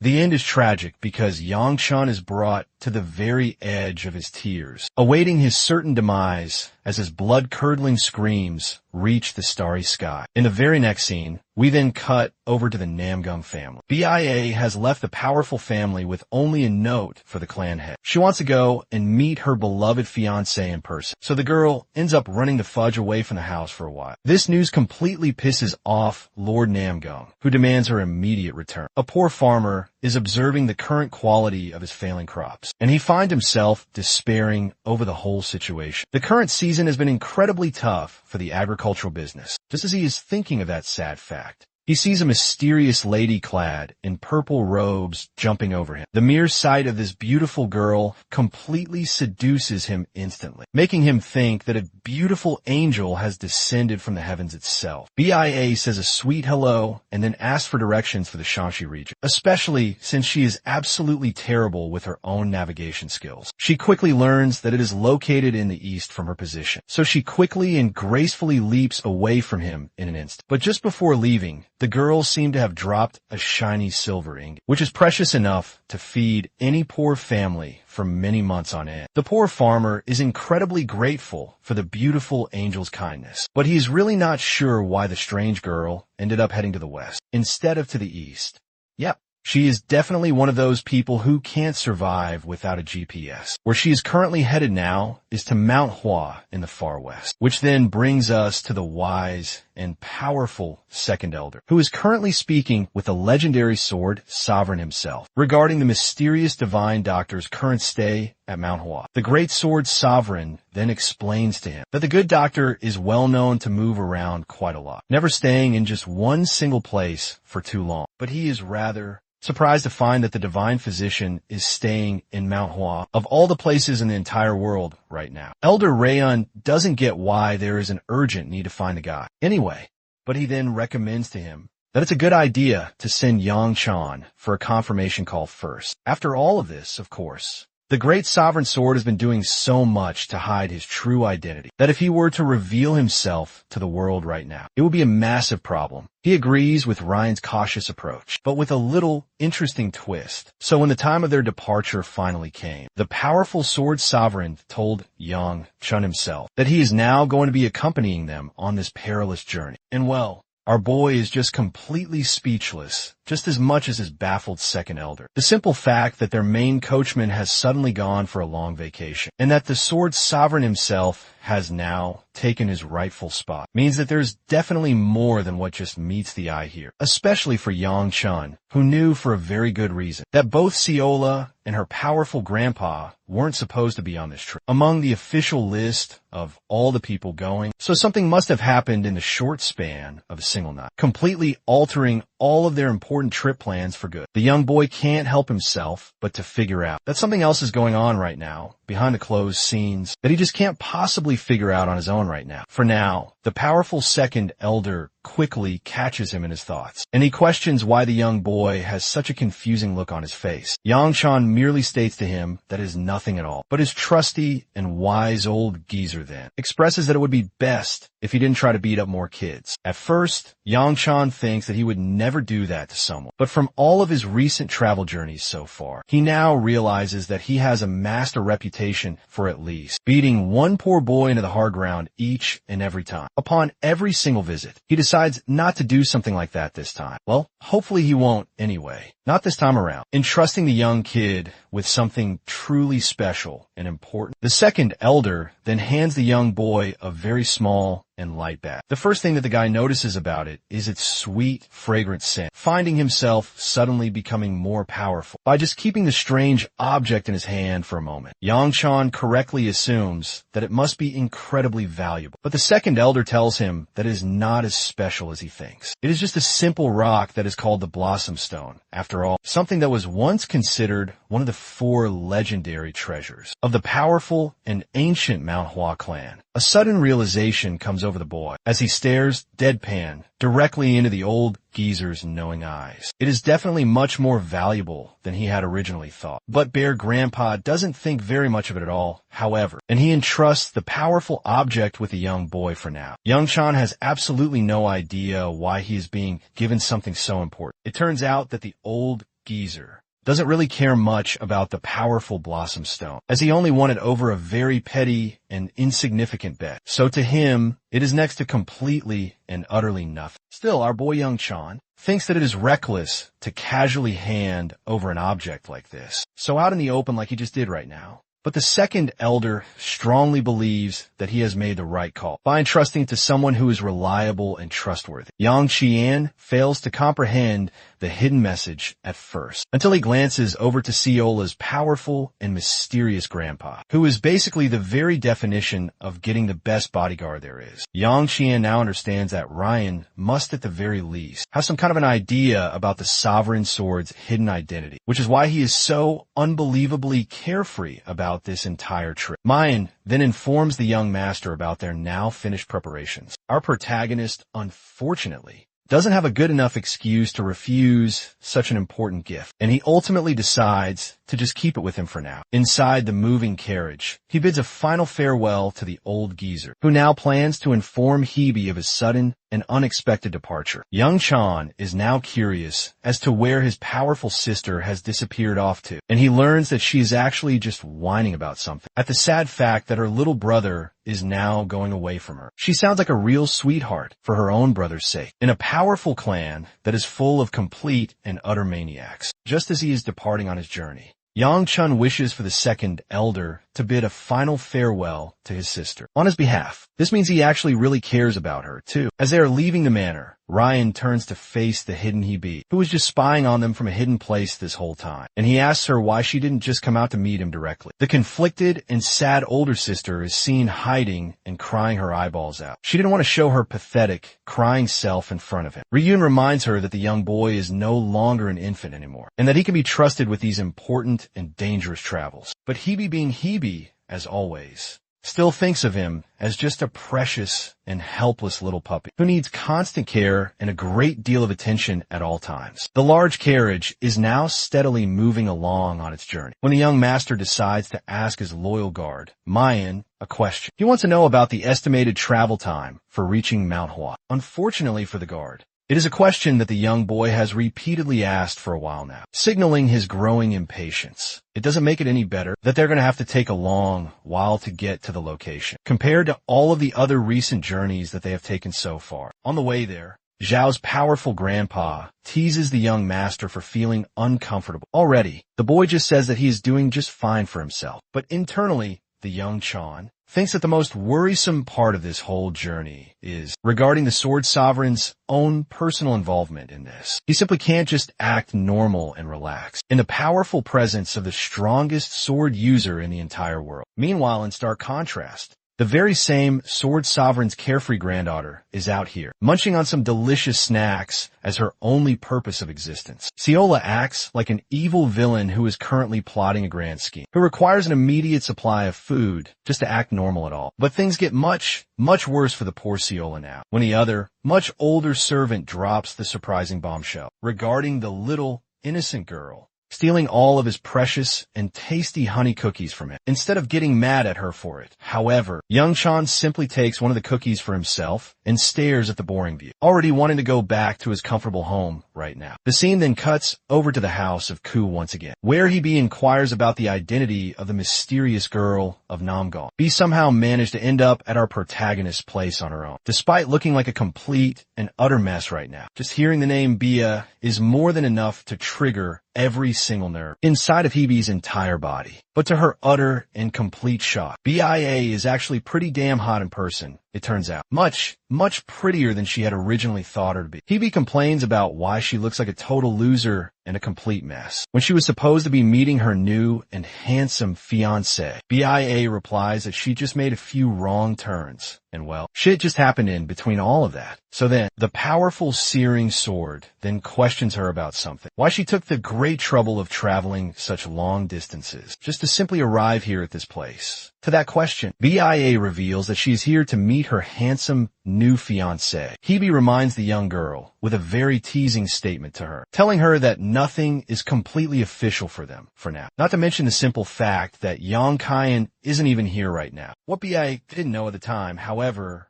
is the fact that she was currently speaking to her fiancé's older sister. Hebe proudly introduces herself as the young brat's personal caretaker. She looks so unbelievably proud of herself for that statement. That BIA immediately adjusts her beautiful and flowing hair, and she properly shows her deep respect by sitting down politely. She then inquires about where her beloved fiancé went off to. But Hebe is again very proud to reveal that he's way far off, traveling to Manhwa, which means they won't be meeting anytime soon. But the mere mention of Manhwa makes the young girl incredibly happy. Instead of wasting another single word with the annoying Hebe, she dashes away into the open skies with incredible and blinding speed. This simple act completely confuses Yang Chan's powerful older sister, making her wonder if she is disheartened enough to finally go back home. She is also very pissed that BIA didn't even stop to say goodbye, which is incredibly disrespectful. That important matter aside, for now, the scene then transitions over to Yang Chan's traveling group. They're currently resting after a very long and hard day of travel, but Seola's mysterious grandpa is up and away from them, maintaining the campfire. He senses the young boy's powerful energy from nearby. The perspective then zooms into our hero, Yang Chan, who appears to be confident in his own ability to conquer the fourth ring. Very soon, in fact. However, for now at least, he is finding it incredibly difficult to circulate his new energy in his body. The complete control of his own energy is the polar opposite of what he intends to do with it right now. That is why he desires to break free from his current power level, compared to his incredibly powerful older sister, who is explosively wasting away all of her vast internal energy without any single problem. He can't even channel normal energy that well. This all comes down to a massive difference in talent between the two. Still, Yang Chan refuses to just whine about it like a bitch all day, and he instead decides to double down on his intense training process. The very first act of his new training is to simply breathe in and then to concentrate on his own vast reserves of energy. Moments after that, his energy begins to channel all over him, expelling his powerful aura outwards. Well, apart from that, the sweet scent of the blossom stone now distracts him. Unfortunately for him, he can't even just toss it away from him, as it is a very valuable and important item from the old geezer. The fragrant scent of the mysterious stone appears to be much more potent now than before, and it hinders his deep concentration because of that simple fact alone. Faced with multiple different hurdles in his training right now, the young boy concludes that he should just end his training cycle for the night. It is then that he spots a sudden, strange wave of beautiful blossom petals erupting from out of absolutely nowhere in the night sky. They are not supposed to be here in the middle of summer, after all. Suddenly, a strong and powerful voice declares him a complete outsider, rather than a true and worthy child of the great Manhwa. The mysterious, spiritual pink figure appears to have an ambiguous form, and it then disappears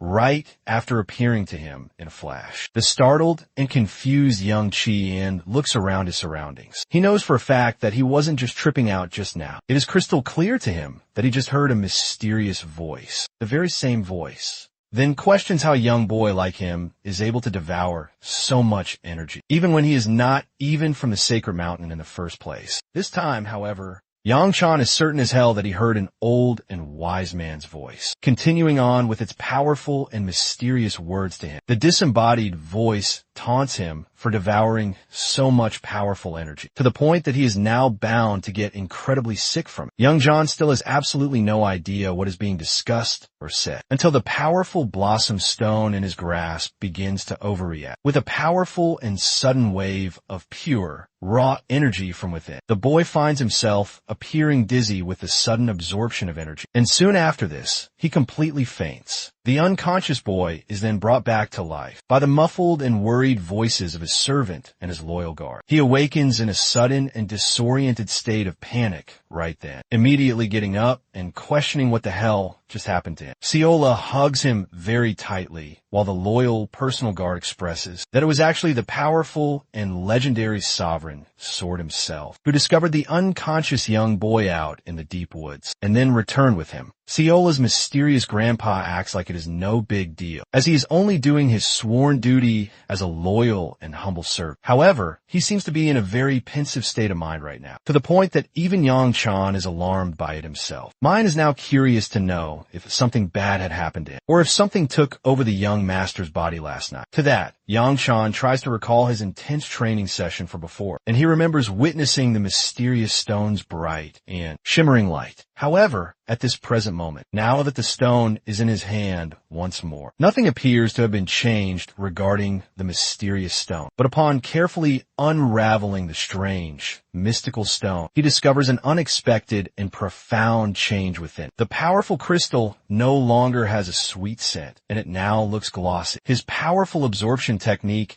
ended up absorbing the stone's immense power, and that resulted in him losing his consciousness for a while. He did have very high expectations for the fabled treasure of Manhwa, but not to this unbelievable level. The fact that his body has absorbed it now presents another brand new situation to him to deal with. Sensing his own vast and powerful internal energy now, the young boy is extremely happy to conclude that he has actually finally stepped into the legendary domain of the fourth ring power level. Later on that same day, in their long and arduous travels, young Shun is seen resting comfortably inside the carriage, collecting his thoughts. He still has absolutely no idea how the development from 3 rings to 4 rings managed to happen overnight for him like it did. Both the loyal Mayan and the powerful sword sovereign seem to be keeping a close eye on the young boy, so he is getting a little bit uncomfortable because of it. Seola, on the other hand, for her part, is busy sniffing him out. Yang-chan is shocked that he has a scent, even though he has already switched out his clothes and even bathed, but only this time for some strange reason. Seola surprises him by saying that he now smells like a beautiful flower. The boy tries to blame their immediate surroundings for the smell, believing that it must be coming from the window or something. However, the innocent Seola is completely unconvinced by his explanation. She is very firm in her own personal opinion that the smell is a part of him. The simple fact that Seola has been able to recognize this profound change means that his powerful internal energy did, in fact, increase for the good this time around for him. At the 3rd ring, even he could at most just expel heat from his body. But from this very important point onwards in his training, he thinks that it should be no big deal for him to shoot out powerful fire attacks without any significant hurdles at all. My man became in their last epic battle with each other. Either he is a huge fan, or he is still completely terrified from the experience. Anyway, it is a long shot for him from actually using it right now. But Yang-chan is very confident that later down the line in his journey, he will find a worthy victim to experiment his brand new strength on. Both Seola and Yang-chan find themselves completely distracted for a brief moment before the moving carriage takes a sudden and violent bump in the road. They crash with a very heavy and loud thud on the ground. As the other, older servant inquires if the young master is doing okay, the boy immediately gets up to ask Mu Yan what had just happened. But for some strange reason, he is completely non-responsive and dead serious, staring something down intently. Young Chao looks out of the carriage window, and he discovers an unknown man dressed in a fine white robe. The mysterious man respectfully and humbly apologizes to them, and based on his unique blossom emblem alone on his robe, Yang-chan figures out that this guy must be from the Manhwa sect. The guy then introduces himself as the legendary Young Fawn, a powerful disciple of the 3rd generation, with a bunch of questions to ask. To top it all off, he is the very same dude who ended up getting completely severed at the powerful hands of Yang-chan himself in their previous fateful encounter with each other. Our young protagonist faces a great deal of guilt for the actions he committed in the past, knowing that he had slaughtered someone so completely and utterly ruthlessly from the powerful and ancient Manhwa sect. Maya, on the other hand, finds an incredibly offensive gesture for the Manhwa sect to send one of their very best martial artists to stop their carriage. The man Young apologizes to them once more for his actions, emphasizing that his goal was not to stop their moving carriage, but just a simple means of getting a verification from them. He desires to know if one of their very own disciples is actually hiding out in their moving carriage at the moment. Young Chan is desperately hoping that he is not, in fact, this mysterious and unknown disciple. All of a sudden, the powerful Blossom Sword Dragon strides ahead of them all, stating that he had sensed a peculiar and strange aura from them. But Mu Yan remains a coiled viper, on maximum alert. He issues a chilling ultimatum, warning the man that one more step will force them to respond with deadly violence. Young, completely unfazed, turns his gaze upon Yang-chan, a strange excitement gleaming in his eyes as he asks why our hero is steeped in the sacred aura of their mountain. That question alone sends a jolt of pure ice through Yang-chan's veins. Our boy knows he's cornered, utterly screwed without an answer. In a bizarre twist, a phantom voice confirms his dire predicament. It's the very same old man, the spectral entity, that was the source of his torment the previous night. And this ancient ghost is completely flabbergasted that Yang-chan can see his tiny form. Scrubbing at his eyes, Yang-chan struggles to process the impossible, questioning if what his eyes are showing him is the actual truth. But it seems the minuscule elder floating before him is, in fact, entirely real and conversing with him. Seeing him completely lost in his own world, Young demands the boy's attention. Yang-chan is out here confused as all hell, wondering if he's on some potent drugs, or if this is the bizarre result of overtraining his body. The tiny elder takes immediate offense to this, and reminds our protagonist that this is very much a real situation. Young shows genuine concern over the young master's condition, while our hero, in his daze, inquires if the other man can perceive the floating figure beside him, this so-called insect-sized old man.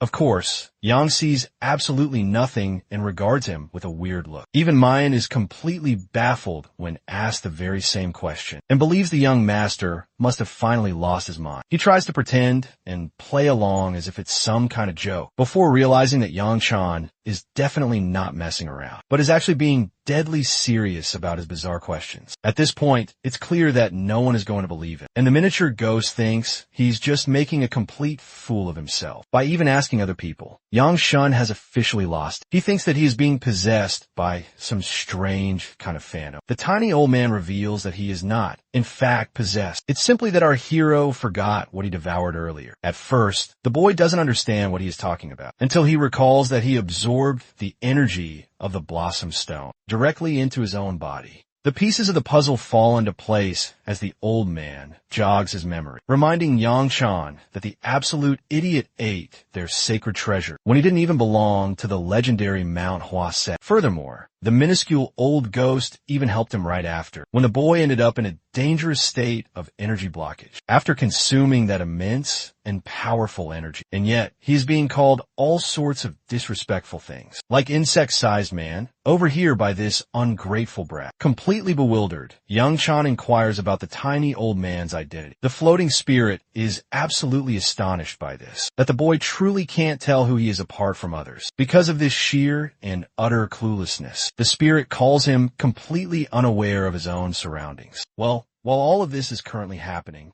Muyan and Young are confused as shit, because from their perspective, the young master is just talking to himself like a madman. The ethereal spirit decides to perform an act of proper courtesy, and he finally and properly introduces himself to the boy. He is actually the renowned 8th leader of the great clan, Shincheil, also known as the Immortal Sword. Now, to truly grasp the sheer significance of this character, we must first delve into the depths of the greatest war in history, one that occurred long before the arrival of the dreaded heavenly demon, the great and terrible Demon Blood War. This war was successfully fended off by 5 truly notable figures. These were expert and legendary martial artists, whose glorious names were forever etched into the annals of history. This great Shincheil just so happens to be the paramount ancestor of the Manhwa set, sharing no equal to his name in his legendary reputation. And that exact same legendary guy is now just a tiny old man that nobody else can see, except for some reason, our hero, Yang-chan. The really funny thing is, Yang-chan can't even stay quiet in his own internal thoughts, because the powerful old man can hear everything that he thinks about. Now that the kid has come to learn of his awe-inspiring reputation, Shincheil is desperately hoping that he will be properly respected now. But Yang-chan, being the typical Yang-chan, proves to be the complete opposite and is still incredibly stuck up. He questions why the great old man was stuck inside of the stone. Unfortunately, the little ghost doesn't even know that about himself. It's more like he was actually expecting that Yang Chuan will be the one to fill in all of those missing gaps for him. So they are both at a complete and utter loss with the way things are going. The most curious question for the great Shin Chiol is why a complete outsider from the sacred Mount Hua set was able to fully absorb the incredible powers of the Blossom Stone, when it should not have even been possible for him to do so. Faced with a direct and probing question like that one, our hero goes completely and utterly speechless. His telling reaction is a good enough sign to the wise old man that Yang Chan definitely knows something that he does not know. The best thing that our protagonist can do is to simply avert his eyes. Instead of hammering him down with even more difficult questions, the tiny ghost confesses that young kids at Yang Qian's age are known to hide things, and he respects that as his wise senior. So he won't be annoying him about it anymore for the time being. Because of this simple gesture, Yang Chan is now indebted to him for being so patient and completely understanding with him. At the very same time,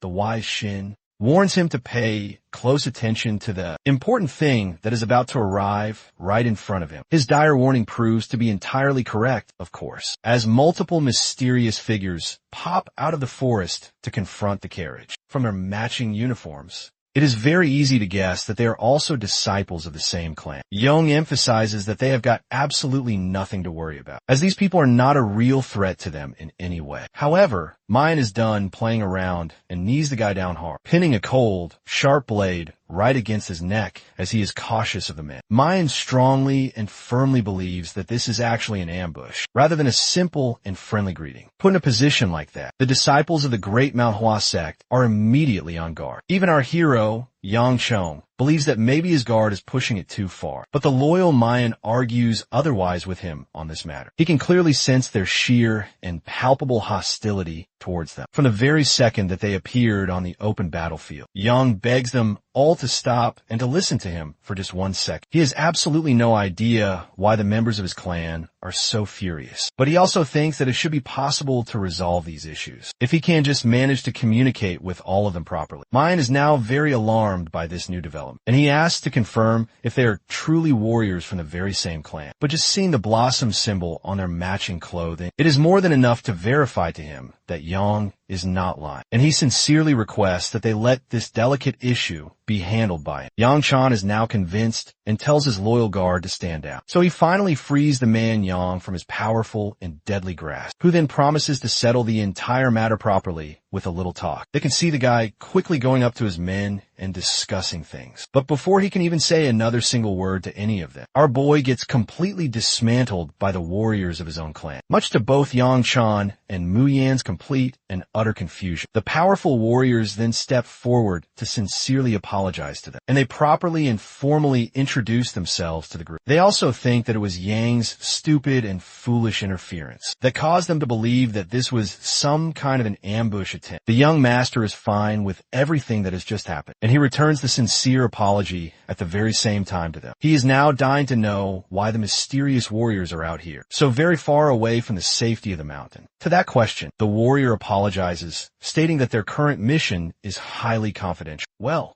until Yang blurted out some crucial and private information about their clan members, suddenly going completely missing all of a sudden and without a trace. The strange thing about this entire incident is that under the direct command of the Blossom Sword Squad of the Manhwa set, it doesn't really make any sense that so many of them are now missing all of a sudden anyway, for whatever reason. That is one of the main reasons that they were actually patrolling the area. And Yang stupidly ditched them all without a word to anyone, after sensing some powerful energy coming from the moving carriage, and he then ran far ahead of his group on his own. Sean realizes that it must have been because of his own familiar energy that drew them all the way out here to his current location. Wow. Shin tells the boy that there is no longer any real threat to worry about, as he has already blocked off all of the excess leaking energy. This now means that they will no longer be able to gauge the energy coming from him anymore. When Yong points directly to the young master, Yongchan, stating that they can sense one of their own clan's energies from him, the warriors then end up confirming to him that they can indeed sense a faint hint of their power from within him. This simple confirmation shocks the boy quite greatly, because earlier, Shin had just told him that he had blocked it all off. The immortal sword advises the young boy to just whip out his special rock, and to finally settle the entire matter once and for all. So that's what he does, shocking both Yang and the powerful warrior with his actions. Yang Chun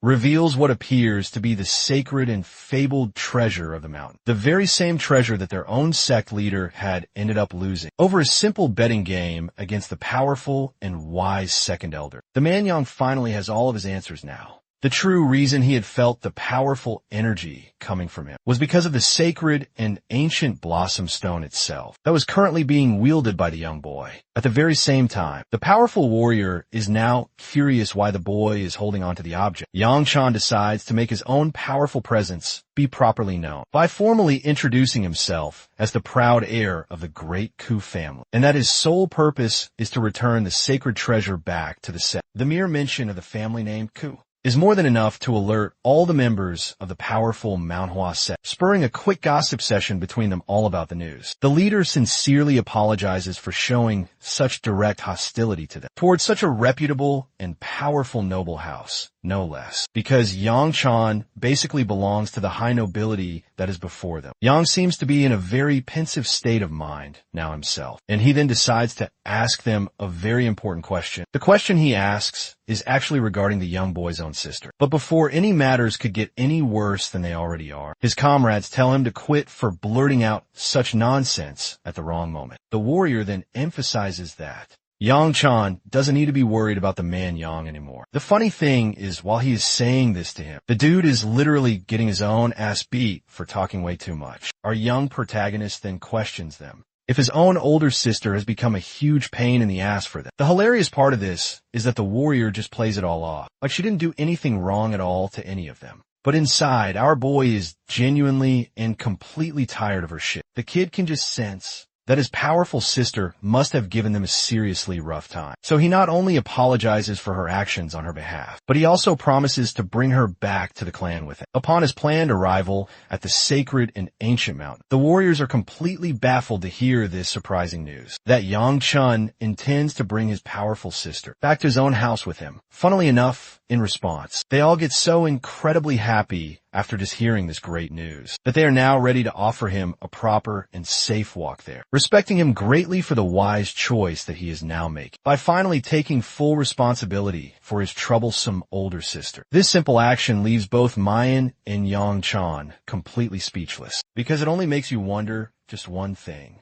just how much immense trauma she has inflicted upon these poor warriors. Later that night, the scene cuts over to Yang Chan's powerful sister, who is standing at the very door of her teacher before coming inside. The senior lady is very impressed by the little girl's great vigor and bravery. It is so very late at night right now, and yet she fearlessly arrives to visit her each and every single night. The young disciple walks with heavy and tired steps towards her before she crashes right into her beloved teacher's warm and loving embrace. They then talk about the poor woman's current health condition and how she is now feeling a little bit better than before, seeing the bright moonlight. This gives the young girl an air of great relief. The senior lady considers it a great pity, however, that the little girl's nightly visits will soon come to an abrupt end, as she will be returning back to her own family sooner or later. But the mere mention of her returning home causes her to grow tense and silent. Her strong reaction signals that she is still incredibly uncomfortable and dislikes her own family. Adopting a very menacing and dark tone, she then declares in a fit of pure anger that she does not consider those people as a part of her real family. This incredibly harsh confession leaves her master in a thoughtful mood, but she is not the type of person to invade into the private matters of others, and so she does not probe any further into the matter with her. But the young disciple then corrects her own dear master on this, showing her the deep and proper respect that she truly deserves. After all, Her master was once known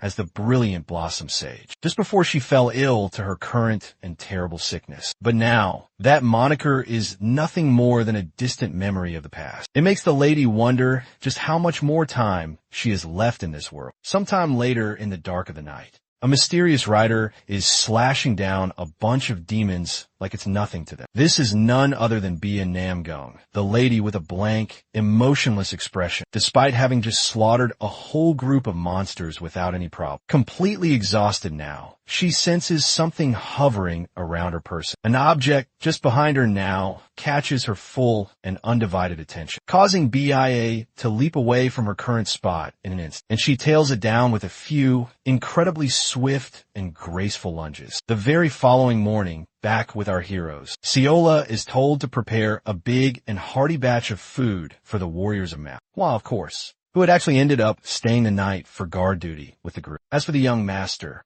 Yang Qian, the boy is already incredibly annoyed with the mini ghost stalking him around, and he asks what is the easiest and fastest way to get rid of him. Shin reminds the young kid that he wouldn't be so stubbornly attached to him if he even knew a way out of this situation either. Curious for a question, Yang Shan calls the mini ghost an old man yet again, causing him to yap on and on about his introduction as the immortal sword all over again. Seeing the dude in a very pitiful and sad, tiny state, Yang Chan gives him one hell of an untrusting look. Still, he decides to go on with his line of questioning. With his question, and he's about to ask the ghost something, when Shin emphasizes that the young boy's worries are completely pointless, as he has absolutely no intentions of stealing the kid's body for himself. Nothing of that sort is ever going to happen between them at all. The young master of house, Ku, struggles to believe him, however, as it is coming from a ghost of all people. Of all things, Shin senses that the boy has things to feel guilty about, as if he is carrying a lot of heavy and dark burdens inside of him. Feeling nervous now, the boy asks for a quick clarification on this. Shin is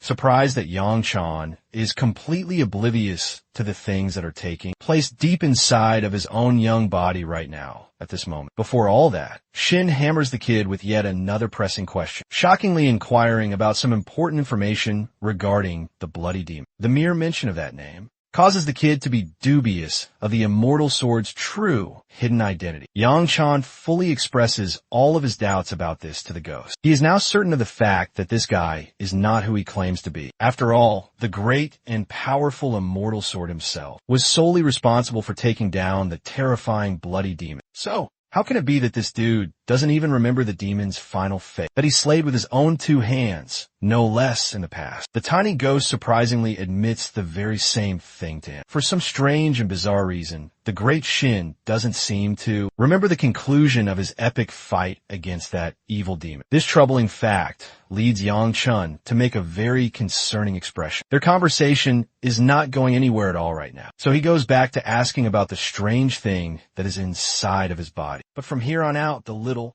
mini ghost is giving him a serious attitude for not trusting in his identity. So he is now going to be completely uncooperative as well with it. But he ends up complying with his request anyway, in the end, as the great Shin finally reveals to him that not even he understands what is going on inside of Yang Chan's body. What a way to conclude that important discussion between them. The old man claims that he just finds it very interesting that the young boy can't even sense what is going on with him, especially when there's a violent, dark energy currently inside of him. For now, at least, the great Shin is doing his best to contain the energy, but it is definitely nothing to just scoff at and take lightly. Young Chan wasn't sure that it was going to be that serious at all, so the mini ghost then offered him a chance to test it all out. But before the young boy has a chance to decline his generous offer, the powerful and ancient immortal sword releases his firm hold on, which then releases the exorbitant amount of dark and evil energy from inside of Yang Chan. The dark energy is so vile and pulsating that it quickly surrounds the boy and attempts to swallow his entire being, before the great Shin quickly contains it once again inside of him, believing that the little demonstration has served its purpose well enough. The kid is now scared shitless and can't believe what he just experienced. The great and powerful immortal sword then emphasizes that it is the very reason why he has been containing it so far. For the young boy's own good, of course, and for his safety. Why that dark thing is inside a Yonkaian is something not even he knows. Though the kid still has a ton of pressing questions for the ghost, Shin thinks that the conversation shouldn't be pursued any further. For today, at least. Even though Yang Chun gives him a stubborn attitude, the great Shin then points up to the clear blue sky above them, and he states that there is something that he's got to deal with.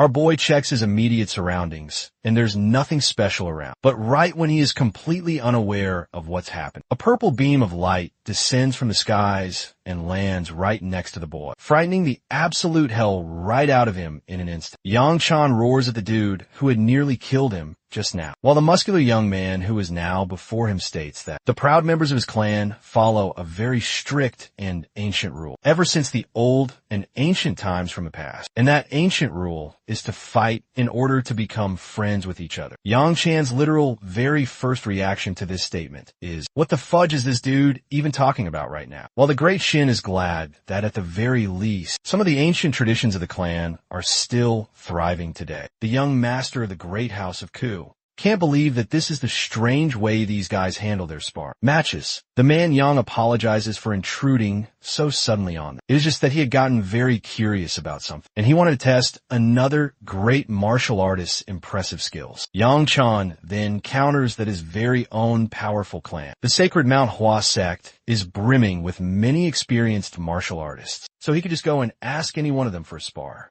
The man Yang finds himself completely cornered with that simple response, and he now shows a very disappointed face to our protagonist. The great Shin tells Yang Chan about the importance of the kid before him. This guy is supposed to be the youngest and most elite martial artist among their entire and powerful clan. His impressive stature is the very definition of a towering wall of talent. Unfortunately, that is the one reason that the man Yang feels so bad about himself. He can't seem to get along with all of the other people. Well, because of his own great and thriving natural-born talent. The great Shin is shocked by the young boy's knowledge of someone he is meeting for the very first time. I have to remind you all once again that the mini-ghost can read all of our protagonists' private thoughts, which really makes me very curious about their future interactions together. Anyway, Yang Chan surprisingly decides to accept the duel offer, when, in fact, we all know that his usual attitude is to avoid all of these unnecessary confrontations. But he is ready to go this time around for a change.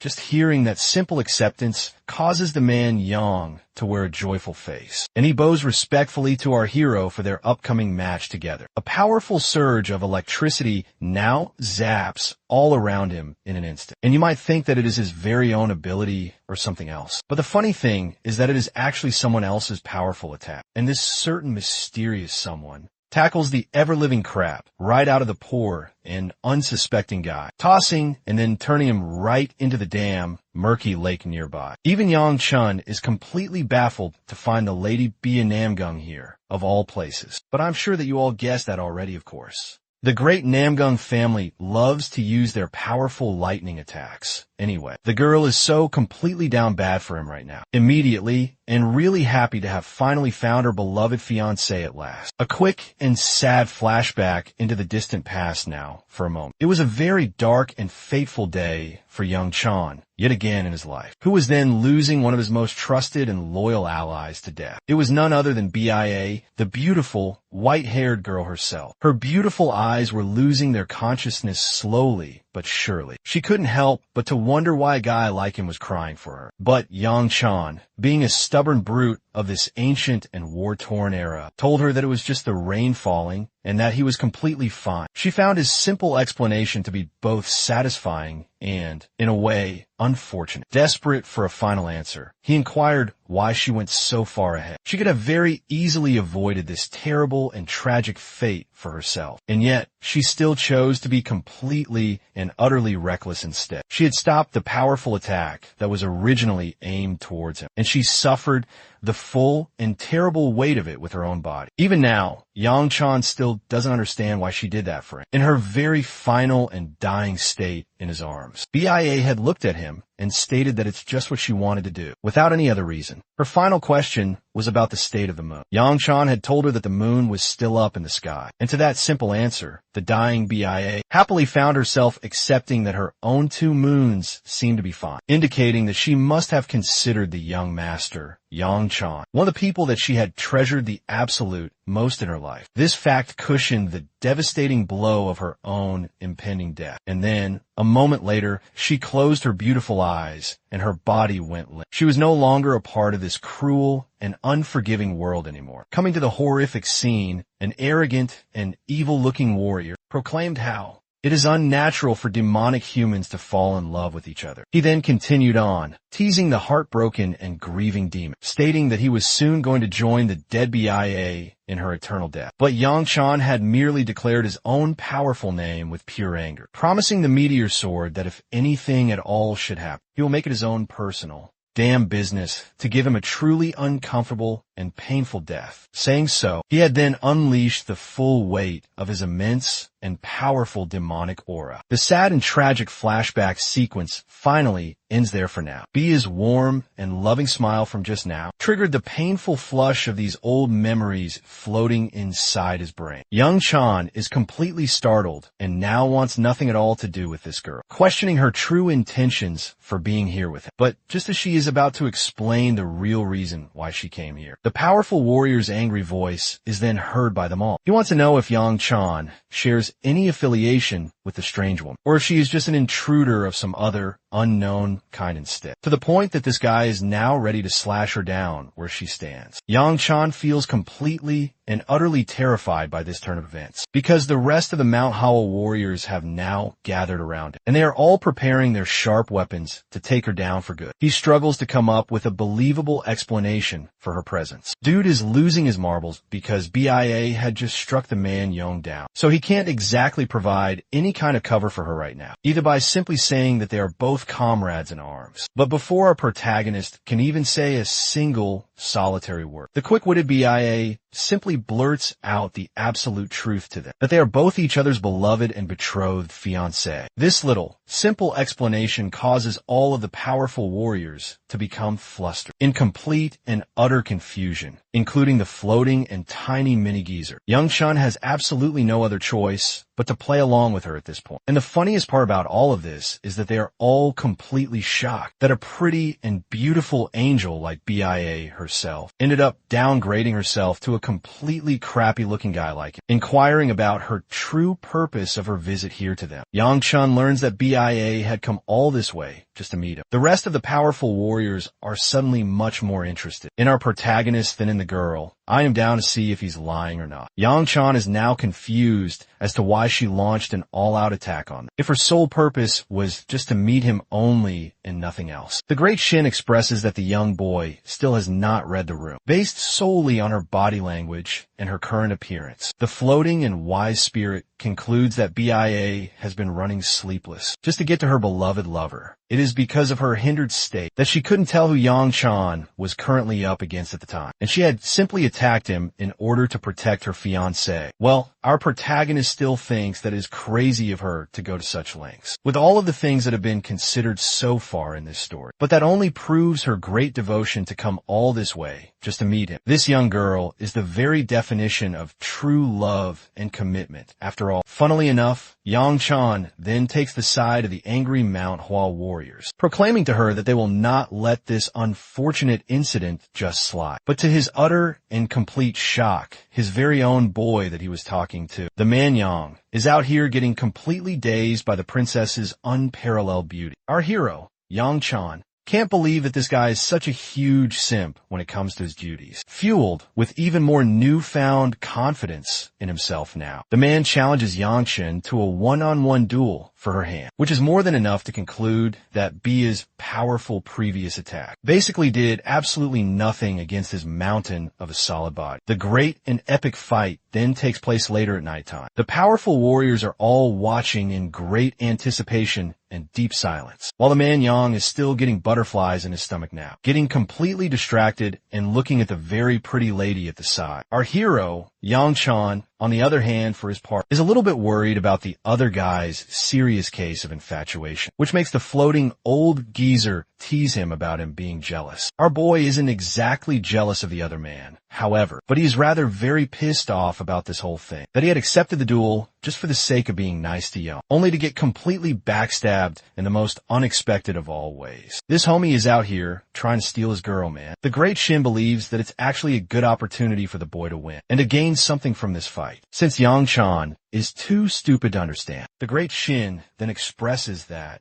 this is just the perfect and ideal time to test the boy's brand new strength. Meanwhile, during all of this, Ciola and all of the others are enjoying themselves with good company together, questioning how and when a lady BIA had managed to get here. Mine appears to be the only one who is actually worried about all of this, caring for the young master's current condition in this dangerous battle. The great warriors of the powerful Manhwa sect are out here, placing all of their bets on who will be the victor of this fight. But ultimately, in the end, they all think that the real winner of this epic battle is already decided, and that it is going to be the man Yang, thanks to his completely godlike and immense natural-born talent. The guy has a very fun-loving attitude on the side of things, but he is a real and true monster during an actual, real fight. The great Shin even notices this as the Blossom Warrior prepares his blade, channeling his vast energy and surrounding himself in a bunch of petals. Out of a deep and profound respect, he announces his very first attack. In a direct response to his beautiful and blossoming energy, our protagonist then whips out his own scorching hot and crimson flames, stunning the many spectators with his incredible control over the internal energy, surprising the likes of the great and legendary sovereign Sword himself. Yang Chan unleashes a similar state to that of his powerful older sister, igniting himself in a deadly and beautiful cloak of pure red fire, while at the very same time as this is happening, believing that he is absolutely nothing when compared to Hebe's powerful flames. Though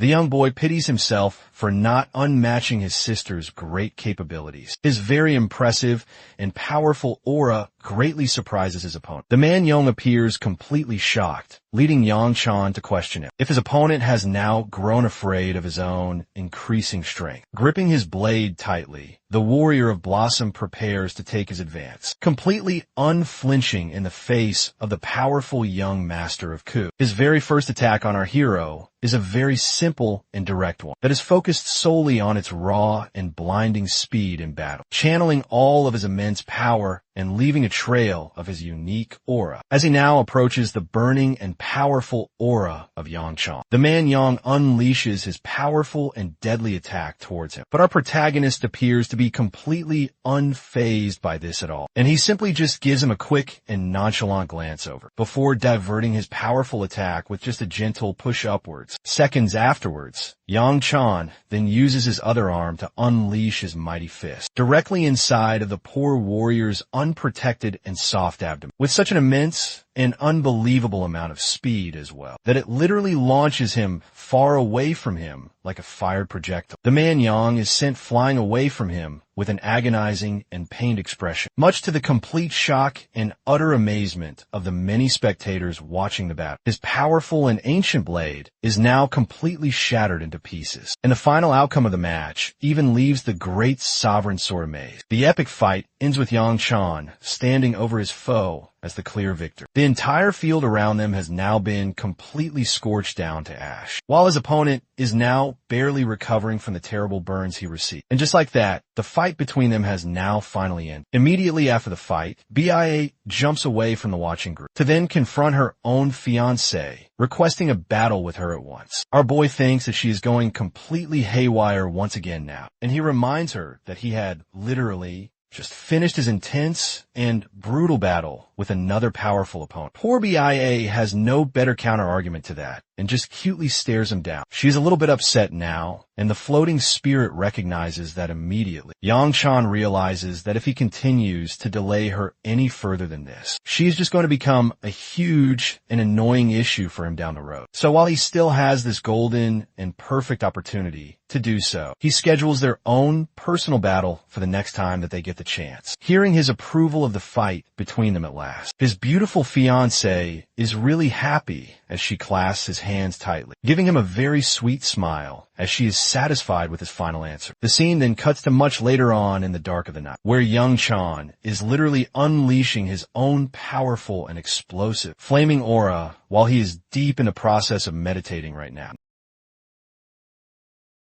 Having breached the fourth ring and touched his central core, a legendary feat, Yang-chan casually dismisses it, as if this grand achievement is nothing worth celebrating. But Shin declares the boy possesses a simply unfathomable reservoir of latent talent, a power brimming within him that defies his young age. However, a grave warning looms. Should he dare to push beyond the boundaries of his central core, he could very well push himself past the brink of no return. This risks a catastrophic overload deep inside his very being. His curiosity ignited about the nature of this core. Yang-chan is taught that this power source, the core, is directly synchronized with his own internal life force. This means that the more raw energy he dares to unleash, the more immense the strain on his core will become. The implication is terrifying. Our hero cannot use any truly reckless abilities, nothing beyond projecting the simple flames from his body. The sheer, crushing weight of wielding such an advanced technique would shatter his unstable core, news that strikes Yang-chan like a thunderclap. He, who had envisioned a relentless, meteoric rise to power, now faces an impassable wall. He has hit a plateau and must learn patience, shattering the solitude of Yang-chan's training. Yang arrives, astonished to find his powerful rival looking utterly dejected, even in the wake of his supposed glorious victory over him. The boy asks what purpose brings him to this sacred training ground. In response, Yang executes a deep, respectful bow to his former opponent. He offers his profound gratitude for the lessons learned in his own crushing defeat. Yang understands that their battle held a much deeper meaning. He knew that Yang-chan was imparting a powerful, hidden lesson. Shin, the ancient spirit, is immensely pleased by how Yang now handles failure. It is a testament to his ability to maintain a warrior's positive mindset, to see growth even in the bitter ashes of a terrible loss. But the same cannot be said for the victorious Yang-chan, who is out here tormenting himself with frustration for having to stake his very existence on a simple training bout. Yang-chan bluntly clarifies to Yang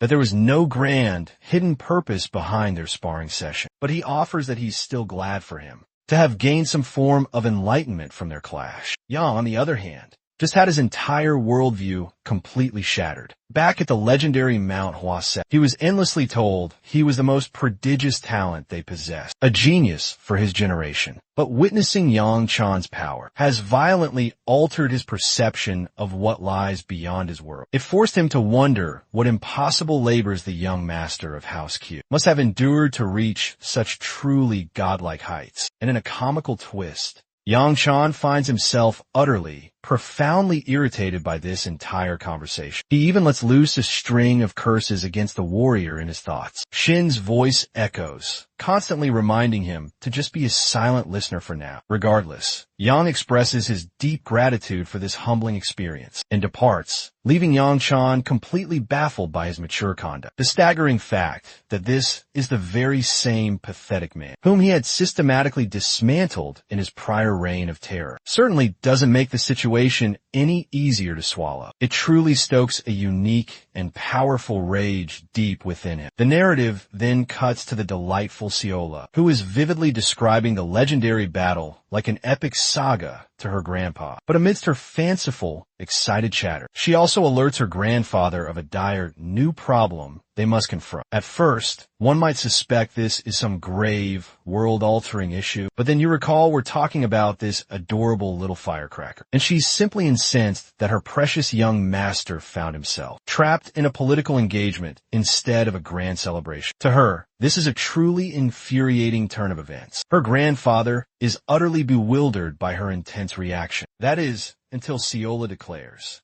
that she has absolutely no idea what getting engaged to someone even implies. The little potato then erupts with pure cuteness, fiercely stating that she is the only one who has the absolute right to do as she wishes with the young master. So, I suppose a spark of jealousy is there too. The legendary sword Sovereign then decides to shatter her charming innocence by at last explaining to the sweet little girl what being engaged to someone truly signifies, and the revelation shocks her to her very core. In the chaotic aftermath of his duel with Yang, a whole host of new problems have erupted for our protagonist. The first among them is Seola's deeply depressive reaction. She seems utterly dejected and withdrawn, even though she is normally the most jubilant when it comes to meals. It's reached a point where even her wise grandfather is gravely worried for her. The little potato just shakes her head, completely resigned, as Young Chan demands to know why she isn't properly eating her meal. He also chides her for the endless stream of sweets she consumes, suggesting they might be the cause of her ruined appetite. Meanwhile, BIA is selecting a morsel to enjoy, when like a flash of lightning, Seola steals it right from her bowl, devouring it herself. The Namgung heiress attempts a second time, and yet again, Seola strikes with the precision of a vengeful machine. Young Sean wonders what in the hell has possessed her, but before he can even utter a word,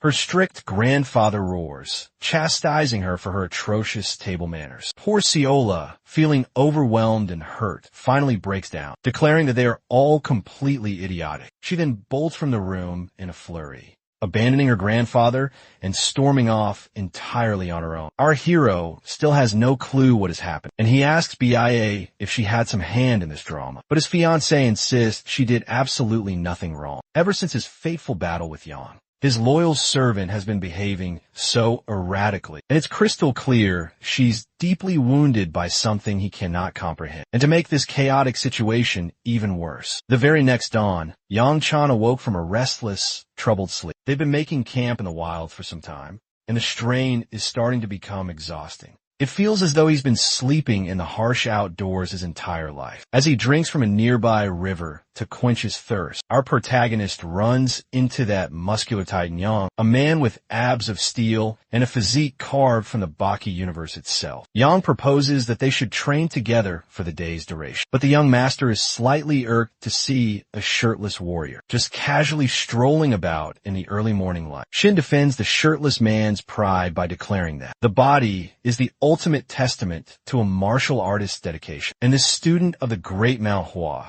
clan only improves, growing ever stronger the more they hone their physical vessel. To put it simply, they're basically forging these warriors for the next Mr. Olympia competition. Regarding Yang's training offer, our hero flatly rejects it, stating that he has a far more pressing matter to attend to. Deeply intrigued by what this mysterious task could possibly be, Yang questions if this day holds some special significance. Yang Chan pauses for a moment, pondering the true gravity of this day, and the scene transitions, showing him continuing his epic journey. From within the carriage at long last, they have finally reached the main bastion of the legendary Manhwa clan. The fortress is perched so impossibly high that Yang Chan can't help but complain. In the next scene, the man is absolutely furious, wondering what kind of absolute maniac would think it was a good idea to construct their entire base atop a treacherous mountain. Yet at the same time, it's a welcome change that the warriors of this clan are so understanding, especially when compared to the other noble houses he's encountered. The proud warriors of this sect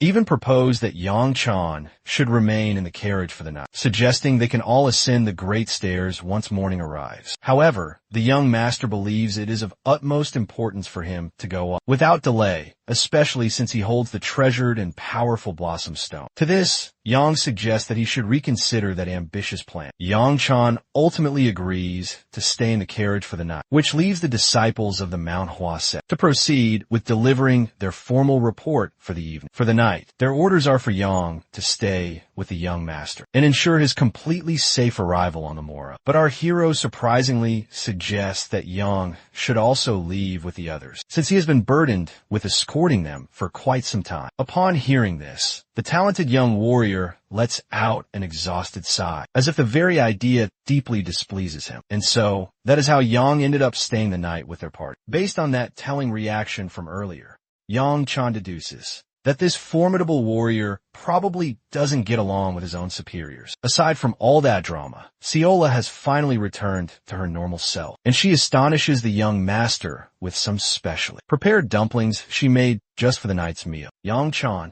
is truly overjoyed to find at least one positive thing about this day, and he can finally savor this small moment of peace. Shockingly, his servant even offers him a drink of water as well. She's being excessively kind all of a sudden, which makes him question what in the world prompted this change in her. All she does in return is let out a joyful laugh, because she is happy enough just to be of service to him. Yang Chan struggles to connect the disparate clues of this puzzle. Just a few days ago, this very same girl was upset as all hell, and now she's perfectly fine. To make her even happier, he gently pats her head, a gesture acknowledging a job well done. This simple act makes her incredibly joyous, but he then spoils the moment by reminding her how she is usually, the complete and total opposite of what she is right now. As for BIA, the girl emerges from nowhere and offers to feed our hero a dumpling. Yang Chun surveys the invisible battlefield raging between these two women and furiously calculates what the correct move would be here. Meanwhile, Seola's eyes burn with the intensity of a demon, staring down her nemesis, a single, innocent dumpling. The girl literally intercepts and chomps down on BIA's offered dumpling, devouring it in her own mouth, all for her master's sake, while shooting BIA a glare as sharp as a razor, despite being completely ambushed and taken off guard. Yang Chan's fiancée does not react with any hostility. Instead, she simply offers a gentle smile in her direction. This unexpected kindness clearly makes Seola feel a pang of guilt for her reaction. And all the while, our hero takes careful note of the rising tension between them. Well, for now at least,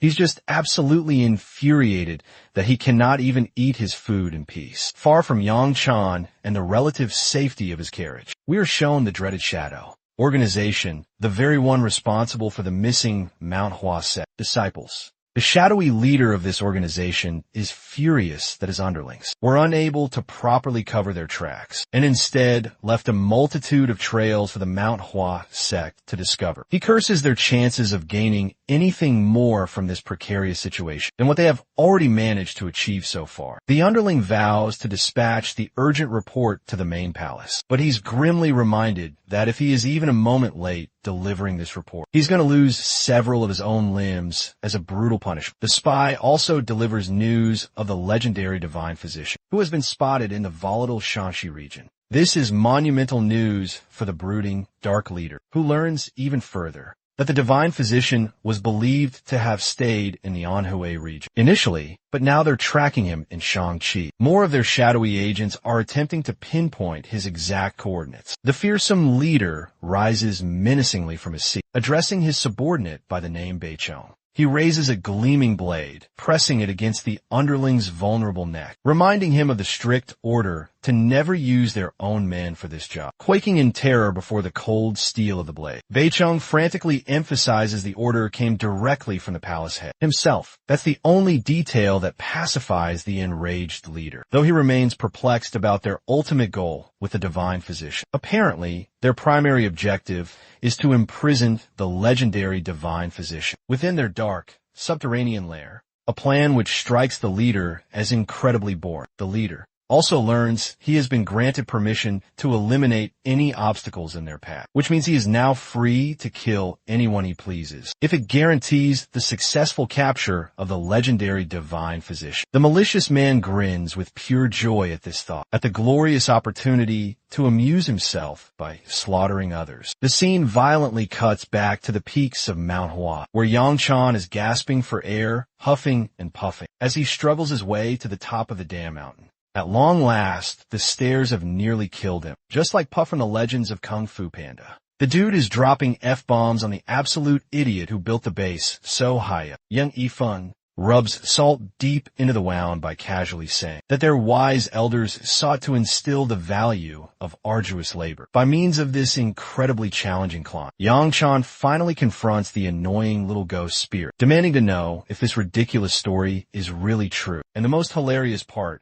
is that not even the great spirit Shin ever approved of building the base so high up. Seola, it seems, ascends without any difficulty and even cheekily offers to carry him, but he flatly refuses purely out of his own wounded ego. BIA is also handling the climb with chilling ease, and she even extends a hand to her struggling fiancé to help him up. She's expertly sabotaging every single opportunity that Ciola has, and you can see the fury written all over the little potato-faced girl's expression. Young Sean gets to his feet, and she then respectfully bows low before him. For some bizarre reason, Shin calls our hero a complete clown for not even grasping the obvious significance of what just transpired. Apparently, this simple moment holds a very special meaning for BIA, who clasps her own hands together tightly, having finally felt the reassuring touch of her beloved fiancé. Ciola, on the other hand, is radiating the aura of an angry kitten poised and ready to lash out. Yang Chun finally understands that. She's actually bowing to receive the very same affectionate treatment from him that his own loyal servant just received from him. She wants him to pat her on the head too. Our bro is just about to grant her wish, when suddenly, Ciola intervenes and begins patting BIA's head instead. It seems she doesn't want Yang Chan to do it after all. But the graceful, white-haired girl is surprisingly okay with this outcome too, flashing a radiant smile at her fiancé as she concludes that there will surely be a next time for them. And every single time she smiles at him like that, you can just tell our bro is in some seriously deep trouble. Yang Chan distracts himself by looking over at the others. Ciola's grandfather and Mu Yan seem to be faring perfectly fine, but his other devoted servant is over there, completely breathless and on the verge of death while climbing up. She's perfectly fine with being left behind as if she's dead weight, but our noble hero doesn't want her to sacrifice herself to these cursed stairs like that, and he offers for someone to help poor Manhwa out. Beyond that immediate crisis, the majestic gates of the Manhwa clan are finally swung open for the young master of the legendary House Q. Their venerable leader has personally come down to greet them in person. The ancient old man bears a striking resemblance to the immortal sword spirit, Shin. The powerful clan leader firmly grasps the boy's shoulders and joyfully expresses to him just how long and eagerly he has been awaiting the boy's fateful arrival. Apparently, the other elders within the clan have been warring with their leader ever since he foolishly lost that high-stakes betting game against Elder Ryan and consequently lost the precious Blossom Stone. Meanwhile, our poor hero is trying his absolute best to properly introduce himself, but this over-enthusiastic old geezer simply will not stop shaking it. Lord Hua then reveals that Ryan had actually sent a letter ahead just prior to our young hero's arrival, which clearly stated the boy's noble purpose of returning their stone, and also of retrieving his long-lost sister. Young Chun is incredibly happy to hear this, because now he doesn't have to waste his precious time explaining everything. He confirms that those two objectives are the exact reason for his presence here. Well, aside from that business, Lord Hua casually mentions that apparently Ryan conveniently forgot to mention one absolutely critical detail. It's the overwhelming energy that he can now sense radiating from Yang Chan's body. The mere mention of this puts our hero on immediate high alert, because this revelation could mean absolutely anything. And beyond even that, he also was not expecting the sudden arrival of the legendary Sovereign Sword, who is currently masquerading as just an ordinary, common figure. Still, Lord Hua does not confront the boy too aggressively, and wisely believes that it's best for all of them to get some rest. After their long and arduous journey here, he assigns one of the guards to personally oversee their accommodations here, and that is how they finally made their way inside, into a breathtaking courtyard filled with dozens of beautiful blossom trees. Faced with this unique and tense situation, Yang Chan desperately consults Shin, hoping for some sage guidance. He's expecting to receive some profound wisdom from him, but the floating old spirit simply lets out a hearty laugh and thinks that this intense scrutiny is a perfectly normal reaction, especially when the kid ends up absorbing the raw energy of their sacred stone. The leader of the Blossom clan apologizes for requesting such an immediate meeting so soon after they've had a chance to rest. The issue is that he considers it an extremely pressing matter for the boy to have absorbed the immense energy of their Blossom Stone, and yet appears to be walking around without a single care. Yang Chan is actually fine with their concerns and readily complies with it. During the tense meeting, the leader then recounts the testimony of events that was given to him, asking if Yang Chan's body truly did by complete accident, absorb the stone's incredible power. The boy makes a deeply contemplative face at first and internalizes the best path forward by once again consulting Shin. The floating spirit advises that he should keep his story simple and stick to his original established statement. It's actually quite difficult for the powerful clan leader to fully accept the fact that the boy was somehow able to absorb the stone's immense power and also somehow maintain multiple different energies, all with different auras coexisting inside of him. It is a deeply troublesome matter, but he doesn't press the boy any further and decides to help him reunite with his sister first and foremost. Young Chan is instructed to follow his lead, and he's intensely curious as to where they might be headed. But in response to that, the old man merely lets out a sinister laugh, ominously reminding the boy that he will not be getting off scot-free, not after he has absorbed such an immensely important sacred stone. The kid simply agrees with this stern approach, without displaying even the slightest hint of fear. This surprises the clan head. Young Chan calmly states that he is not afraid, because he has grown quite accustomed to dealing with the troublesome second eldest member of his own family. The mere mention of Ryan's name seems to infuriate the sect leader even more, as if it is a grave insult for the two of them to even be compared. Jokes aside, the leader declares that it's finally time to meet the boy's sister. Fast forwarding ahead to a serene, hallowed location within the temple, we discover that the great lady we saw from earlier is currently undergoing a checkup on her deteriorating condition. The results of this examination are both unfortunate and utterly terrifying. Her blood flow is chaotic and all over the place, and her internal energy is also being inefficiently managed by her body. It is the very definition of withering away as time marches on. And even after enduring such unimaginable pain, the noble lady appears incredibly strong in front of her devoted disciple. She pretends like it is not hurting her all that much, but the wise healer knows for a fact that she is lying, simply trying to remain confident in front of her worried disciple. The healer learns that it has been 4 long years since she contracted this illness. As for the specific details of how she acquired it, just recalling the traumatic scene causes her to stop dead in her speech. Yang Chan's sister finds herself deeply concerned for her beloved master, her face a mask of pure frustration and profound regret. Her master's coughing fit suddenly gets even worse, causing her loyal disciple to rush to her side for her sake. Without uttering another single explanatory word, she thanks the physician profusely for his time and attention. The healer has deduced that it must be some kind of dark seal that is the root cause of such a debilitating illness, and yet he was completely unable to detect it while checking her energy flow. Fun fact, this mysterious man is not just any ordinary healer. He is the legendary divine physician himself. However, he deeply dislikes being addressed by that famous name and much prefers to be called Elder Tay instead. Curious and brave enough to ask, the lady wants to know exactly how long she is left to remain in this world. The young girl shows genuine, heart-wrenching sadness, just thinking about the terribly sorry state of her beloved master. Elder Tate gravely explains that she will not survive past another winter at most, instead of fearing this grim pronouncement. The girl's master stoically and simply accepts her fate, even though we can clearly see her body quivering with fear. The dying woman is reminded of her glorious past as an able-bodied, majestic, and powerful warrior of the great Manhwa sect. And now, she is trapped and broken like this. Elder Tay intends to do his absolute best to treat her and requests for the 2 kids to exit the room. Although the young girl shows clear hesitation, her master gently reminds her to follow his orders. Her violent coughing is also seen growing more intense as she begins coughing up blood onto her napkin. Frustrated and heartbroken, the little girl must accept the order. Meanwhile, our hero is getting continuously more and more annoyed, being tortured by endless flights of stairs back to back, ever since he arrived at this ridiculously annoying base. The clan leader then irritates him even further by reminding him of that same infuriating principle of achieving something truly good through sheer hard work, while he's complaining bitterly to the spirit of the immortal sword. Deep inside his own head,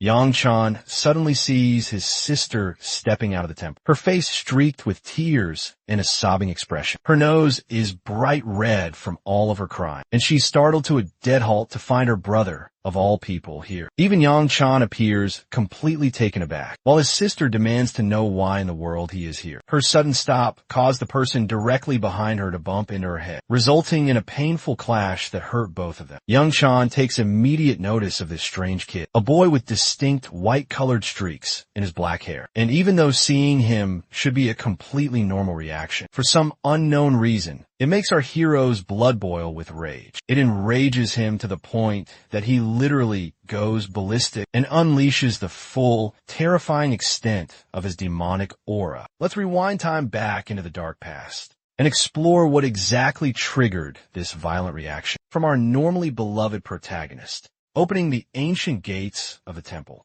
Yang Chun came face to face with the man known as the strategist of the heavenly demon. He congratulated the powerful demon martial artist on his triumphant return, but immediately sensed that something was deeply wrong, as Yang Chun appeared to be unusually and intensely angered. With his every single step, this man was literally felling the demonic humans that surrounded him, as if it were absolutely nothing. That's what you call true aura farming. The cunning strategist was intensely curious, wondering what could have possibly ignited such towering flames of pure rage deep inside Yang Chan's heart. And he immediately pointed to the tragic death of the noble Bayanam Gum, believing that it must have been the reason for such a harsh reaction. By this critical point, our hero's energy was surging to such truly unfathomable levels that his mere presence made it difficult for even the strategist to stand. Taunting the enraged Yang Chun even further, he cruelly reminded him that this all transpired thanks to the direct will of their supreme leader, the heavenly demon, so there was nothing he could possibly do about it. Now, incredibly furious, Yang Chan got right up in his face, infusing his powerful hand with terrifying demonic energy as he began to initiate his devastating strike. Using precisely the right words, the clever strategist reminded the furious martial artist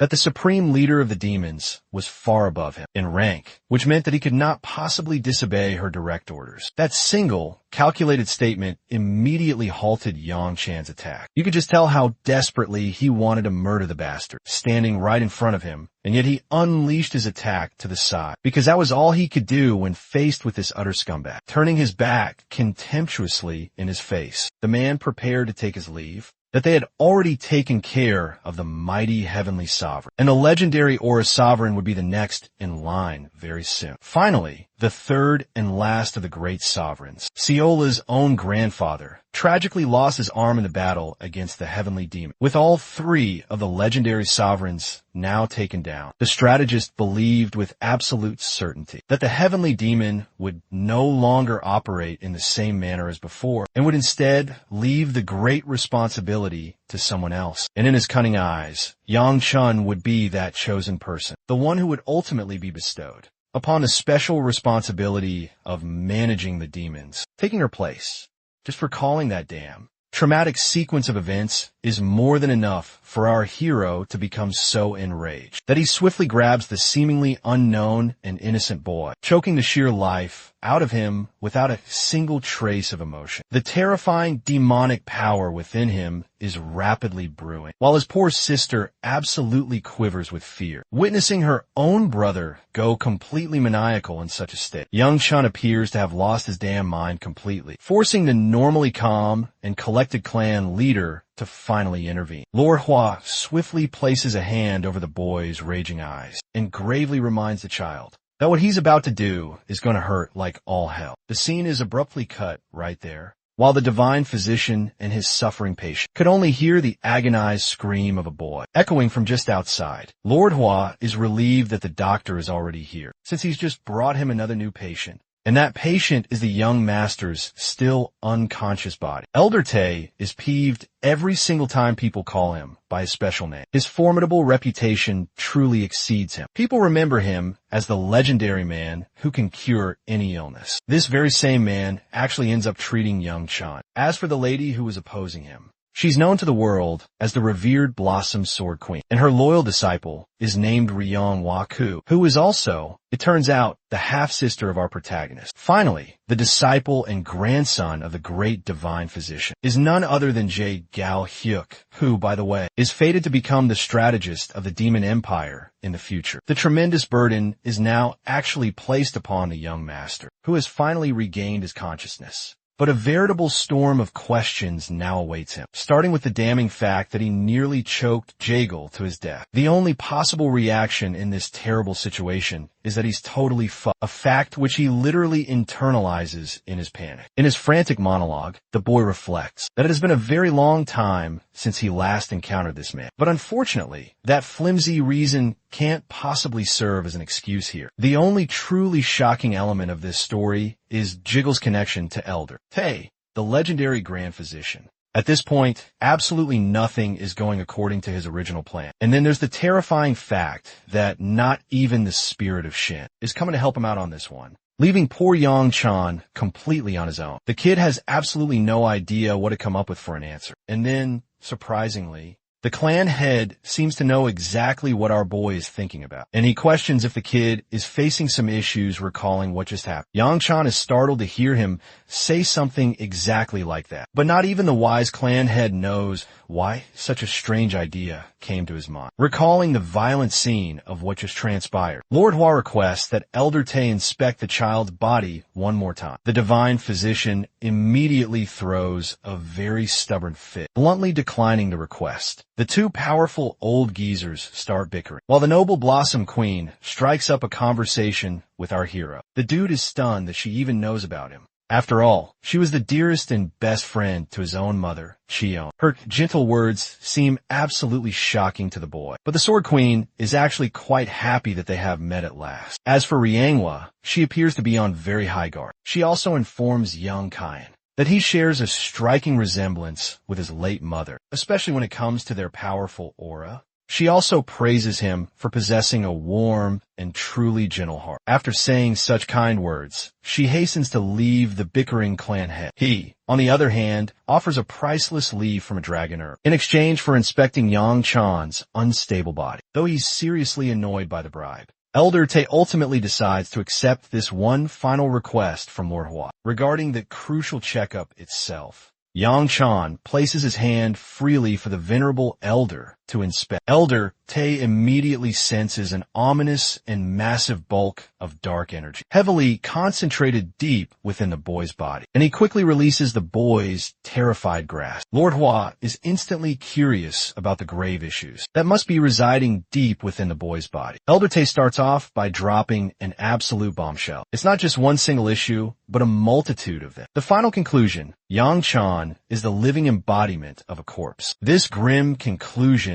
even terrifies the boy himself, who has absolutely no idea what that could possibly mean. The divine physician reveals that there are multiple, vastly different kinds of energies raging inside the boy's body. It should be a complete impossibility for the kid to even be walking after that. It's completely true. After consuming the dreaded demon stone, the sacred blossom stone, and finally the white stone from the great snake, Yang Chan truly has consumed many different kinds of energies, although he foolishly believed it wouldn't be a serious issue, since they would all merge together into the same power. All this time, he was operating under the false assumption that he had everything under control. But now, just as the wise spirit Shin had warned him, something deep inside his body is tampering with all the energies. And then, all of a sudden, the mini-ghost pops out of thin air just to disagree with the child, firmly stating that he's completely wrong in his opinion. The kid is startled and angrily demands where in the hell this guy has been when he needed him the absolute most.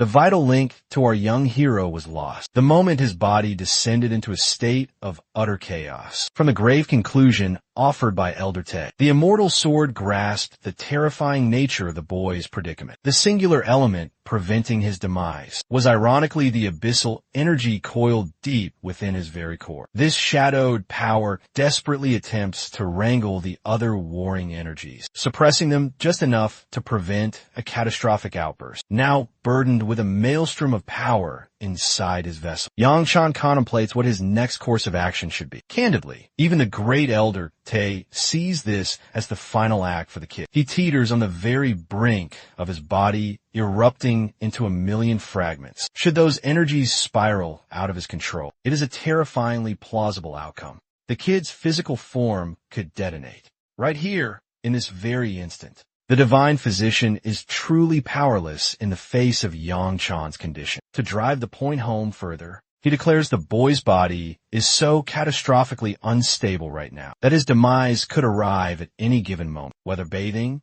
or even just taking a meal. This is hardly the kind of forecast Yangshan wished to hear. For Lord Hua, this diagnosis is a far darker reality than he imagined. Rianghua is utterly stunned by her brother's impossibly serene reaction, especially given the fact he could perish without warning. To this, the boy simply states that he remains alive, so there is no immediate cause for alarm. The weight of his words casts a heavy, empty silence over the room. He believes he is fine, but his concern shifts to Rianghua, who requires far more pressing news and a reason to journey home. Even with her adamant refusal to go back, Yang Chun counters that her staying here is her choice, but she must weigh their father's inevitable response. Once he learns she has defied his will, incensed by his blunt statement, she is compelled to retort that their father wouldn't care in the slightest if she lingered here for an eternity. For that is the kind of cold, emotionless man he truly is. Lord Hua watches the exchange with a keen eye and suggests that Yang Chun should retreat to his lodgings to recover. The young man departs,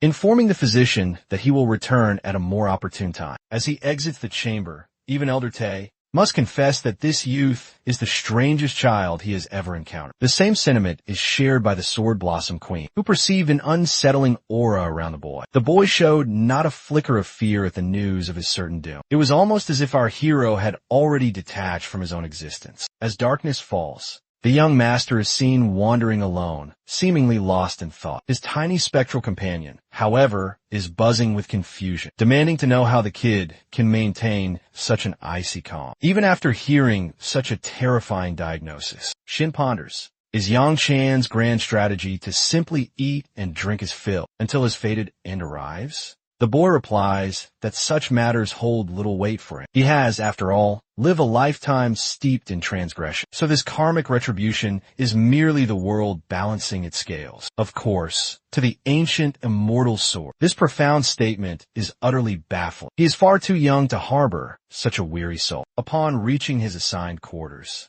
Young Chan is completely taken aback to find Bia awaiting him in his bed. He cannot fathom what this girl is plotting, but she remains resolute in her intention to share his bed. The most amusing part is Shin's merciless teasing of Young Chan, suggesting he could father an heir before he perishes. Appearing utterly unbothered, our hero calmly instructs her to return to her own separate room. It turns out they were only allocated a single room to share, so sharing this bed seems to be an inescapable fate. Yang Chan immediately suspects this is a devious plot by the second elder, orchestrated right behind his back. Realizing he could just find quarters with his trusted guard mind, our boy turns around, preparing to leave. In a flash, Bia seizes his hand, pleading that she will do nothing more than just hold him in bed. At the absolute most, a declaration like that would shatter the resolve of any ordinary man. But Young Chan somehow manages to maintain his stoic composure before suddenly erupting into laughter.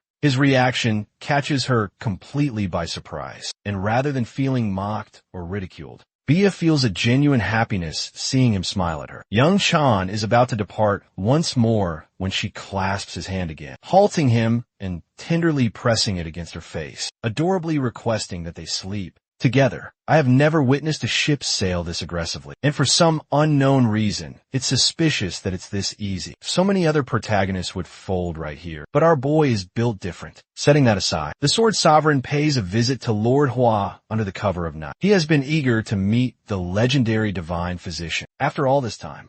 Meanwhile, Figures from the Shaolin and Wudong sects are also desperately seeking out the Sword Sovereign. Lord Hua harbors a suspicion that the cunning Sword Sovereign has already pinpointed the physician's secret location. This fact is later confirmed by Siola's own grandfather, who is aware of the powerful energy barrier defending it, and yet he was courteous enough not to breach it by force, showing his respect for the Manhwa sect. The Sword Sovereign formally requests a private audience with Elder Te, but in response to that, Lord Hua stresses that another patient is currently being treated, not to mention that whatever he hopes to achieve from this meeting will likely not end in his favor. As the blossoming trees whisper on the wind, Lord Hua proposes an alternative solution to his troubles by way of favor. Our hero awakens the following day, looking thoroughly exhausted from a restless and difficult night. And yes, he did ultimately share the same bed with her, though one can only imagine the man was so vigilant and on edge that he couldn't get a single moment of rest. That is precisely what transpired. While Shin is flabbergasted that nothing occurred between these two fated lovebirds, the young master tells him to be quiet. He is already enduring a living hell in his sleep-deprived state. That reality doesn't alter the fact that he still shared his bed with a beautiful girl regardless. Well, Young Chan only relented because after his rejection the previous night, the girl began dangerously overloading her body with internal energy, implying she would have started a brawl right then and there. The diminutive floating ghost find it a great relief that the ever-present Siola didn't witness them sleeping together. Initially, Yang Chan was completely unaware that it would even matter, but then the pieces began to click together in his mind. The only reason Siola has started acting so irritable around it began ever since Bia's fateful reunion with their group. The absolute funniest part is that our boy is desperately trying to ensure she doesn't catch this particular side of him with Bia, but to his utter horror, the girl is standing literally right behind him, and her expression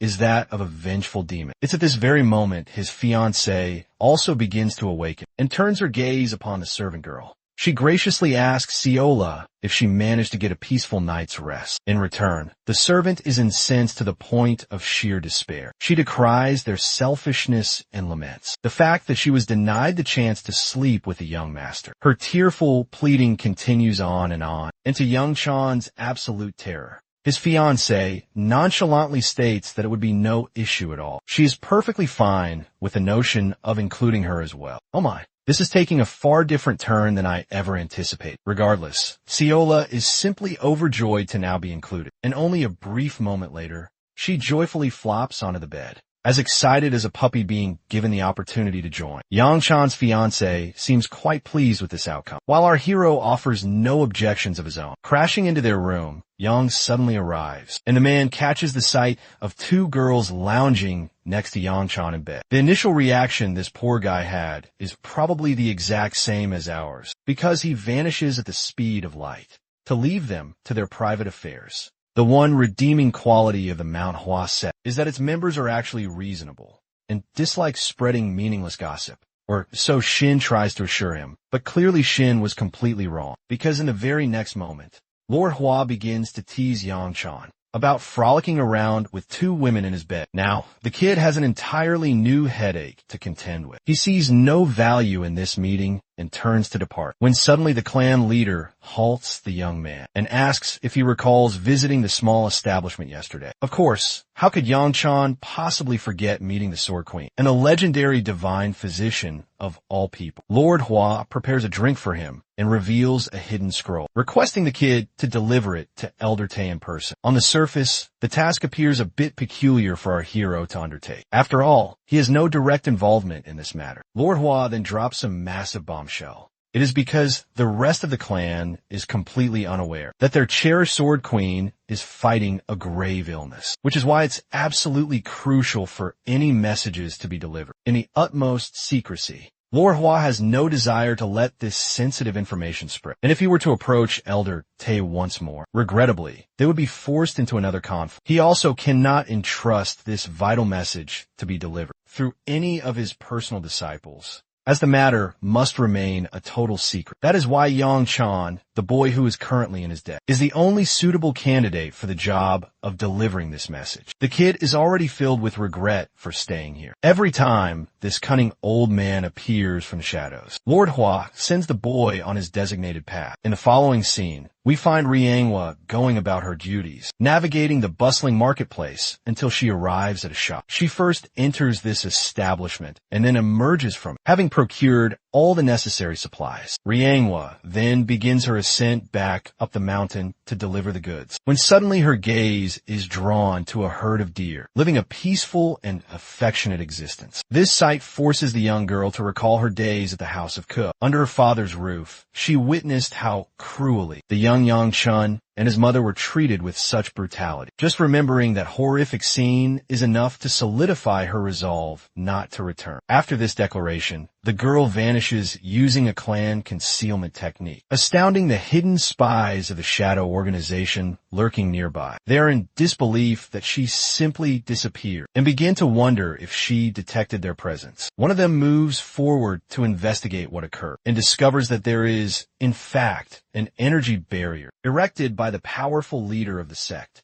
This formidable barrier blocks any single one of them from trespassing any further. But at the same time, it has also provided confirmation to these fiends that the divine physician is indeed being sheltered somewhere in the vicinity. For the time being, they intend to execute a retreat, trusting that their fearsome regional leader will be most pleased to handle the remainder of this task, scaling the endless mountain of stairs. The girl stumbles upon our hero, completely exhausted right before her. This man is not having a pleasant time, heaving and panting with every laborious step, while Rianghua is immediately annoyed at the very sight of him. The boy demands to know what she is staring at him for. In response, she sharply inquires what he is doing out here. Yang Chun clarifies that he isn't out here for a leisurely stroll, but is instead on a small mission to deliver an object. Rianghua shoots past him and tells him to hurry up the pace. Of course, he is trying his absolute best. Young Chan's distraught half-sister still cannot forget the chilling words of Elder Tae, who delivered the diagnosis that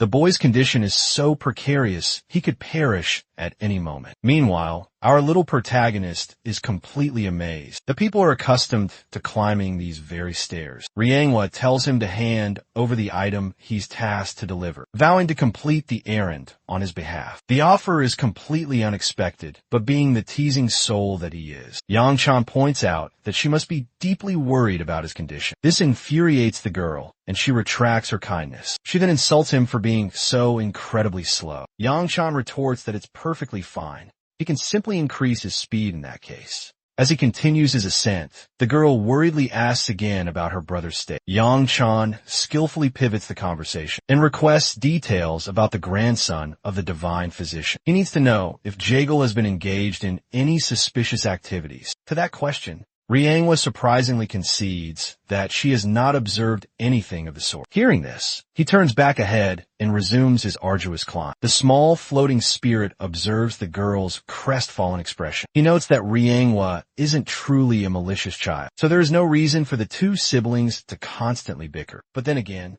not even Yang Chan himself understands why they have these pointless fights. For some reason, Shin appears to be quite troubled and asks if this entire situation is bothersome for the young master. Yang Chan replies that his primary worry is his own shattered body. The floating spirit highlights the undeniable importance of family ties, reminding the boy that she is still significant. The boy appears surprised at first, because he believed the conversation was still centered on Jigal, the physician's grandson, of course. As for his sister, the man just doesn't seem to care at all apparently, which is not a very good look either. It causes Shin to question if these two are even siblings. To start with, the scene shifts back to Elder Tae, who is reading the scroll delivered by Yang Chan. Having absorbed its full contents, the physician finally voices the stark reality of the situation. Lord Hua had just dispatched a literal half-dead child to deliver a menial message to him. From Elder Tae's venomous reaction to the clan head's name, Yang Chan is left wondering what transpired between the two old men to have ignited so much animosity between them. Elder Tae acknowledges that it must have been an arduous journey for the boy to have come this far. He then inquires about the young man's current condition. Yang Chan states that He isn't really experiencing any significant issues at present. This news is a relief to Elder Tay until he poses a very serious question. Is the little young master truly without any fear of death? The question renders the boy completely speechless for a moment, causing him to enter a state of deep contemplation. Elder Tay perceives he will not receive an answer from the child and offers an apology for his intrusion. The boy is instructed to depart, and so he rises to exit the chamber. As he is leaving, the ever-considerate Riangwa worriedly asks once more if her brother is genuinely feeling all right. Well, regrettably, Young Chan moves on swiftly and does not respond to her inquiry, leaving her somewhat irritated by his cold, uncaring reaction. Returning to Lord Hua, the boy confirms he has successfully delivered the missive and relays how Elder Tay was cursing him endlessly afterwards. Lord Hua is completely unfazed by this and quietly inquires about the Sword Queen's delicate condition. As a brief side note, the boy whispers in reply, stating that he only observed her sleeping, so he was unable to gauge if her recovery was progressing well. Lord Hua is quite unamused by this particular answer, but Yang Chun counters that if the divine physician of all people is presently occupied with her care, then the situation should not be a concern. While that may hold true, Lord Hua highlights the grim reality of their clan's current destiny. They have been relentlessly struck by one calamitous event after another without respite. The mention of these calamities piques the interest of the young boy, as Yang Chan now wishes to learn more about them. Shin reminds the fool about the still missing disciples of the clan. Then there is the issue of the sword sovereign being present, and also Jagel's mere presence is its own separate misfortune, without a shadow of a doubt. These circumstances would be manageable on their own, but they have all occurred in rapid succession, which makes them exponentially harder to handle. The scene cuts to the dreaded Shadow Organization, where the lowly underling finally delivers his report. The confirmation of the divine physician's hidden location. This news causes his leader to become psychotically thrilled for his hunt. The disgusting fiend is ecstatic at this new revelation of his location, even though his lackeys have not yet precisely pinpointed the doctor's exact coordinates. This small detail greatly diminishes his satisfaction. Beichong informs him that they have managed to find the massive energy barrier erected by the clan, signifying that the doctor must be close. However, this detail frustrates the leader beyond measure. He despises mere assumptions, because they have still yet to confirm without a doubt whether the doctor is actually present or not. He questions what exactly Beichong is so confident about, slamming his massive blade right next to his terrified servant. He roars at him for possessing the sheer audacity to lie to him with such utterly worthless information. The towering and menacing figure of this man is enough to give Beichong nightmares for the rest of his life, and he quickly agrees with his boss's assessment that he did, in fact, bring him completely useless information. Beichong apologizes profusely and takes full responsibility for his failures. Suddenly, he feels a powerful blade descending across his left shoulder. The man screams in pure agony as his boss has just severed his arm, utterly disgusted that his goons are incapable of finding a simple old man. Beichong weeps in agony while continuing to apologize. His boss, on the other hand, believes he has shown an act of kindness by not killing the underling. After all, he is the most intelligent servant he has. Despite the blinding pain, the man thanks his boss for the mercy he was shown. The scumbag returns to sit upon his throne, letting out a long, exhausted sigh. At this juncture, the regional leader is certain that his subordinates will never return with valuable intelligence, no matter how many times they are dispatched on this mission. The mention of an energy barrier has him somewhat intrigued. However, Beichong's body convulses with the pain of his severed limb, while his boss arrives at a final conclusion. He is bored and declares his intent to personally make a visit. After a period of 3 days, Beichong's strict orders until then are to return with the divine physician within that allotted time. And if he fails, everyone standing in his path will be mercilessly slaughtered. The psychotic bastard considers it the perfect strategy, and his underling can do nothing but agree with his boss's plan, in spite of his impossible demands. Well, in the following scene, we return our focus to our boy, Young Chan, who is wholly unimpressed with how his day unfolded. The man basically accomplished nothing except delivering a letter today, and just completing that one single errand was enough to end his day. Shin declares that it's high time for the boy to journey home. Even the young master himself concurs. convinced that his sister has zero intention of ever returning home. So he must begin preparations to depart immediately. Abruptly, a familiar voice calls out his name. It is the cheerful Siola, who tries to embrace him in a hug. But our hero deftly sidesteps, leaving her to hug empty air. He questions what on earth she's doing all the way out here, when this is certainly not her assigned room. The little potato reminds him of the agreement they just made. Siola was going to be sharing the bed with him for the night. After all, Yangshan has no memory of making such a vow, but both Shin and Siola clearly do. The boy tries to use her grandfather as leverage against her, but Siola isn't the least bit worried, because the old master has been keeping to himself lately. Intrigued to discover where he might be, Yangshan learns that the sword sovereign has apparently vanished, and has not informed anyone of his whereabouts. This is reason enough for Yangshan to prolong his stay for now, even though Shin fails to see what's so significant about her grandfather. The floating spirit deduces that their world has most certainly changed. Quite a lot, in fact.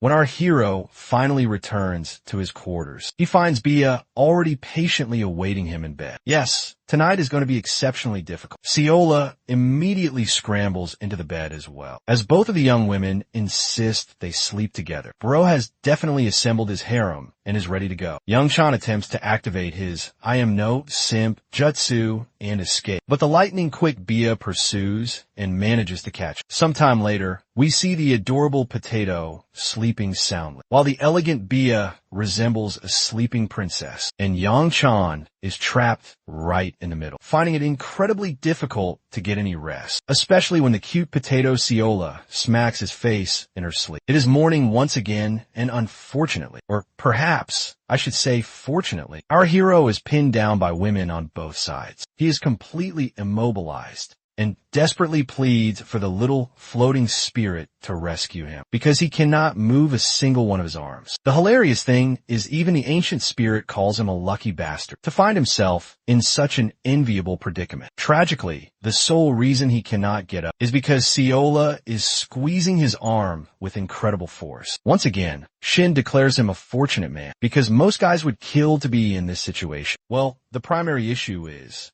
if someone were to discover Yangshan sleeping with both of them in this manner, it is going to create immense trouble. And well, that is exactly what comes to pass when Riangwa barges into the room at the worst imaginable time. Her expression tells you everything you possibly need to know as she discovers her brother in bed with two gorgeous women. The optics of this look truly terrible for him, prompting Riangwa to shoot him a look of pure disgust before slamming the door shut behind her. Yangshan is beginning to conclude that the clan members have absolutely no etiquette when it comes to knocking before entering someone's room. Anyway, he tries to get the two of them to awaken immediately. Yangshan tells his servant to get up this instant, because there is a large bug on her face. Immediately, she jolts awake, startled and leaping from the bed. That's one target neutralized. Now, to eliminate the second target, he deploys a more advanced set of tactics and uses a powerful finger flick to knock her on the face. Bia has no idea why he is suddenly striking her, while Siola is frantically searching for a non-existent bug on the bed. The positive outcome is that they are both finally awake. Shortly thereafter, Yangshan steps outside to meet with Ryangwa, who has arrived to report that the clan head wishes to see the boy. This is a rather surprising summons for him. Ryangwa seems to laugh at his current misfortune, adding that she had no idea a special scene was unfolding in his room. Otherwise, she would have certainly delayed the message. Ryangwa also informs him that she is here for the Hua ritual of the clan, and since she is now a disciple of the sect, it is only right and proper for her to attend. With her message finally delivered,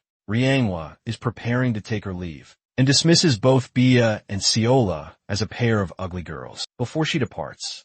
After all, beautiful women would never want to associate with her disgusting brother, or, well, that is, until her eyes fall upon both Bia and Siola. Both of them appear not only incredibly adorable, but also breathtakingly gorgeous. Yangshan asks what the two of them are up to, while they're both curious about Ryangwa's identity. The kid doesn't even bother to introduce her to them. The simple sight of them causes Ryangwa to become frustrated, and she departs quickly with a very grumpy attitude. It leaves our hero to wonder what her problem could possibly be. Bia can sense that something is definitely wrong, though, based on her strange reaction upon seeing her go. It is time for us to witness another flashback sequence of a young Manhwa, desperately searching for her brother while weeping in the house of Ko. She was truly terrified that he had vanished somewhere. Hearing a faint, rustling noise from within the bushes, the small girl attempted to investigate further onward until she discovered young Chan, menacingly pouncing from the spot and scaring her half to death. It was such a frightening experience that it made the girl cry. Later on that same day, Yang Chan had a talk with her, apologizing for having caused her to cry like that, but she was still clearly upset with him, which made him wonder what could possibly make her happy again. That's when Manhwa voiced her one special request, desiring her brother to finally scold Yansu, her older sister, once and for all. After all, Yinsu was incredibly cruel to both of them and treated them horribly. Yang Chan showed a deep fondness for Manhwa, telling his younger sister that these kinds of things happen when they're all part of a family together. At that particular time, it made her genuinely happy to hear him say that. Returning to the present moment, the girl finds herself completely drained at the end of her train, frustrated at her inability to push past her limits as she continues to swing her sword through the air. After yet another grueling and strenuous training session, Manhwa is completely overcome with her frustration. She launches her sword directly at the tree, an immense anger cultivating deep within her soul. Discovering her in such a distraught state, Bia approaches to advise the young woman that even if she's exhausted, one must never, ever let go of their weapon. The elegant lady of Namgung gracefully retrieved the blade for her and presented it back to her respectfully. Manhwa instantly recognizes that this is the very same girl she had seen earlier with her insufferable brother. She thanks her for this act of kindness and reaches for her blade, before adopting a much harsher and stricter tone, rudely declaring that she does not require anyone's assistance. She then rises, still maintaining her very grumpy demeanor, and demands to know what the lady is even doing out here. Bia expresses that she assumed Manhwa was close to Yang Chaeyeon, so she grew curious and decided to follow her for a while. From her unmatched, radiant smile alone, Manhwa is completely baffled by her beauty and questions what is even wrong with this strange woman. Initially, she had presumed that Bia was nothing more than a useless accessory for Yang Chan, but clearly she was gravely mistaken. As for Yang Chan's elegant fiancé, the white-haired lady advises the younger girl to try and relax a bit more. She has observed that Manhwa grips her weapon far too tightly, which is actually impeding her during her training. Based on this insightful advice alone, it is obvious that Bia is also a master of the sword from her words, even though Manhwa harshly judges her solely on her appearance and proclaims that someone like her has probably never even held a blade in her entire lifetime. She believes it's arrogant to attempt to instruct others when a person is clearly inexperienced themselves. Instead of becoming angry or rushing to correct her, Bia graciously requests that they engage in a light spar. Shortly after, the two are positioned opposite each other for their duel, but Manhwa is absolutely stunned that her opponent has not even drawn her blade from its sheath yet. Bia is so immensely self-assured in her own abilities that she believes it won't be a handicap at all. This perceived insult enrages Manhwa and causes her to grow angry, refusing to hold back anything from the very beginning. The girl unleashes an incredibly powerful swing, which is swiftly parried by Bia's quick counterdraw, who even in the midst of this fight advises Manhwa to try and relax. I must remind you all that she still has not unsheathed her sword, and she is not only speaking, but also effortlessly deflecting incredibly powerful strikes. It leaves her opponent, Manhwa, at a complete loss for words yet again. Bia calmly reiterates her advice, stressing that her opponent needs to try and relax her entire body. She even provides a demonstration by showing a sliver of her internal energy, coating her sheathed blade with crackling electricity. Shortly after that brilliant spark of lightning, Manhwa's defeat was swift and absolute. The mere act of charging Bia's attack carved a crater into the very earth beneath her. The battle's conclusion was a staggering revelation, incensing Yang Chan's sister enough to demand answers. She questions what Bia's true connection is to her brother. Before Bia can even utter the word fiancé, Rienhua cuts her off, declaring that someone of Bia's immense power should not associate with the worthless buffoon that is her brother. She holds the strong conviction that Yang Chan is utterly undeserving of a powerful woman, like the magnificent warrior standing before her. After all, Rienhua remains oblivious to her brother's profound transformation, still viewing him as an indolent clown compared to the mighty Bia. To her, he is nothing but absolute trash. For the first time, a flicker of true frustration crosses Yang Chan's fiancé's face. First, she fiercely defends his appearance, insisting that he is anything but unsightly. And then, her serene facade finally shatters. She ignites her blade with a torrent of crackling electricity, as she warns Rienhua to watch her insolent tone, or she'll be forced to regret it immensely. Just as her powerful attack is unleashed, our hero materializes in a flash of speed, intercepting the blow just in time to avert any real damage. The scene leaves Rienhua utterly stunned. The very same brother she had just branded as ugly and weak has just appeared from nowhere to shield her. An exasperated Yang Chan interrogates his fiancée, demanding to know what she is doing. All of a sudden, Bia's expression grows taut with fury. She expresses her rage that the girl dared to call him ugly. Now that is how you recognize a true queen. This woman was ready to unleash hell just to defend his honor. Yang Chan dismisses it as no major issue, but his fiancée is clearly still incensed. She demands to know more about this little girl and her identity. After all, Yang Chan would not simply take a stranger's side. Hearing this, Rienhua arrogantly proclaims that she needed no assistance, and certainly does not require anyone to fight her battles. She roars defiantly at her brother before storming off, leaving the two of them alone with each other. As for the young master of the House of Ko, he begins to suspect that his dear sister must have entirely skipped her lessons on etiquette, because her behavior is far too discourteous. Bia is still adamant about knowing who this girl truly is, because rather than siding with his own betrothed, Yang Chan moved to scold her instead for her actions. The boy drops a stunning revelation upon her, revealing that the two of them are actually siblings. This revelation stops Bia dead in her tracks. She cannot believe that they are both, in fact, related by blood. Well, the hilarious part is Bia is seized by absolute terror over what she's done. She believes she has committed a grave error, daring to raise a hand against her future sister-in-law. And well, for the remainder of the day, after learning that fact, poor Bia was lost in a daze, wandering about like a phantom herself, unaware of her own every step. She would not stop muttering the very same words either. Regardless, Yang Chan that night went back to his room, this time discovering only Ciola already waited. Seeing that Bia was conspicuously absent is surprising enough for him. After all, she hadn't returned to their room, not even a single time today. The boy ponders what made her vanish, and after some time, she was declared to be nowhere in sight. Well, setting that aside for now, Yang Chan is curious about the Sword Sovereign's eventual return, and questions when he will finally be back. Regrettably, the young girl has no idea either. Her grandfather seems to be taking an exceptionally long time, which also suggests that the young master must take matters into his own hands. Otherwise, he will be forced to extend his stay. So, on the following day, a merchant was occupied selling the hides and bones of demonic beasts as part of a lucrative trade. Yang Chan arrived here with his guard, seeking to acquire demonic stones. The unusual request somewhat startled the vendor, but the boy is keen on knowing if there are any available for sale, specifically ones that are day old. To that, the merchant scratches his head in thought, replying that such stones are never sold, even after scouring the area for some time. The boy has yet to locate a shop that deals in demonic stones here. Mayan holds the opinion that they will not find any such stones at all. And in fairness, Yang Chan also subscribes to that very thought. In the end, the stone, or the core, is meant to be the most vital part of any demonic beast, serving as its very heart.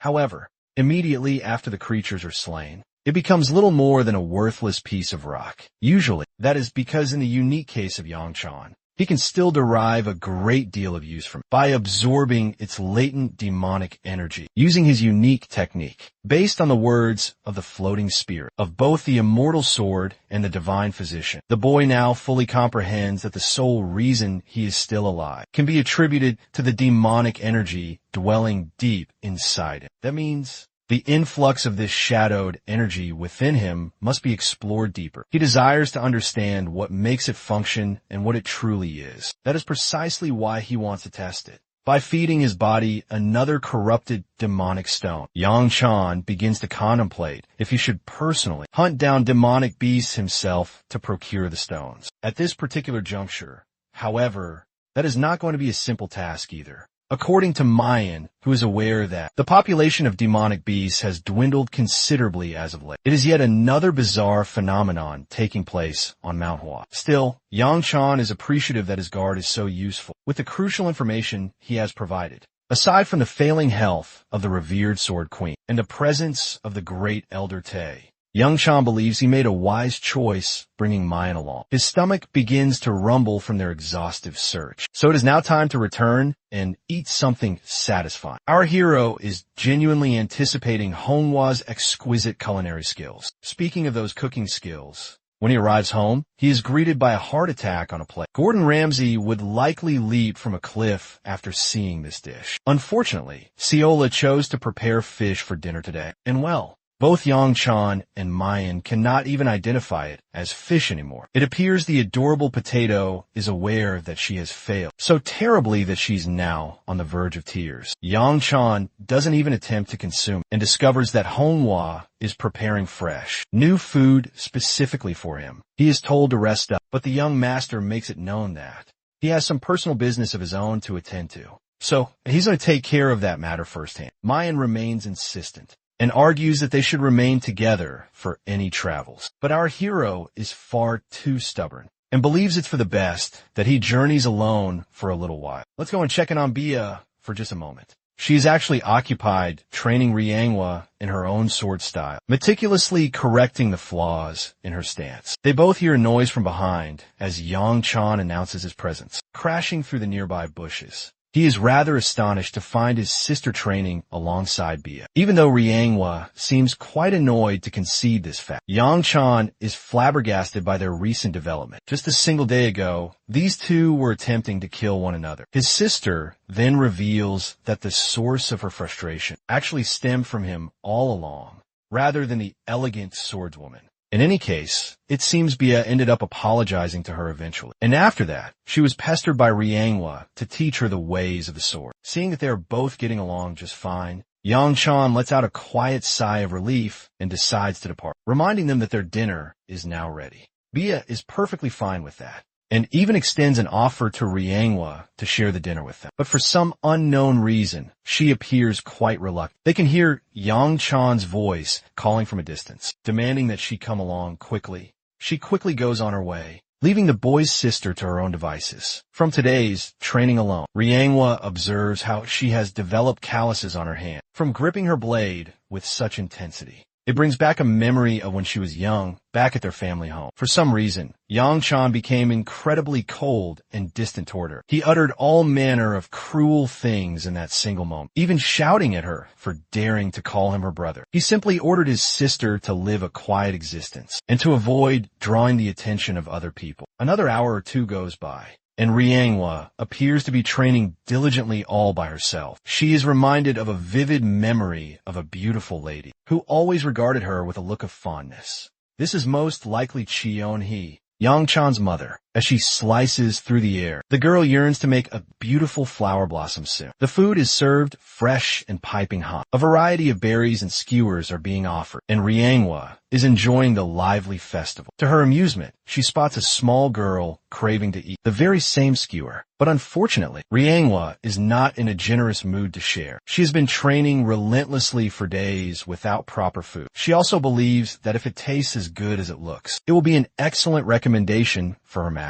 Just thinking about her master's condition, Riangwa recalls how her master constantly advised her to never skip meals and to always eat something delicious outside. That poignant memory stops her from taking her first bite, and in the end, she actually offers the entire skewer to the little girl before departing with an empty stomach. On her own, Riengwa sprints as fast as her legs can carry her, yearning to spend more precious time with her master. Before her time runs out, she arrives at the temple section where her cherished master is currently residing. The girl is uncharacteristically eager to share stories of her duel against the renowned lady of the Namgung clan, and also her recent education in sword techniques. Suddenly, a massive blade erupts from out of nowhere. The regional leader aims to sever her head from her shoulders while she is completely caught off guard. It is only thanks to Bia's godly reflexes that they manage to evade the same attack that felled entire trees. Shocked to her very core, Riengwa has no idea what has happened, while Bia glares up at the hulking, muscle-bound brute, who jests about how an unexpectedly beautiful lady fell from the heavens. Riengwa creates distance and demands the man reveal his identity. His name is Yael Jack, but I will be calling him all sorts of demeaning names for his vile behavior.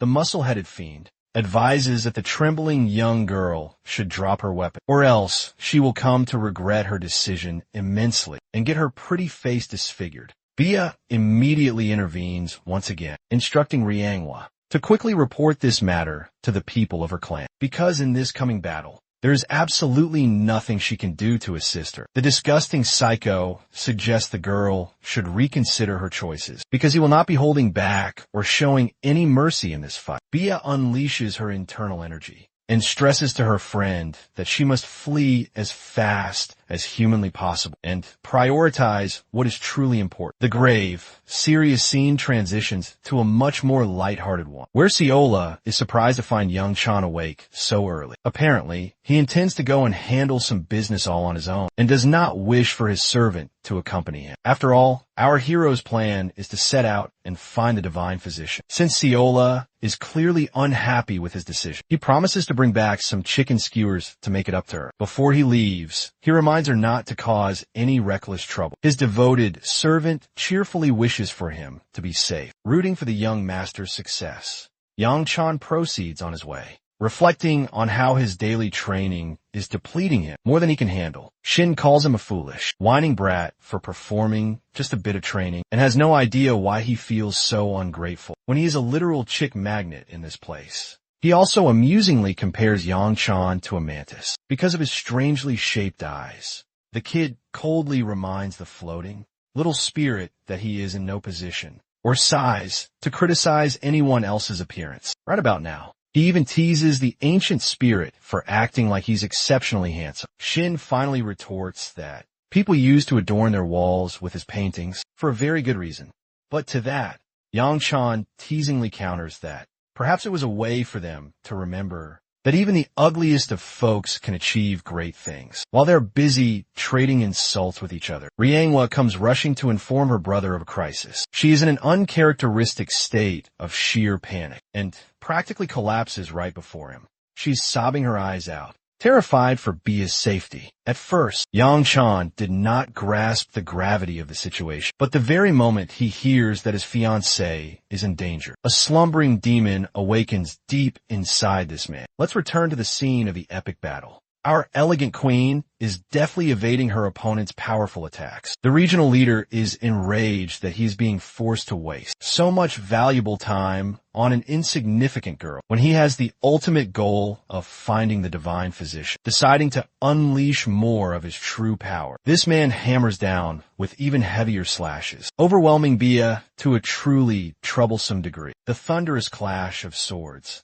meeting and rebounding off each other, continues unabated. The lightning queen ducks beneath one of his strikes and continues her masterful evasive maneuvers by leaping high into the air. Her incredibly nimble movements actually impress this degenerate brute, and he is out here leering at her in the very middle of their fight. Bia descends upon him like a thunderous dragon. Crackles of raw lightning overwhelm her opponent's body, paralyzing him and rooting him to one spot. Just from the appearance of her attack, Yael Jack understands that she is about to unleash the signature move of the Namgung family. However, despite its use in this critical battle, he finds Bia's execution of the powerful technique rather predictable and slow, to the point where he is able to evade her forward lunge with ease. However, as foolish as he may appear, the regional leader knows that her initial attack is most definitely merely a clever misdirection. The true attack is the one that arrives as a follow-up. Whipping her blade backwards,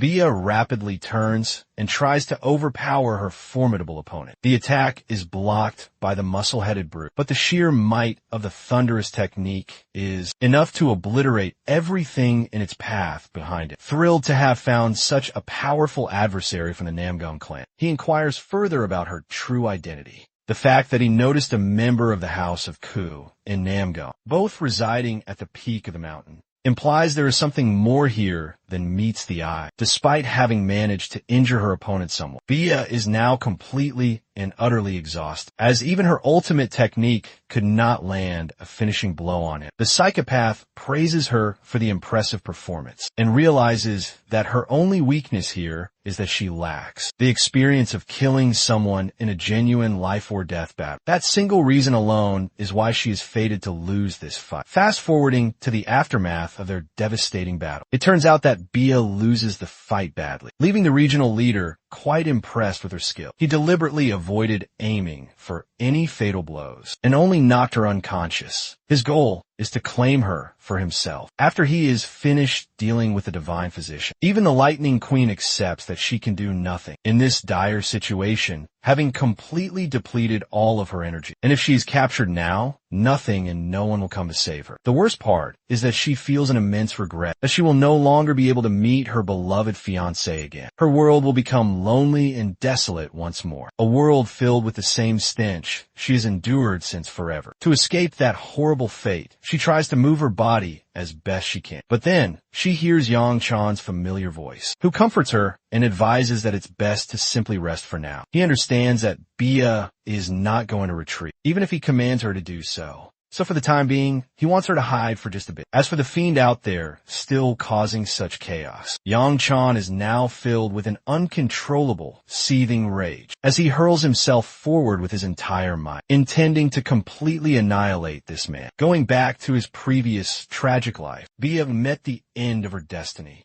in a desperate attempt to save Yang Chan's life. In every possible timeline, she could have prioritized her own survival and moved out of harm's way. And yet, she stood her ground and deflected the fatal attack with her own body. It was in that moment that the cold and merciless demon finally realized something vital. Yang Chan grasped that he had lived a life of sin and sin alone, so much so that absolutely nothing and no one waited for him happily on the other side. He had lived such a treacherous and dark existence that there was no possible redemption waiting for him. But in a truly ironic twist of fate, he has now been granted a second chance at life, a chance that he once viewed as a hopeful new beginning for the things he had lost and the grave mistakes he had made, a burning desire to fix absolutely everything. But in that terrible moment, when he discovered Bia in Namgung completely unconscious like that, in a state that was a painful echo of his past life, it truly altered his entire perspective on things. This second life that he was granted,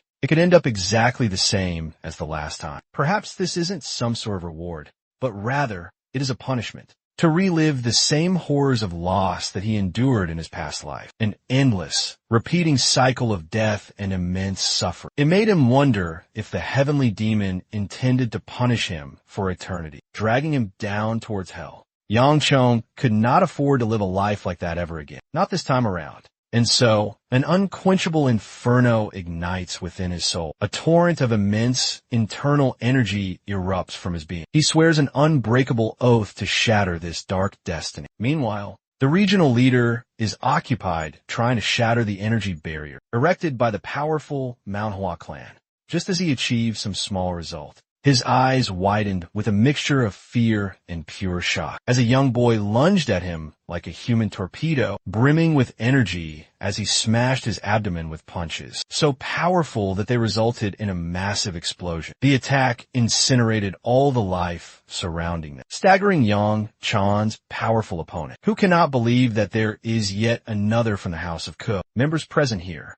At first, He wished to pay the kid a personal visit himself, but his master had decided otherwise. Based on Yang Chan's murderous aura, even the regional leader can sense that the kid has a powerful bloodlust emanating from him. His current state is reminiscent of Lord Ku, his father, the fearsome flame demon. However, despite all of that, it did not alter the fact that the kid was still a complete novice before him. Yang Chan unleashed a relentless barrage of attacks back to back, mercilessly pounding down on his opponent. Even the psychopath calls our hero insane for his chaotic strikes and tries to retaliate with a powerful swing of his blade. But Yang Chan possessed incredibly flexible movement to the point where he evades a clean horizontal slash, greatly impressing the regional leader. In this battle, he even finds a sick amusement in toying with Yang Chan every time that they exchange powerful blows. Despite our hero's enraged state, he is continuously pushed back, which causes the muscle-headed psycho to wonder if the kid is losing his nerve. To swiftly silence him for good,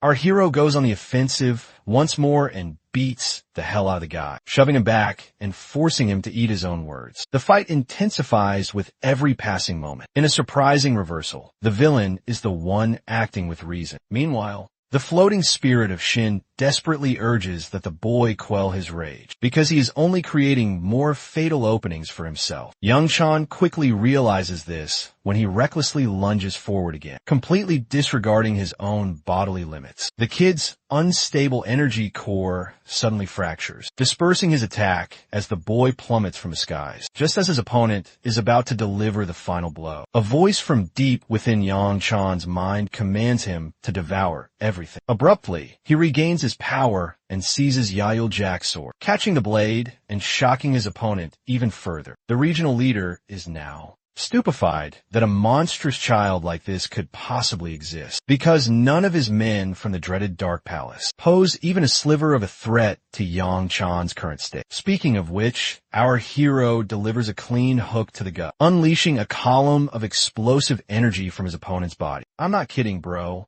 Is literally using attacks straight out of Dragon Ball Z here. Anyway, that punch really did a number on the muscle-headed brute, forcing him to cough up blood. But that is not nearly enough to satisfy the bloodlust of the enraged Yang Chan. The fight is now over, and when Bia finally comes to her senses, all she can see is an incinerated battlefield, and her fiancé senselessly punching the man's face into a bloody pulp. The sickening sound of churning blood is heard, while the helpless Bia desperately begs for him to stop. Suddenly, the dark and shadowy stench from before begins to emanate from his body. It is the first time she has sensed something so utterly vile. Even though Yang Chan has already murdered the man in cold blood, his psychopathic urges are not yet satisfied, as he continues to pummel the man's face into the ground, navigating her way through the incinerated field. Bia pleads with him to stop, her voice begging to reach his ears. But when he still does not listen, she embraces his trembling body to help him regain his control, reminding him that he has already killed his opponent. She does not want him to succumb to his urges and lose himself as well. Her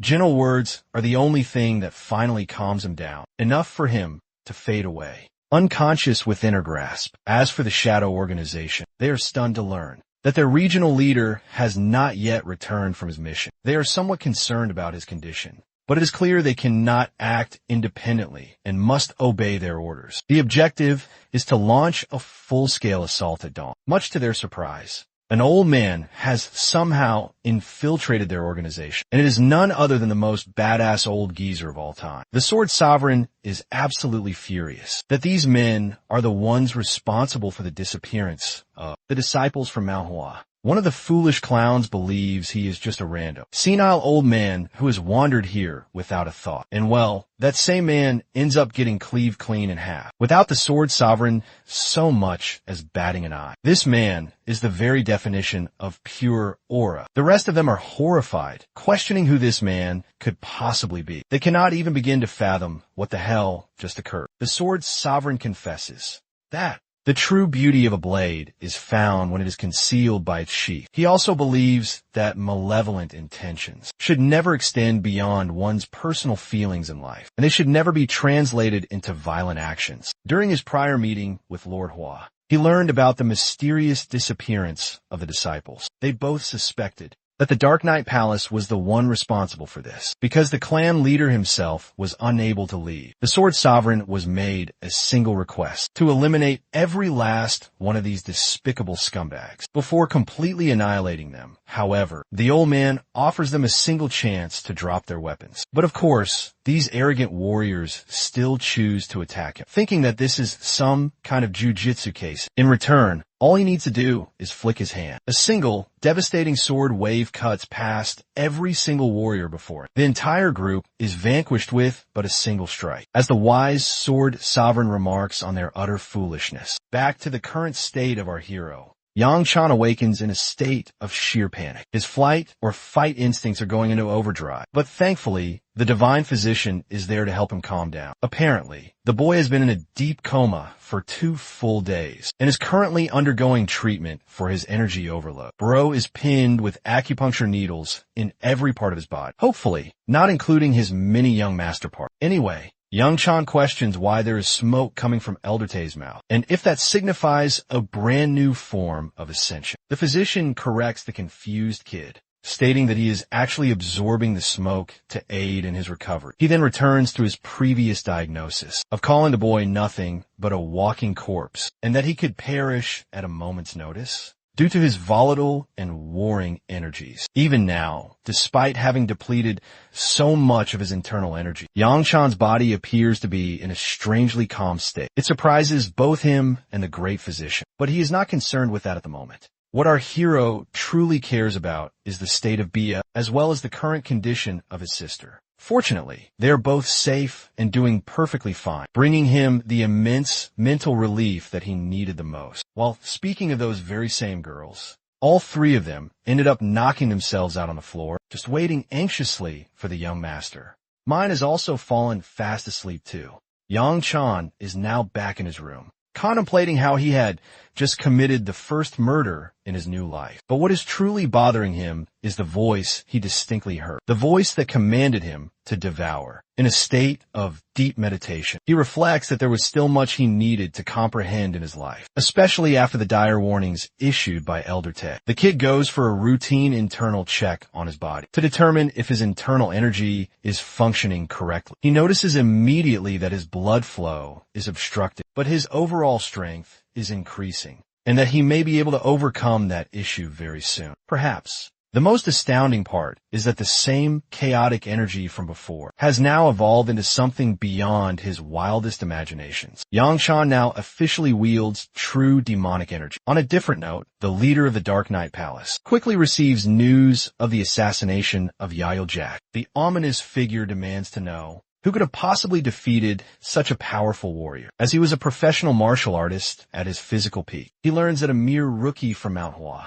somehow managed to subdue this formidable man all on his own. It sparks a deep interest in the main leader's eyes, and he believes it is now time to dispatch Rakshasa to the divine physician. Instead, this man also appears to possess the same demonic eyes of a demonic martial artist, like Yang Chan was in his previous life. This sudden complication has become a thorn in his grand plan, but he is right on the verge of bringing his goals to fruition. We then get a glimpse of a slender girl possessing the same demonic eyes, and she is likely referenced to be the younger version of the dreaded heavenly demon. From the future, the scene then switches to Ciola and the Sword Sovereign. The little girl is excited to report that the young master is doing just fine alongside Bia and has now recovered back to his full health. The wise old man is quite pleased to hear that news, but his granddaughter makes one additional request, placing her Yagua snack down on the table. She replaces it with a sword and asks to learn martial arts from it, and thus begins the epic journey of the mighty disciple of the sovereign sword.